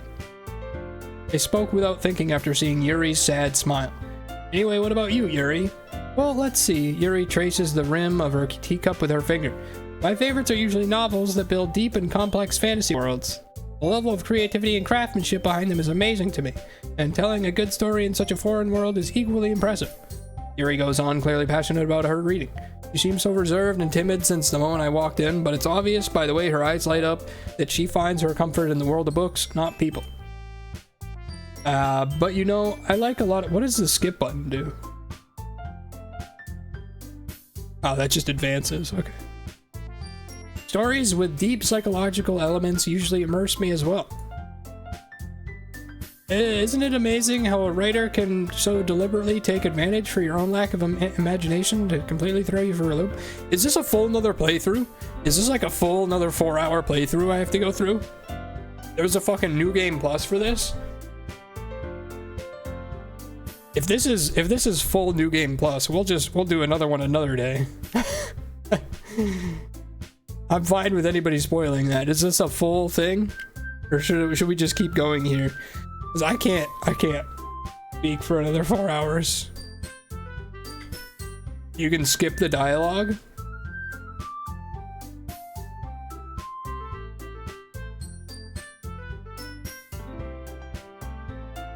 Act 1 is the longest. Okay, that's kind of what I figured. All right.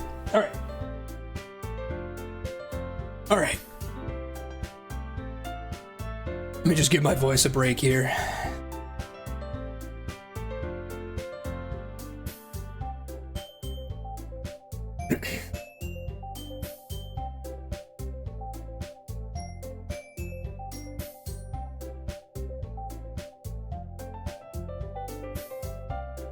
It's a lot of dialogue.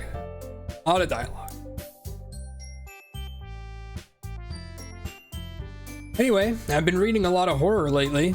I read a horror book once. I desperately grasped something I can relate to at a minimal level.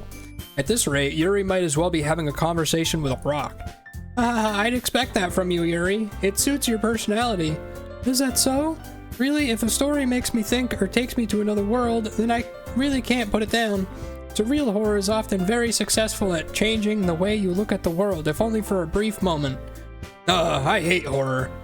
Oh, why's that? Well, Natsuki's eyes dart over to me for a split second. Never mind. That's right, you usually like to write about cute things, don't you, Natsuki? What? What gives you that idea? You left a piece of scrap paper behind last club meeting. It looked like you were working on a poem called Don't Say It Out Loud! And give that back! Fine. Natsuki, you write your own poems? Oh, well, I guess sometimes. Why do you care? I think that's impressive. Why don't you share them sometime? No. Natsuki averts her eyes. You wouldn't like them. Not a very confident writer yet? I understand how Natsuki feels. Sharing that level of writing takes more than just confidence. The truest form of writing is writing to oneself. You must be willing to open up to your readers, exposing your vulnerabilities and showing even the deepest reaches of your heart. You have writing experience too, Yuri? Maybe if you share some of your work, you can set an example and help Natsuki feel comfortable enough to share hers. I guess it's the same for Yuri. We all sit in silence for a moment. Hey, I just got an idea. How about this? Huh? Natsuki and Yuri look quizzically at Monika. Let's all go home and write a poem of our own.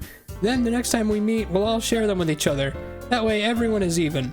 I thought it was a good idea. Well, I think you're right, Monika. We should probably start finding activities for all of us to participate in together. I did decide to take on the responsibilities of vice president after all. I need to do my best to nurture the club as well as its members. Besides, now that we have a new member, it seems like a good step for us to take. Do you agree as well, Slop? Hold on, there's still one problem. Oh, what's that? Now that we've reached the most important topic, I bluntly come forth with what's been on my mind the entire time. I never said I would join the club. Monika may have convinced me to stop by, but I never made any decisions. I still have other clubs to look at, and, I lose my train of thought. All three girls stare back at me with dejected eyes. But, I'm sorry, I thought... The three girls exchange glances before Monika turns back to me. I guess I need to tell you the truth, Slop. The thing is, we don't have enough members yet to form an official club. We need 4, and I've been trying really, really hard to find new members. And if we don't find one more before the festival, I'm defenseless against these girls. How am I supposed to make a clear-headed decision when it's like this? I would feel terrible for letting everyone down in this situation. And besides, the club itself seems pretty relaxed. So if writing poems is the price I need to pay in order to spend every day with these beautiful girls, right. I've decided. I will join the literature club. One by one, the girls' eyes light up. Oh my goodness, really? Do you really mean that, Slop? Yeah.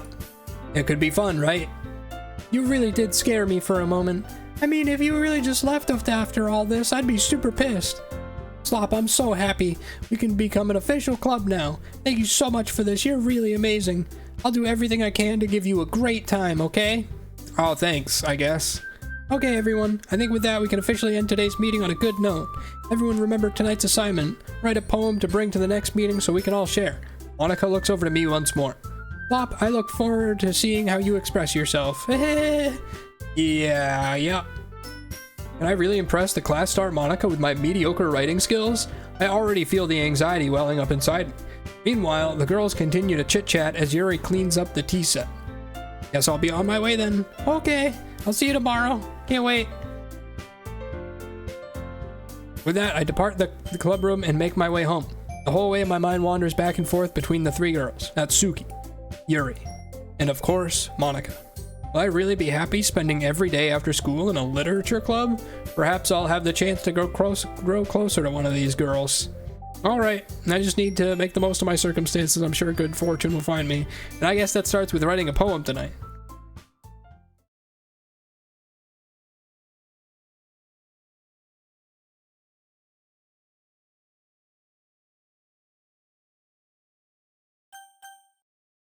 Yes, I guess I'd like to read the special poem.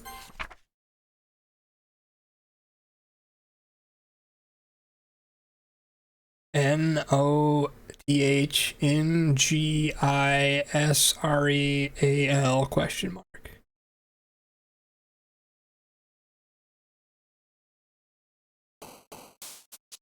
Where's Monica? Why isn't Monica on this shit, dude? Suddenly, Pararedactylite. The dinosaur.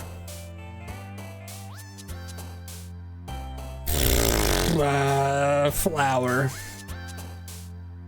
Extreme. Incongruent. Eternity.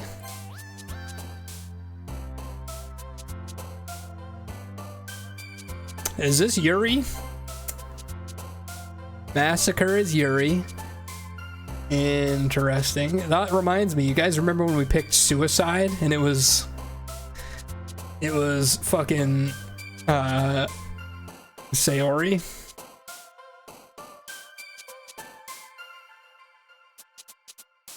Read it out loud to us. I tried.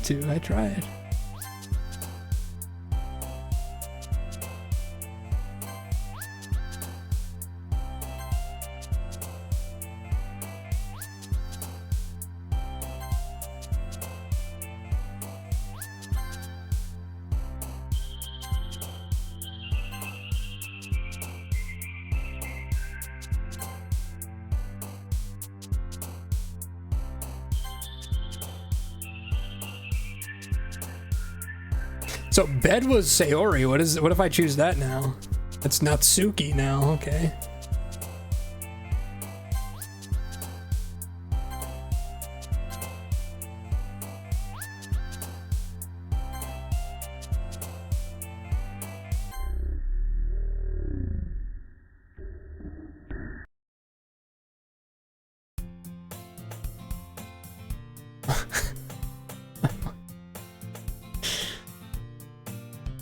Hi again, Slop. Glad to see you didn't run away on us. Nah, don't worry. This might be a little strange for me, but at least I kept my word. Well, I'm back at the literature club. I was the last person to come in, so everyone else is already hanging out. Oh, that actually kind of scared me. Thanks for keeping your promise, Slop. Hope it isn't too overwhelming of a commitment for you, making you dive headfirst into literature when you're not accustomed to it. Oh, like he deserves any slack. You already had to be dragged here by Monica. I don't know if you plan to just come here and hang out or what, but if you don't take us seriously, then you won't see the end of it. Natsuki certainly have a big mouth for someone who keeps her manga collection in the club room. Natsuki finds herself stuck between saying Monica and manga. Manga is literature. Swiftly defeated, Natsuki plops back into her seat. I'm sorry, Slop. We'll make sure to put your comfort first, okay? Yuri shoots Natsuki with a disappointed glance. Anyway, now that you're in the club and all, perhaps you might have interest in picking up a book to read? Well, I can't really say no either way. Like you said, I'm in this club now. It only feels right for me to do something like that if you ask. Wait, I didn't mean it like that. Ooh, if you don't really want to, then forget I said anything, I guess. No, it's not that, Yuri. I want to try to be a part of this club. So even if I don't read often, I'd be happy to pick up a book if you wanted me to. Are you sure? I just felt like, well, as vice president and all, that I should help you get started on something you might like. Yuri reaches into her bag and pulls out a book. I didn't want you to feel left out, so I picked out a book I thought you might enjoy. It's a short read, so it should keep your attention even if you don't usually read. And we could, you know, discuss it if you wanted. This is... How is this girl accidentally being so cute? She even picked out a book she thinks I like, despite me not reading much. Yuri, thank you. I'll definitely read this. I enthusiastically take the book. Whew. Well, you can read it at your own pace. I look forward to hearing what you think. Now that everybody's settled in, I expect Monica to kick off some scheduled activities for the club. But that doesn't seem to be the case. Yuri's face is already buried in a book. I can't help but notice her intense expression like she was waiting for this chance. Meanwhile, Natsuki is rummaging around in the closet. I'm really curious to talk to Yuri a bit more, but at the same time I would feel bad for distracting her from reading. I catch a glimpse of the cover of her book. It looks like the same book that she lent to me. More than that, she seems to be on the first few pages. Ah, crap. I think she noticed me staring at her, looking at her. She sneaks another glance at me and our eyes meet for a split second. But that only makes her hide her face deeper in her book. Sorry, I was just spacing out. I mutter this, sensing I made her uncomfortable. Oh, it's fine. If I was focused, then I probably wouldn't have noticed in the first place. But I'm just rereading a bit of this, so... That's the book you gave me, right? Mm-hmm. I wanted to reread some of it. Not for any particular reason. Just curious, how come you have 2 copies of the same book? Well, I stopped at the bookstore yesterday. That's not what I meant. I mean, I just happened to buy 2 of them. I see. There's something fairly obvious here that Yuri isn't telling me, but I decide to let it go. I'll definitely start reading it soon. I'm glad to hear. Once it starts to pick up, you might have a hard time putting it down. It's a very engaging and relatable story. Is that so? What's the story about, anyway? Well, I look at the cover of the book. The book is titled Portrait of Markov. There's an ominous-looking eye symbol on the front cover. Basically, it's about this religious camp that was turned into a human experiment prison. And the people trapped there have this trait that turns them into killing machines that lust for blood. But the facility gets even worse, and they start selectively breeding people by cutting off their limbs and affixing them to... Well, that might be a little bit of a spoiler. But anyway, I'm really into it. The book, I mean. Not the thing about limbs. That's kind of dark, isn't it? Yuri made it sound like it was going to be a nice story, so that dark turn came out of nowhere. Are you not a fan of that sort of thing, Slop? No, it's not that. I mean, I can definitely enjoy those kinds of stories, so don't worry. I hope so. Yeah, I totally forgot that Yuri is into those things. She's so shy and reclusive on the outside, but her mind seems to be completely different. It's just that this kind of story, it's the kind that challenges you to look at life from a strange new perspective, when horrible things happen, not just because someone wants to be evil, but because the world is full of horrible people, and we're all worthless anyway.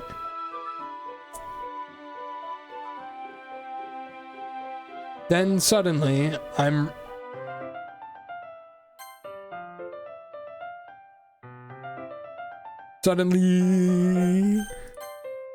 rambling, aren't I? Not again. I'm sorry. Hey, don't apologize. I haven't lost interest or anything. Well, I guess it's alright then, but I feel like I should let you know I have this problem. When I let things like books and writing fill my thoughts,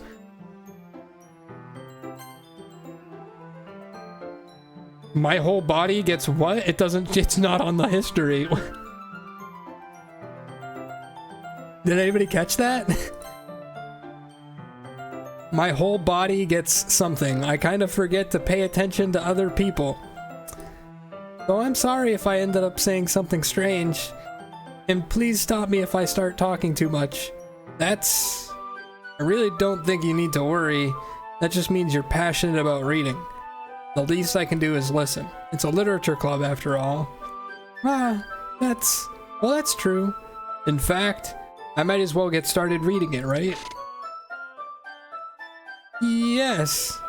I mean, you don't have to, but... what are you saying? Let me just get the book. I quickly retrieve the book that I had put into my bag. Alright, is it fine if I sit here, right? I slip into the seat next to Yuri's. Yeah. Are you sure?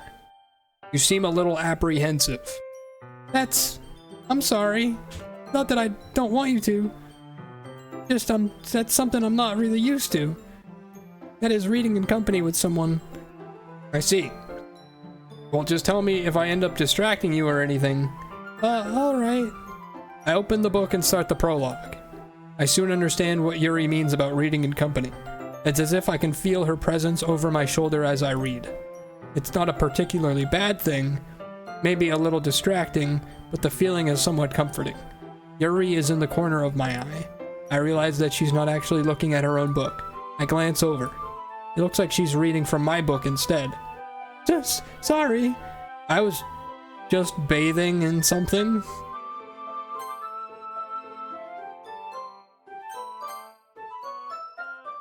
I was just bathing in something. I didn't catch that. You apologize a lot, don't you? I do? I don't really mean to. Sorry. I mean...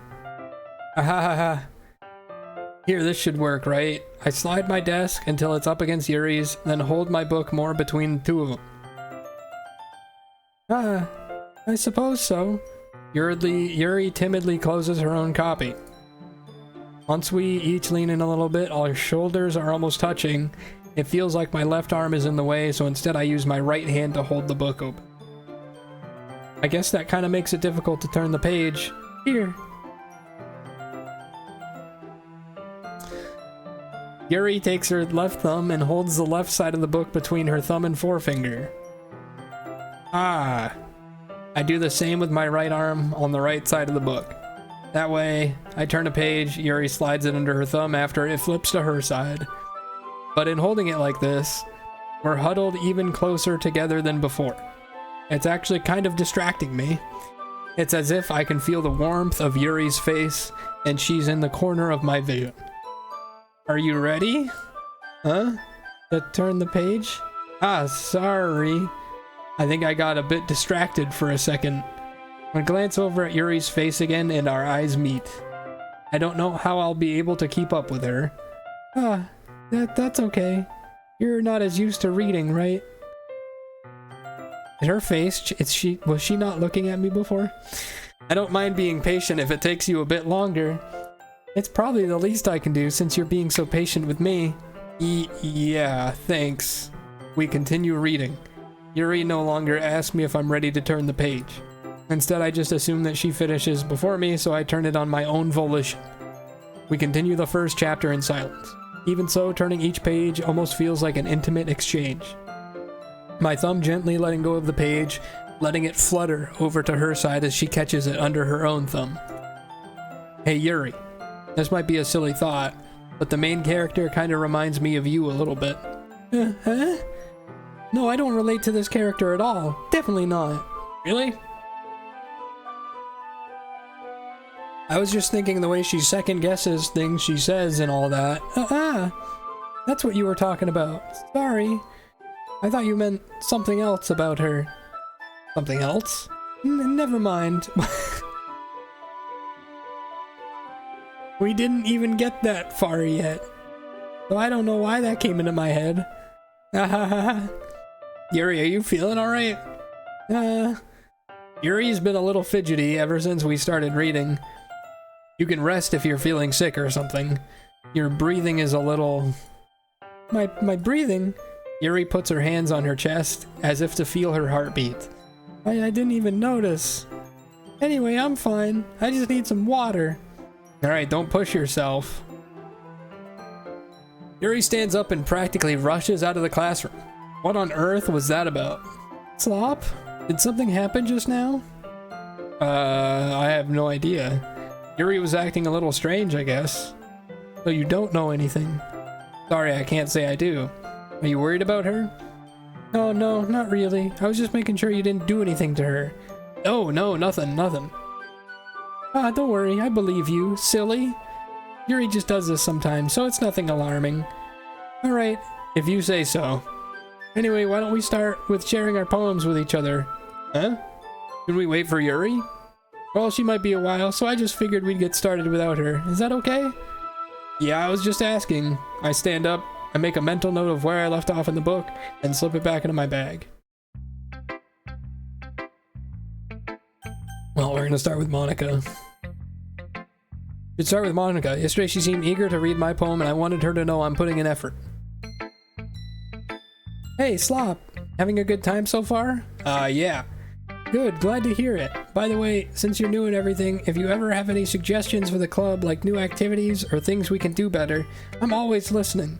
Don't be afraid to bring things up, okay? Alright, yeah, I'll keep that in mind. Of course I'm afraid to bring things up. I'm much better off just going with the flow until I'm more settled in.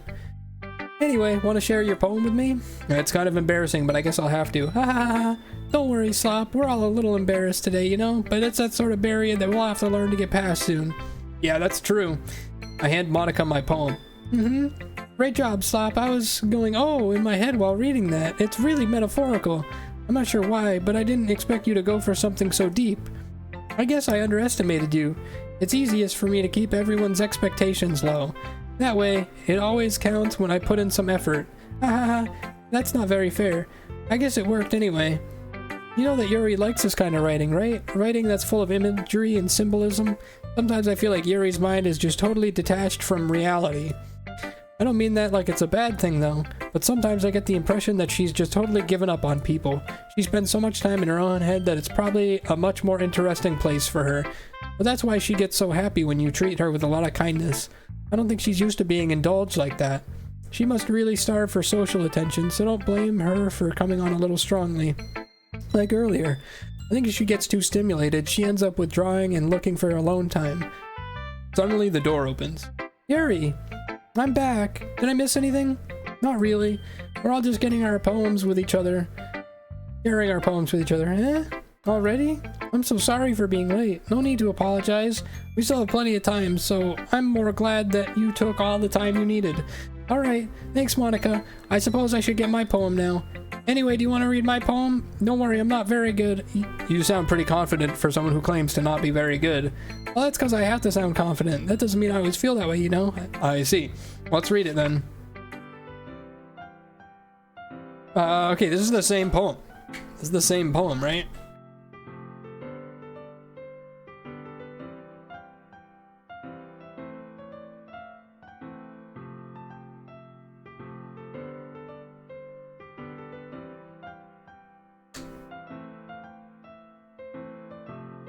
Yeah, this is the same poem. So, what do you think? It's very freeform, if that's what you call it. Sorry, I'm not really the right person to ask for feedback. It's okay. Yeah, that kind of style has gotten pretty popular nowadays. That is, a lot of poems have been putting emphasis on the timing between words and lines. When performed out loud, it can be very powerful. What was the inspiration behind this one? Well, I'm not sure how to put it.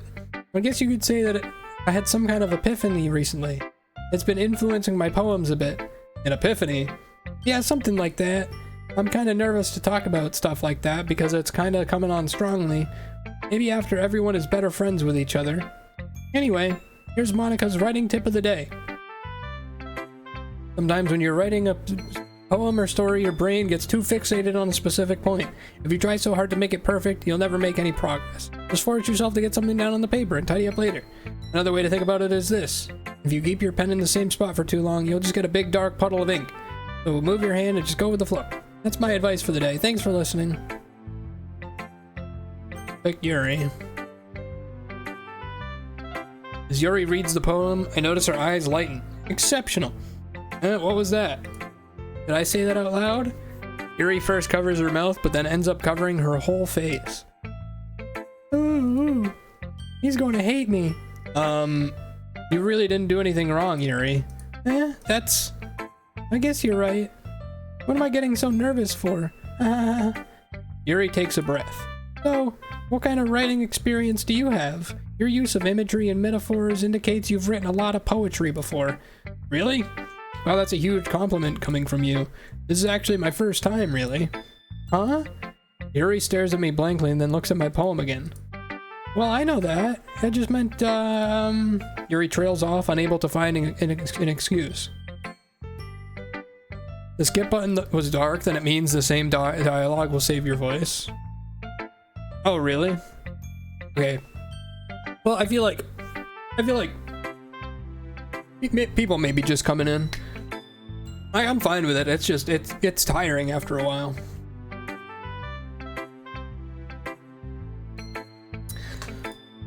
She traces her finger along the words in the poem as if breaking it down more thoroughly. Yeah, okay. This is the reason I was able to tell. There are specific writing habits that are usually typical of new writers. Okay, yeah. Oh, Jesus Christ, what the fuck?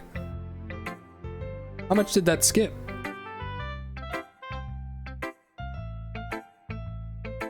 Oh, it skips all of the dialogue I've seen. It skips all of the dialogue I've already seen.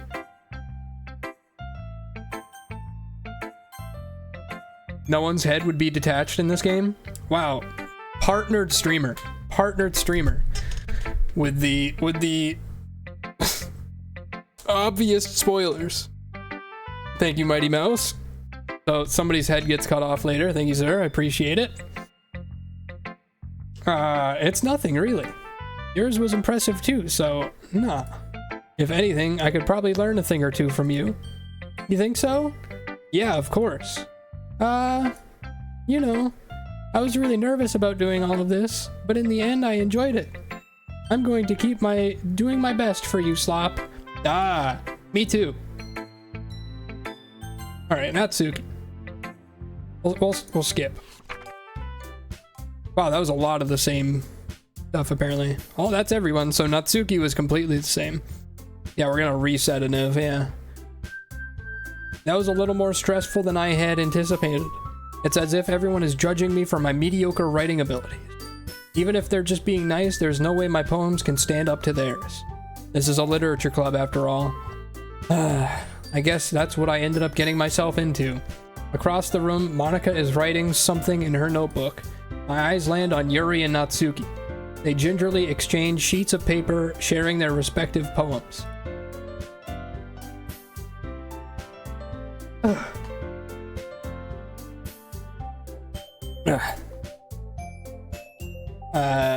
Natsuki's eyebrows furrow in frustration. Meanwhile, Yuri smiles sadly. What's with this language? Huh? Did you say something? Oh, it's nothing. Natsuki dismissively returns the poem to the desk with one hand. I guess you could say it's fancy. Oh, thanks. Yours is cute. Cute? Did you completely miss the symbolism or something? It's clearly about the feeling of giving up. How can that be cute? Oh, I know that. I just meant the language, I guess. I was trying to say something nice. Huh? You mean you have to try that hard to come up with something nice to say? Oh wait, we never got to read Yuri's poem. Just literally wasn't a part of that, or maybe it was the same and it got skipped. Thanks, but it really didn't come out nice at all. Well, I do have a couple suggestions. If I was looking for suggestions, I would have asked someone who actually liked it. Which people did, by the way. Monica liked it, and Slop did too. So based on that, I'll gladly give you some suggestions of my own. First of all, excuse me? I appreciate the offer, but I've spent a long time establishing my writing style. I didn't expect it to change anytime soon, unless of course I come across something particularly inspiring.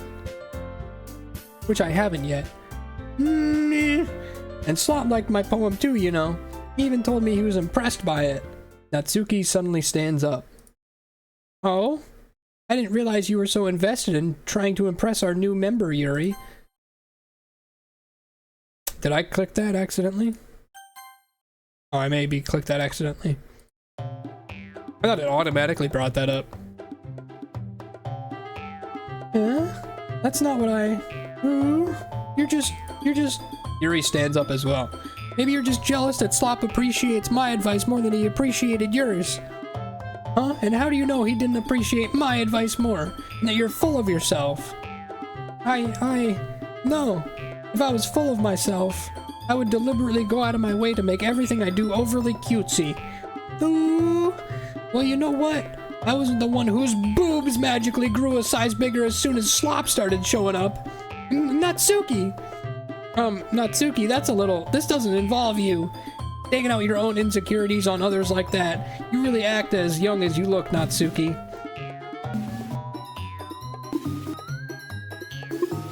Look who's talking, you wannabe edgy bitch.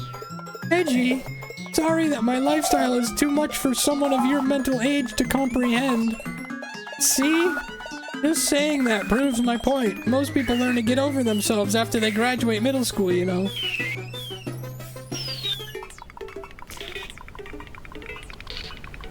If you want to prove anything, then stop harassing others with your sickening attitude. You think you can counteract your toxic personality just by dressing and acting cute? The only thing cute about you is how hard you try.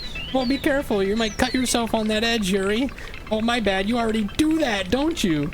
Did you just accuse me of cutting myself? What the fuck is wrong with your head? Yeah, go on. Let Slop hear everything you really think. I'm sure he'll be head over heels for you after this. Ah! Suddenly, Yuri turns towards me as if she noticed I was standing here. Slop! She's just trying to make me look bad. Yeah, this is where fucking Sayori showed up to make everybody happy. That's not true. She just started it.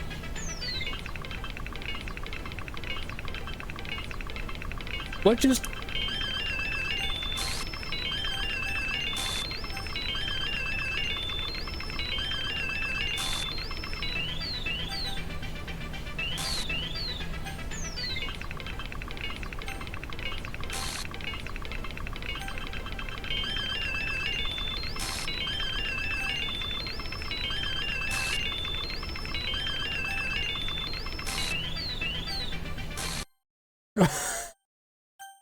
God fucking damn it!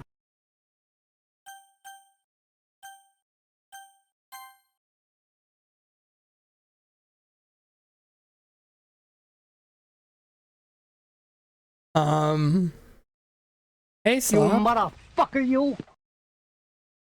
Why don't we step outside for a little bit? Okay? Sorry about that. They really shouldn't have tried to get you involved. It's...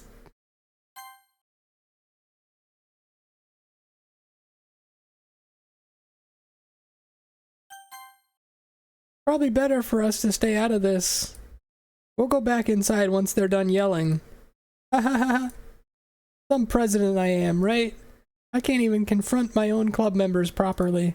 I just wish I was able to be a little more assertive sometimes. But I never have it in me to put my foot down against others. You understand, right? Anyway, if this makes you want to spend less time with the others, then that's fine. I'd be happy to spend time with you instead. Suddenly, Natsuki runs out of the classroom. He quickly runs away. Oh dear. Well, it looks like they're done. I didn't mean it. I didn't mean it. I didn't mean it. Yuri is rocking back and forth in her desk with her palms on her forehead. Yuri? I didn't mean it. I believe you. I have no idea what Yuri might have said to Natsuki. Or did. Slop? Please don't hate me. Please. I'm not like this. There's something wrong with me today. It's fine, Yuri. We know you didn't mean it. Besides, I'm sure Natsuki will forget all about it by tomorrow. Completely.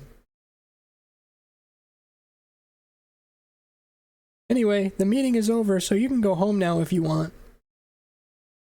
Yuri looks at me like she wants to say something, but she keeps glancing at Monica. You can go first, Monica. I'd like to stay a little bit longer. I'm the president, so I should be the last one out. I'll wait for you to be done. Well, I'm vice president, so please let me take responsibility today. Kinda sounds like you don't want me around for something, Yuri. It's not that. It's not that. I didn't get much of a chance to discuss my book with Slop. It would be embarrassing with you listening. I guess I don't really have much of a choice, do I? I'm sorry for causing trouble.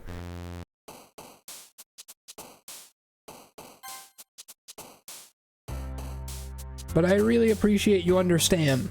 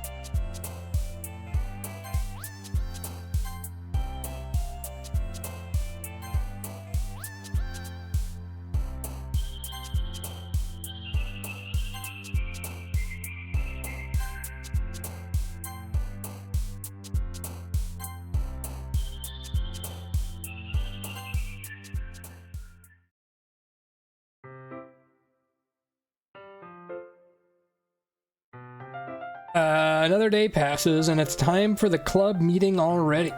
I've gotten a little more comfortable here over the past couple days. Entering the club room, the usual scene greets me.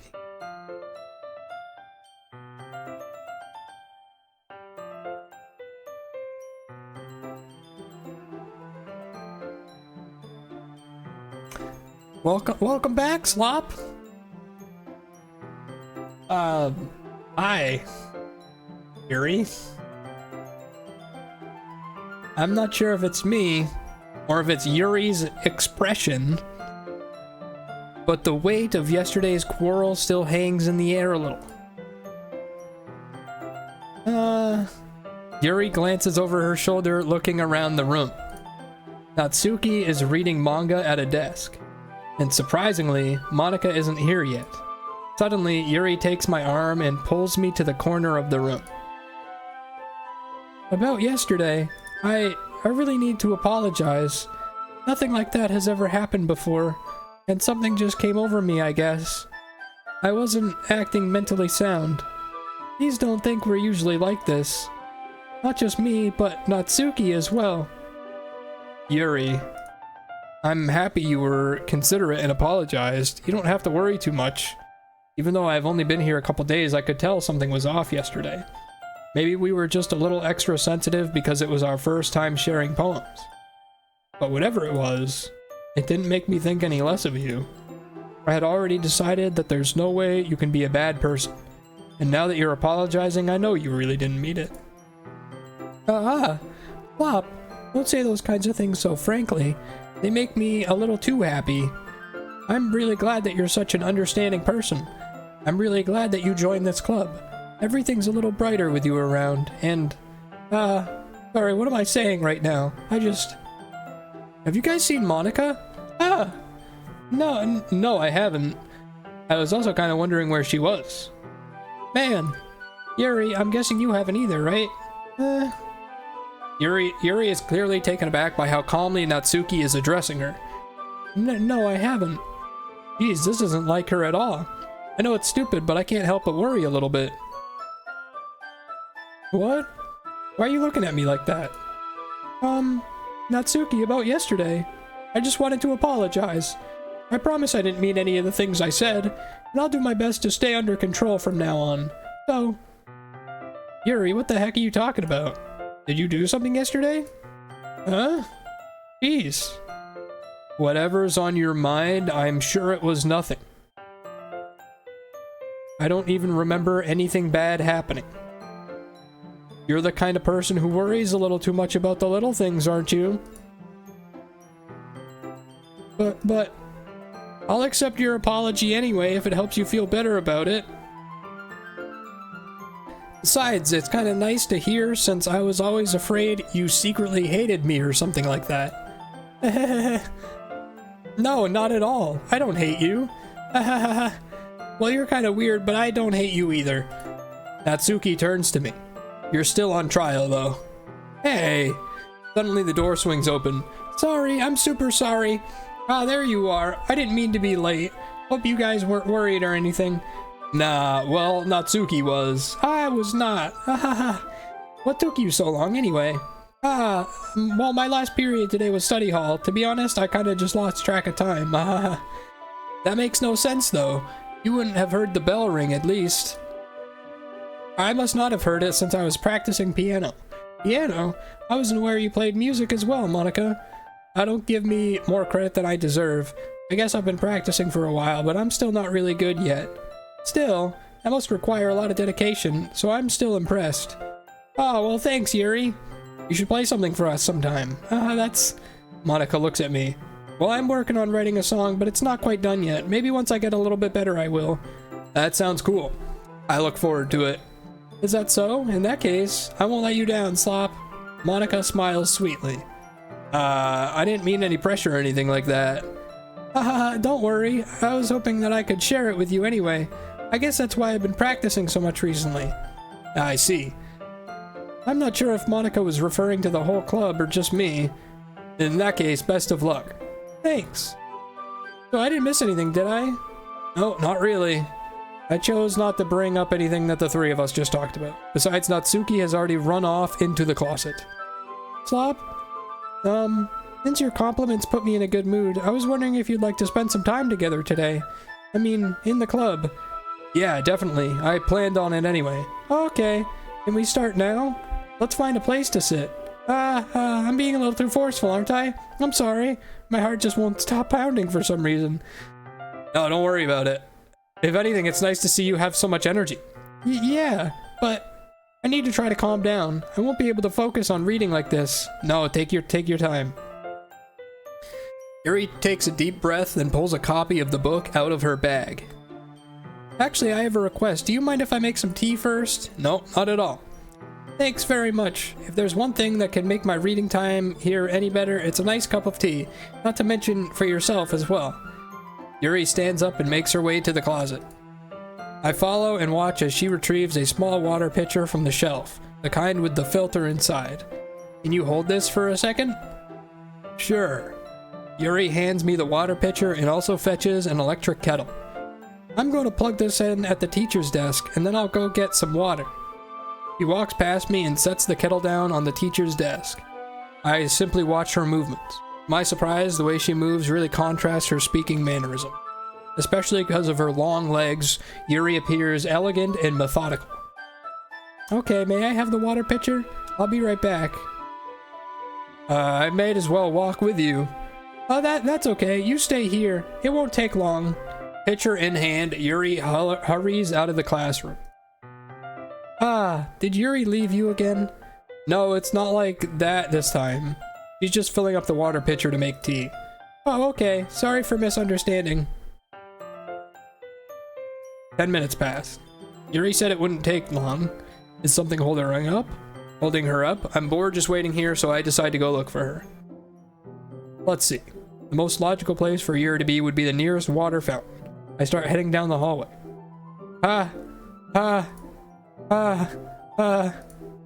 What's that noise? It's coming from around the corner. It sounds like breathing. A sharp inhale, like someone is sucking the air through their teeth. Are they in pain? I reach the corner and peer around to it. Yuri? Yeah.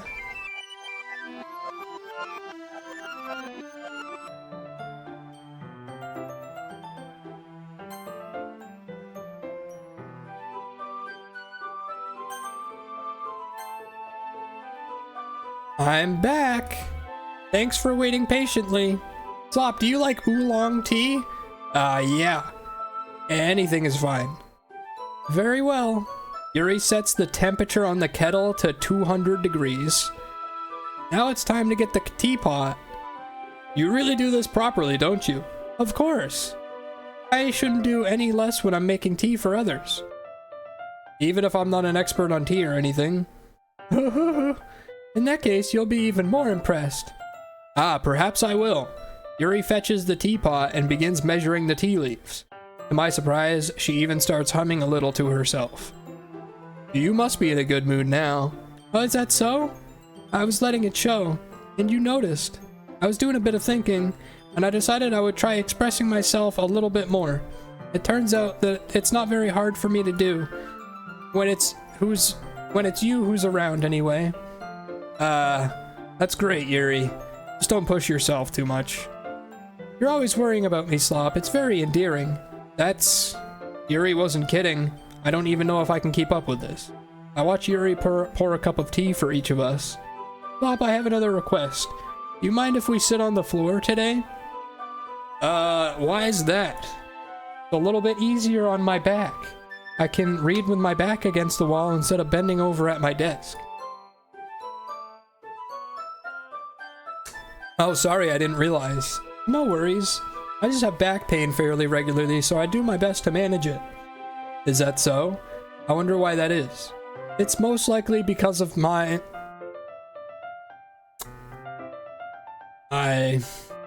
posture. Yeah, it's your posture.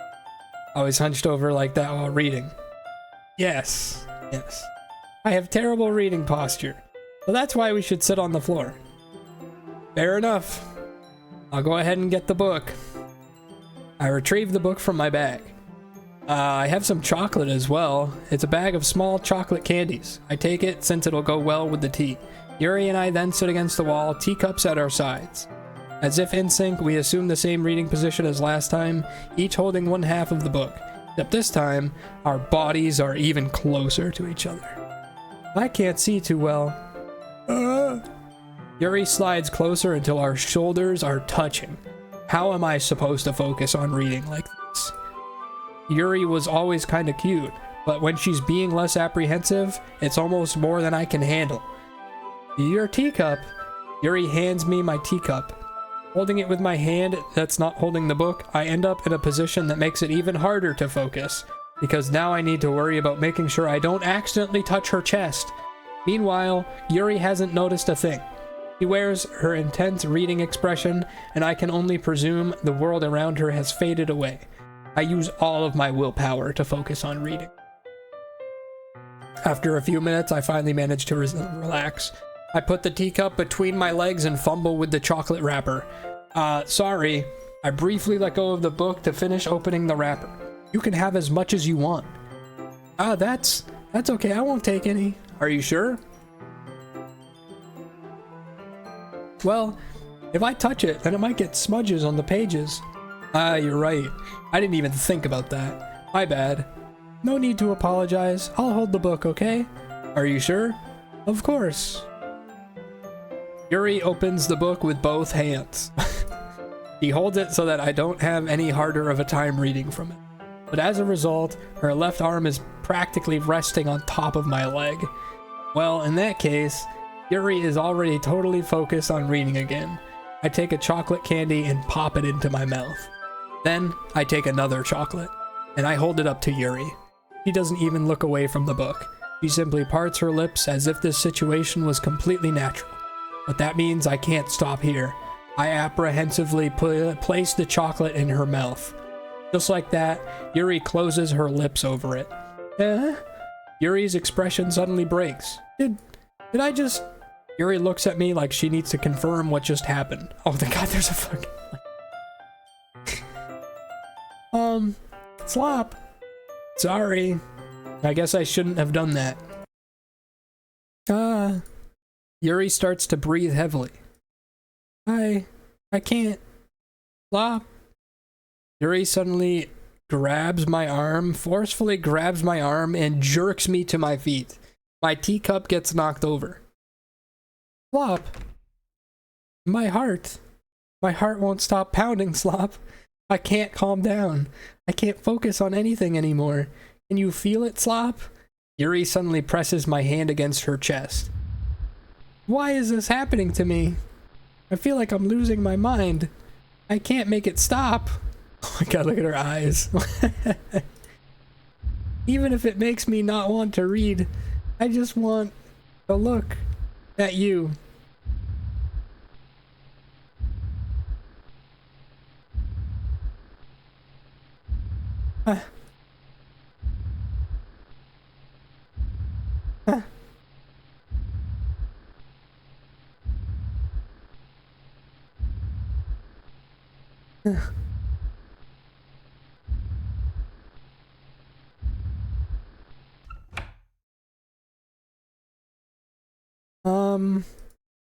It's time to share poems.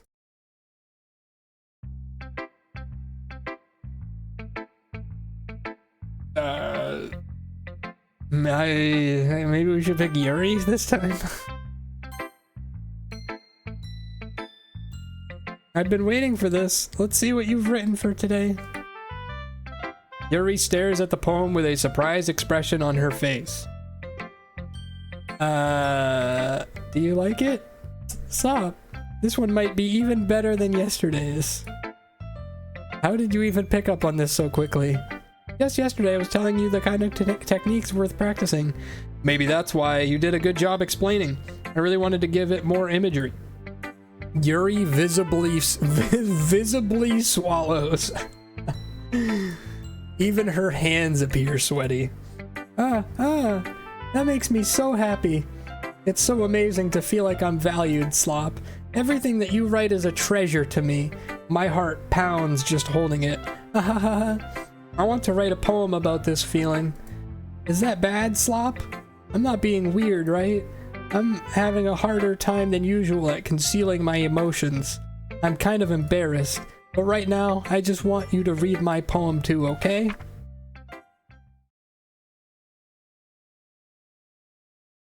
A rotating wheel, turning an axle, grinding, bolt head, linear gearbox, falling sky, 7 holy stakes, a docked ship, a portal to another world, a thin rope tied to a thick rope, a torn harness, parabolic gearbox, expanding universe, time controlled by slipping cogwheels, existence of God, swimming with open water in all directions, drowning, a prayer written in blood, a prayer written in time-devouring snakes with human eyes, a thread connecting all living human eyes, a kaleidoscope of holy stakes, exponential gearbox, a sky of exploding stars, God disproving the existence of God, a wheel rotating in 6 directions, 40 gears and a ticking clock, a clock that ticks 1 second for every rotation of the planet,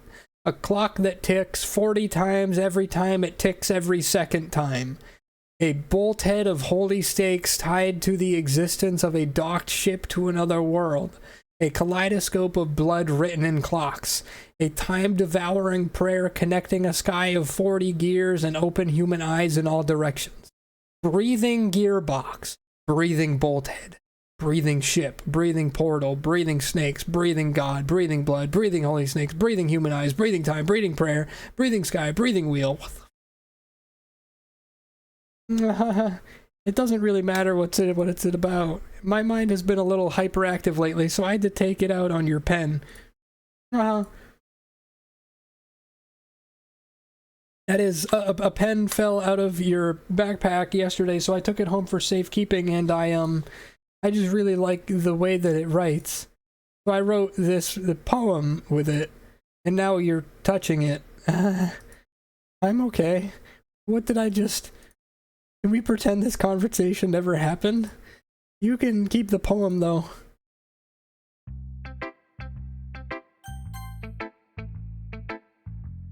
Lop, I think I saw something earlier that you weren't supposed to see. You saw something earlier that you weren't supposed to see. I didn't want to have to tell you this, but I think I have a choice. It's getting kind of dangerous for you to spend so much time with Yuri. I don't know why, but she seems pretty excitable when she's around you. Which shouldn't be a problem in itself, but when Yuri gets too excited, she finds a place to hide and starts cutting herself with a pocket knife. Isn't that kind of messed up? She even brings a different one to school each day, like she has a collection or something. I mean, it's definitely not because she's depressed or anything like that. I think she just gets some kind of high from it. It might even be like a sexual thing.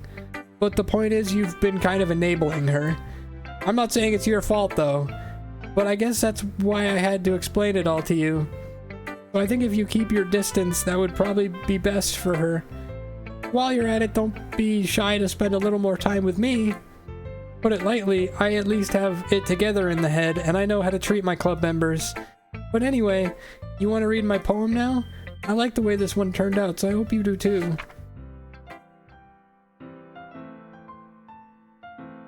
Save me, the colors, they won't. Bright, beautiful colors. Flashing, expanding, piercing, red, green, blue, and endless cacophony of meaningless noise. The noise it won't stop. Violent, grating, so eking, screeching, piercing, sine, cosine, tangent, like playing a chessboard on a turntable, like playing a knife on a breathing rib cage.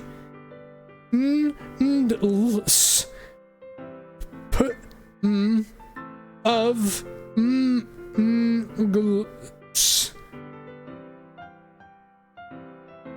delete her.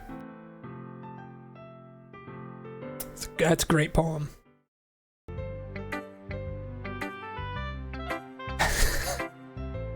Sorry, I know it's kind of abstract. I'm just trying to, well, never mind. There's no point in explaining. Anyway, here's Monica's writing tip of the day. Sometimes you'll find yourself facing a difficult decision. When that happens, don't forget to save your game. You never know when, who am I talking to? Can you hear me? Tell me you can hear me. Anything.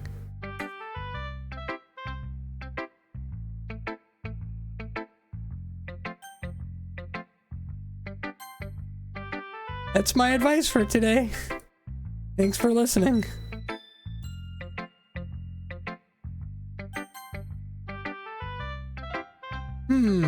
I liked your last one better. Really? Well, yeah, I couldn't tell you were a little more daring with this one. But you're really not good enough for that yet. It fell flat. That may be true, but I just wanted to try something different. I'm still figuring this all out. Fair enough, you're still new to this, so I wouldn't expect you to find your style anyway. I mean, everyone in the club writes differently from each other. Maybe you'll find a little influence from us all. For instance, I noticed that you were spending some time with Yuri today. Not that I care who you spend your time with. After all, I was taught never to expect anything from anybody. So it's not like I was waiting for you either. Waiting for you or anything. Still, you should at least look over my poem. You'll probably be able to learn something from it.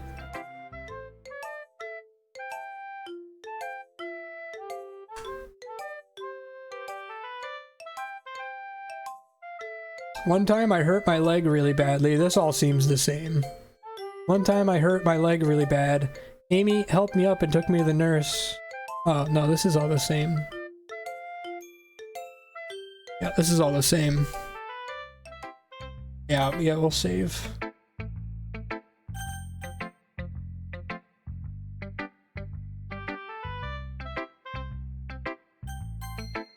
Not bad, right? It's quite a bit longer than yesterday's. Yesterday's was way too short. I was just warming up. Hope you didn't think it was the best I could do. No, of course not. Anyway, the message is pretty straightforward in this poem. I doubt I have to explain it. Like anyone would agree that the subject of this poem is an ignorant jerk. Everyone has some kind of weird hobby or a guilty pleasure. Something that you're afraid of if people find out they made fun of you or think less of you. But that just makes people stupid. Who cares what someone likes as long as they're not hurting anyone and it makes them happy? I think people really need to learn to respect others for liking weird things. Such as two of the girls in this very club, whom I respectfully won't name. God, I wonder who they are. Kind of ironic that even in my one place of comfort, I can't even have people respect me. Geez, now you're making me complain too much. What did I do? For what it's worth, I respect you. Well, I guess, thanks. But it's kind of obvious that you respect Yuri more, so whatever. We're done sharing. You can leave now.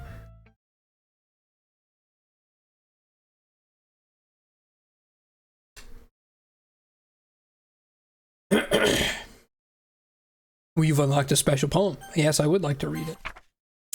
Oh, wow.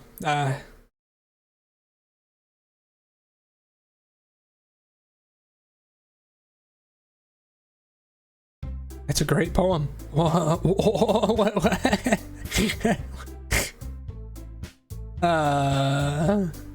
Okay, everyone. We're all done reading each other's poems, right? We have something we need to go over today, so if everyone could come sit at the front of the room. Is this about the festival? Well, sort of. Do we really have to do something for the festival? Not like we can put together anything good in just a few days. We'll just end up embarrassing ourselves instead of getting any new members. That's a concern of mine as well. I don't really do well with last-minute preparations. Don't worry so much. We're gonna keep it simple, okay? Look, I know everyone's been getting more lively ever since Slop joined and we started some club activities, but this isn't the time for us to become complacent. We only still have 4 members, and the festival is our only real chance to find more, you know? What's so great about getting new members anyway? We already have enough to be considered an official club. More members will just mean everything gets noisier and more difficult to manage. Natsuki, I don't think you're looking at it the right way at all. Don't you want to share your passion with as many people as you can? To inspire them to find the same feelings that brought you here in the first place? The literature club should be a place where people can express themselves like they can't do anywhere else. It should be a place so intimate that you never want to leave. I know you feel that way too. I know we all do. So that's why we should work hard and put something together for the festival, even if it's something small. Right, Slop? Oh, come on. You can't take advantage of Slop to agree with you just because he doesn't know how to say no to anything. Look, Monica, do you really think any of us here joined the club with other people in mind? Yuri never even talked until Slop joined. As for me, I just like it better here than I do at home. And Slop isn't even passionate about literature in the first place. And that's everyone.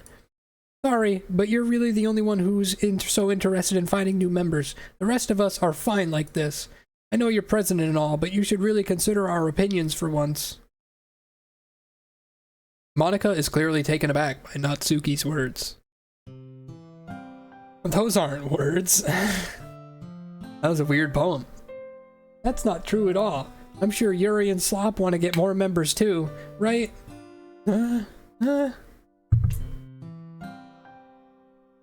I don't know about Yuri, but I'm kind of indifferent. If I showed as much enthusiasm as Monica wanted, then I'd probably be lying. Still, if it's up to me to rescue this situation... no. Natsuki's right, isn't she? This club, it's nothing more than a place for a few people to hang out. Why did I think that everyone here saw it the same way I did? But that doesn't mean we're against getting new members or anything. Flop, why did you even join this club? What were you hoping to get out of it? Well... that's not really something I can be honest about, is it? In fact, if I remember, you weren't even given a choice not to join. Monica sits down and stares at her desk. What's the point of all this anyway? What if starting this club was a mistake? Well, now you've done it, Natsuki. What, me? I just spoke my mind. Is it a crime to be honest? It's not about being honest, it's about word choice. Besides, you have no right to speak for everyone else in the club like that. You don't understand at all. I just want a place that feels nice to hang out with a few friends. Is there a problem with the club being that for me? there aren't many other places like that for me, and now Monica wants to take it away from me. She's not taking anything away. No, Slop, it's not the same. It won't be the same with the direction she wants to take it. If I wanted that, then I could have just joined any other stupid club. But this one, I mean, at least for a little bit of time, things were nice. Natsuki starts packing up her things. I'm going home. I feel like I don't belong here right now. Natsuki ignores Yuri and walks right out of the classroom. This is bad. I don't know what to do. Well, do you have an opinion on the festival? Well, I don't know. I'm kind of indifferent, I guess. Oh. Who cares about that obnoxious brat? I mean, I like how nice and quiet the club is right now, and I'm just happy with you here. But still, I'm the vice president. It's not right for me to ignore my responsibilities like that. Nobody would cry if she killed herself.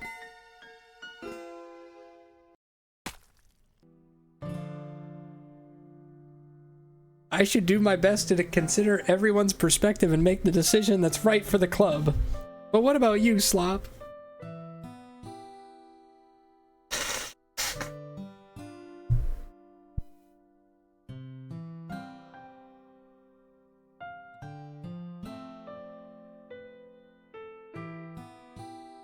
What do you want to get out of this club? Yuri repeats the same question as Monica. I decide giving an indirect answer is better than nothing. I think the most important thing is for everyone to get along, and for the club to provide something that you can't get anywhere else. I don't think it's about how many members, but rather the quality of each member. That's what will end up making the literature club a special place. I see. I really agree with you. Each member contributes their own qualities in a specific way. With each change in members, the identity of the club as a whole will change too. Her eye is dripping blood. I don't think that's necessarily a bad thing, stepping out of your comfort zone once in a while. So if you would like to help Monica with the festival, then I'm on your side as well. Alright, maybe we can all talk to Natsuki tomorrow. Yuri nods. Hey Yuri. Huh? I know things were a little awkward yesterday, but I feel like you deserve to know that I still think you're a wonderful vice president. Also a wonderful friend. Monica, I want to do everything I can to make this the best club ever. Okay? Me too. Yeah. Let's all go home for today. We'll talk about the festival tomorrow. Okay. I look forward to it. Shall we go, Slop? Please don't take this the wrong way, but I'm going to chat a little bit with Slop before we leave. Just to see what he thinks of his time here and all that. It's important to me as president. Yuri looks a bit troubled, but she doesn't protest. Okay. I trust your judgment, Monica. In that case, I'll see the two of you tomorrow. See you tomorrow. Whew. Things have been a little hectic today, haven't they? Slop, I just want to make sure you're enjoying your time at this club. I would really hate to see you unhappy. I feel kind of like I'm responsible for that as president. And I really do care about you, you know? I don't like seeing the other girls give you a hard time with how mean Natsuki is and everything. And Yuri being a little bit, you know... Sometimes it feels like you and I are the only real people here. You know what I mean? But it's weird, because in all the time you've been here, we've hardly gotten to spend any time together. I mean, I guess it's technically only been a couple days. Sorry, I didn't mean to say something weird. There are just some things I've been hoping to talk about with you. Things I know only you can understand. So that's why, wait, not yet, no, stop it. I didn't click anything there.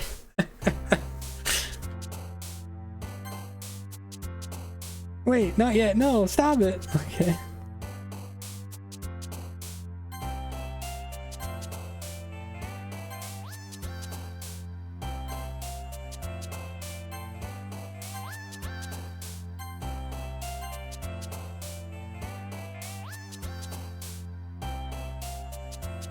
Is Monica down there? What the fuck was that? What is the number? What the fuck is...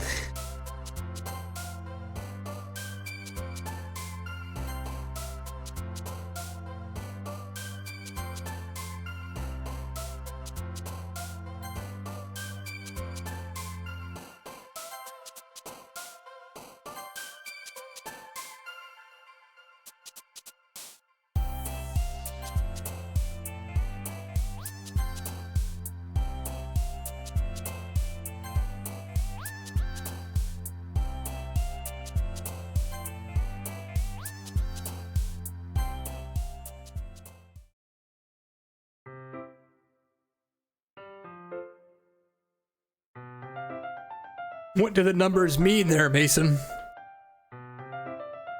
Hi, Slop. I've been waiting for you. Are you ready to continue reading? I brought my best tea today. Monica, I told you not to. Ugh, you're really late again. Inconsiderate as usual, Natsuki. Excuse me? Must you always interrupt my conversations with your incessant yelling? What are you talking about? You say that like I do it on a regular basis or something. I just wasn't paying attention, okay? I'm sorry. Seriously, what's gotten into you lately? Me? Nothing. Is it really that bad? See, it is something. I'll get over it.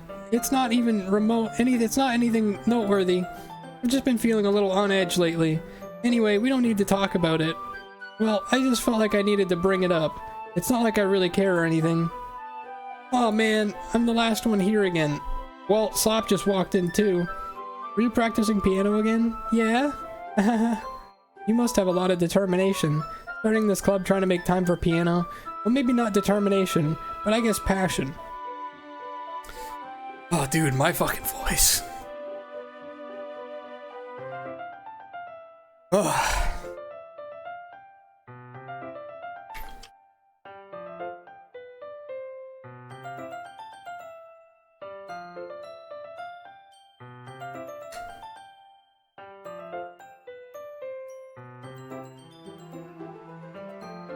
No, I'm just thinking that, Gingerly. I'm just thinking that. I have to go do errands too because we have a Category 5 hurricane coming in a couple days. So I gotta fill up my car with gas. I gotta go run errands. I gotta do some stuff to get prepared. How are you liking the game though? I think it's really, really interesting. I've been trying not to read chat because I've been seeing a lot of spoilers in chat. Like, which I want to let you guys do. I want to let you guys talk, say whatever you want, enjoy the process. But like, snide comments are like, oh yeah, that would never happen in this game. That's pretty obvious to the streamer, like, that's probably going to happen in the game. I've been trying not to read chat because there have definitely been spoilers. But I'm not going to be upset about it or anything. You guys enjoy it however you want to enjoy it. Hey, thanks, Pineapple Bear. Am I evacuating? I don't think so. We got an alert this morning, like the Amber Alert shit. My phone is always on mute, but it fucking scared me. It went off. It was really loud. It got an alert to evacuate. But I don't think we're gonna. We didn't for Hurricane Ian, so. You good in Florida? I guess we'll find out in a couple days. What's up, Lizard Machine? Guess we'll find out. Yeah, I'm gonna call it, dude. I'm actually, like, my voice, it hurts. It hurts to talk right now. It hurts to talk. So we're gonna save. We're gonna save the game. And we are going to continue this tomorrow, and then I don't know if I'm going to be able to stream Wednesday or when I'll be able to stream after that, but obviously try my best. I'll keep you guys updated in the Discord if I can't end up streaming. And yeah, I really appreciate you guys hanging out. Sorry, I would have liked to have continued to beat this in one day, but I don't even think that's possible. I googled how long this game would take to beat, and it just says 4 hours. There was just a single first thing that showed up was like 4 hours. But we're approaching 5.5 here, and I don't think we're gonna be done anytime soon. So we're gonna call it there. Yeah, thanks guys. I'll definitely see you tomorrow. The hurricane's not supposed to hit until Wednesday.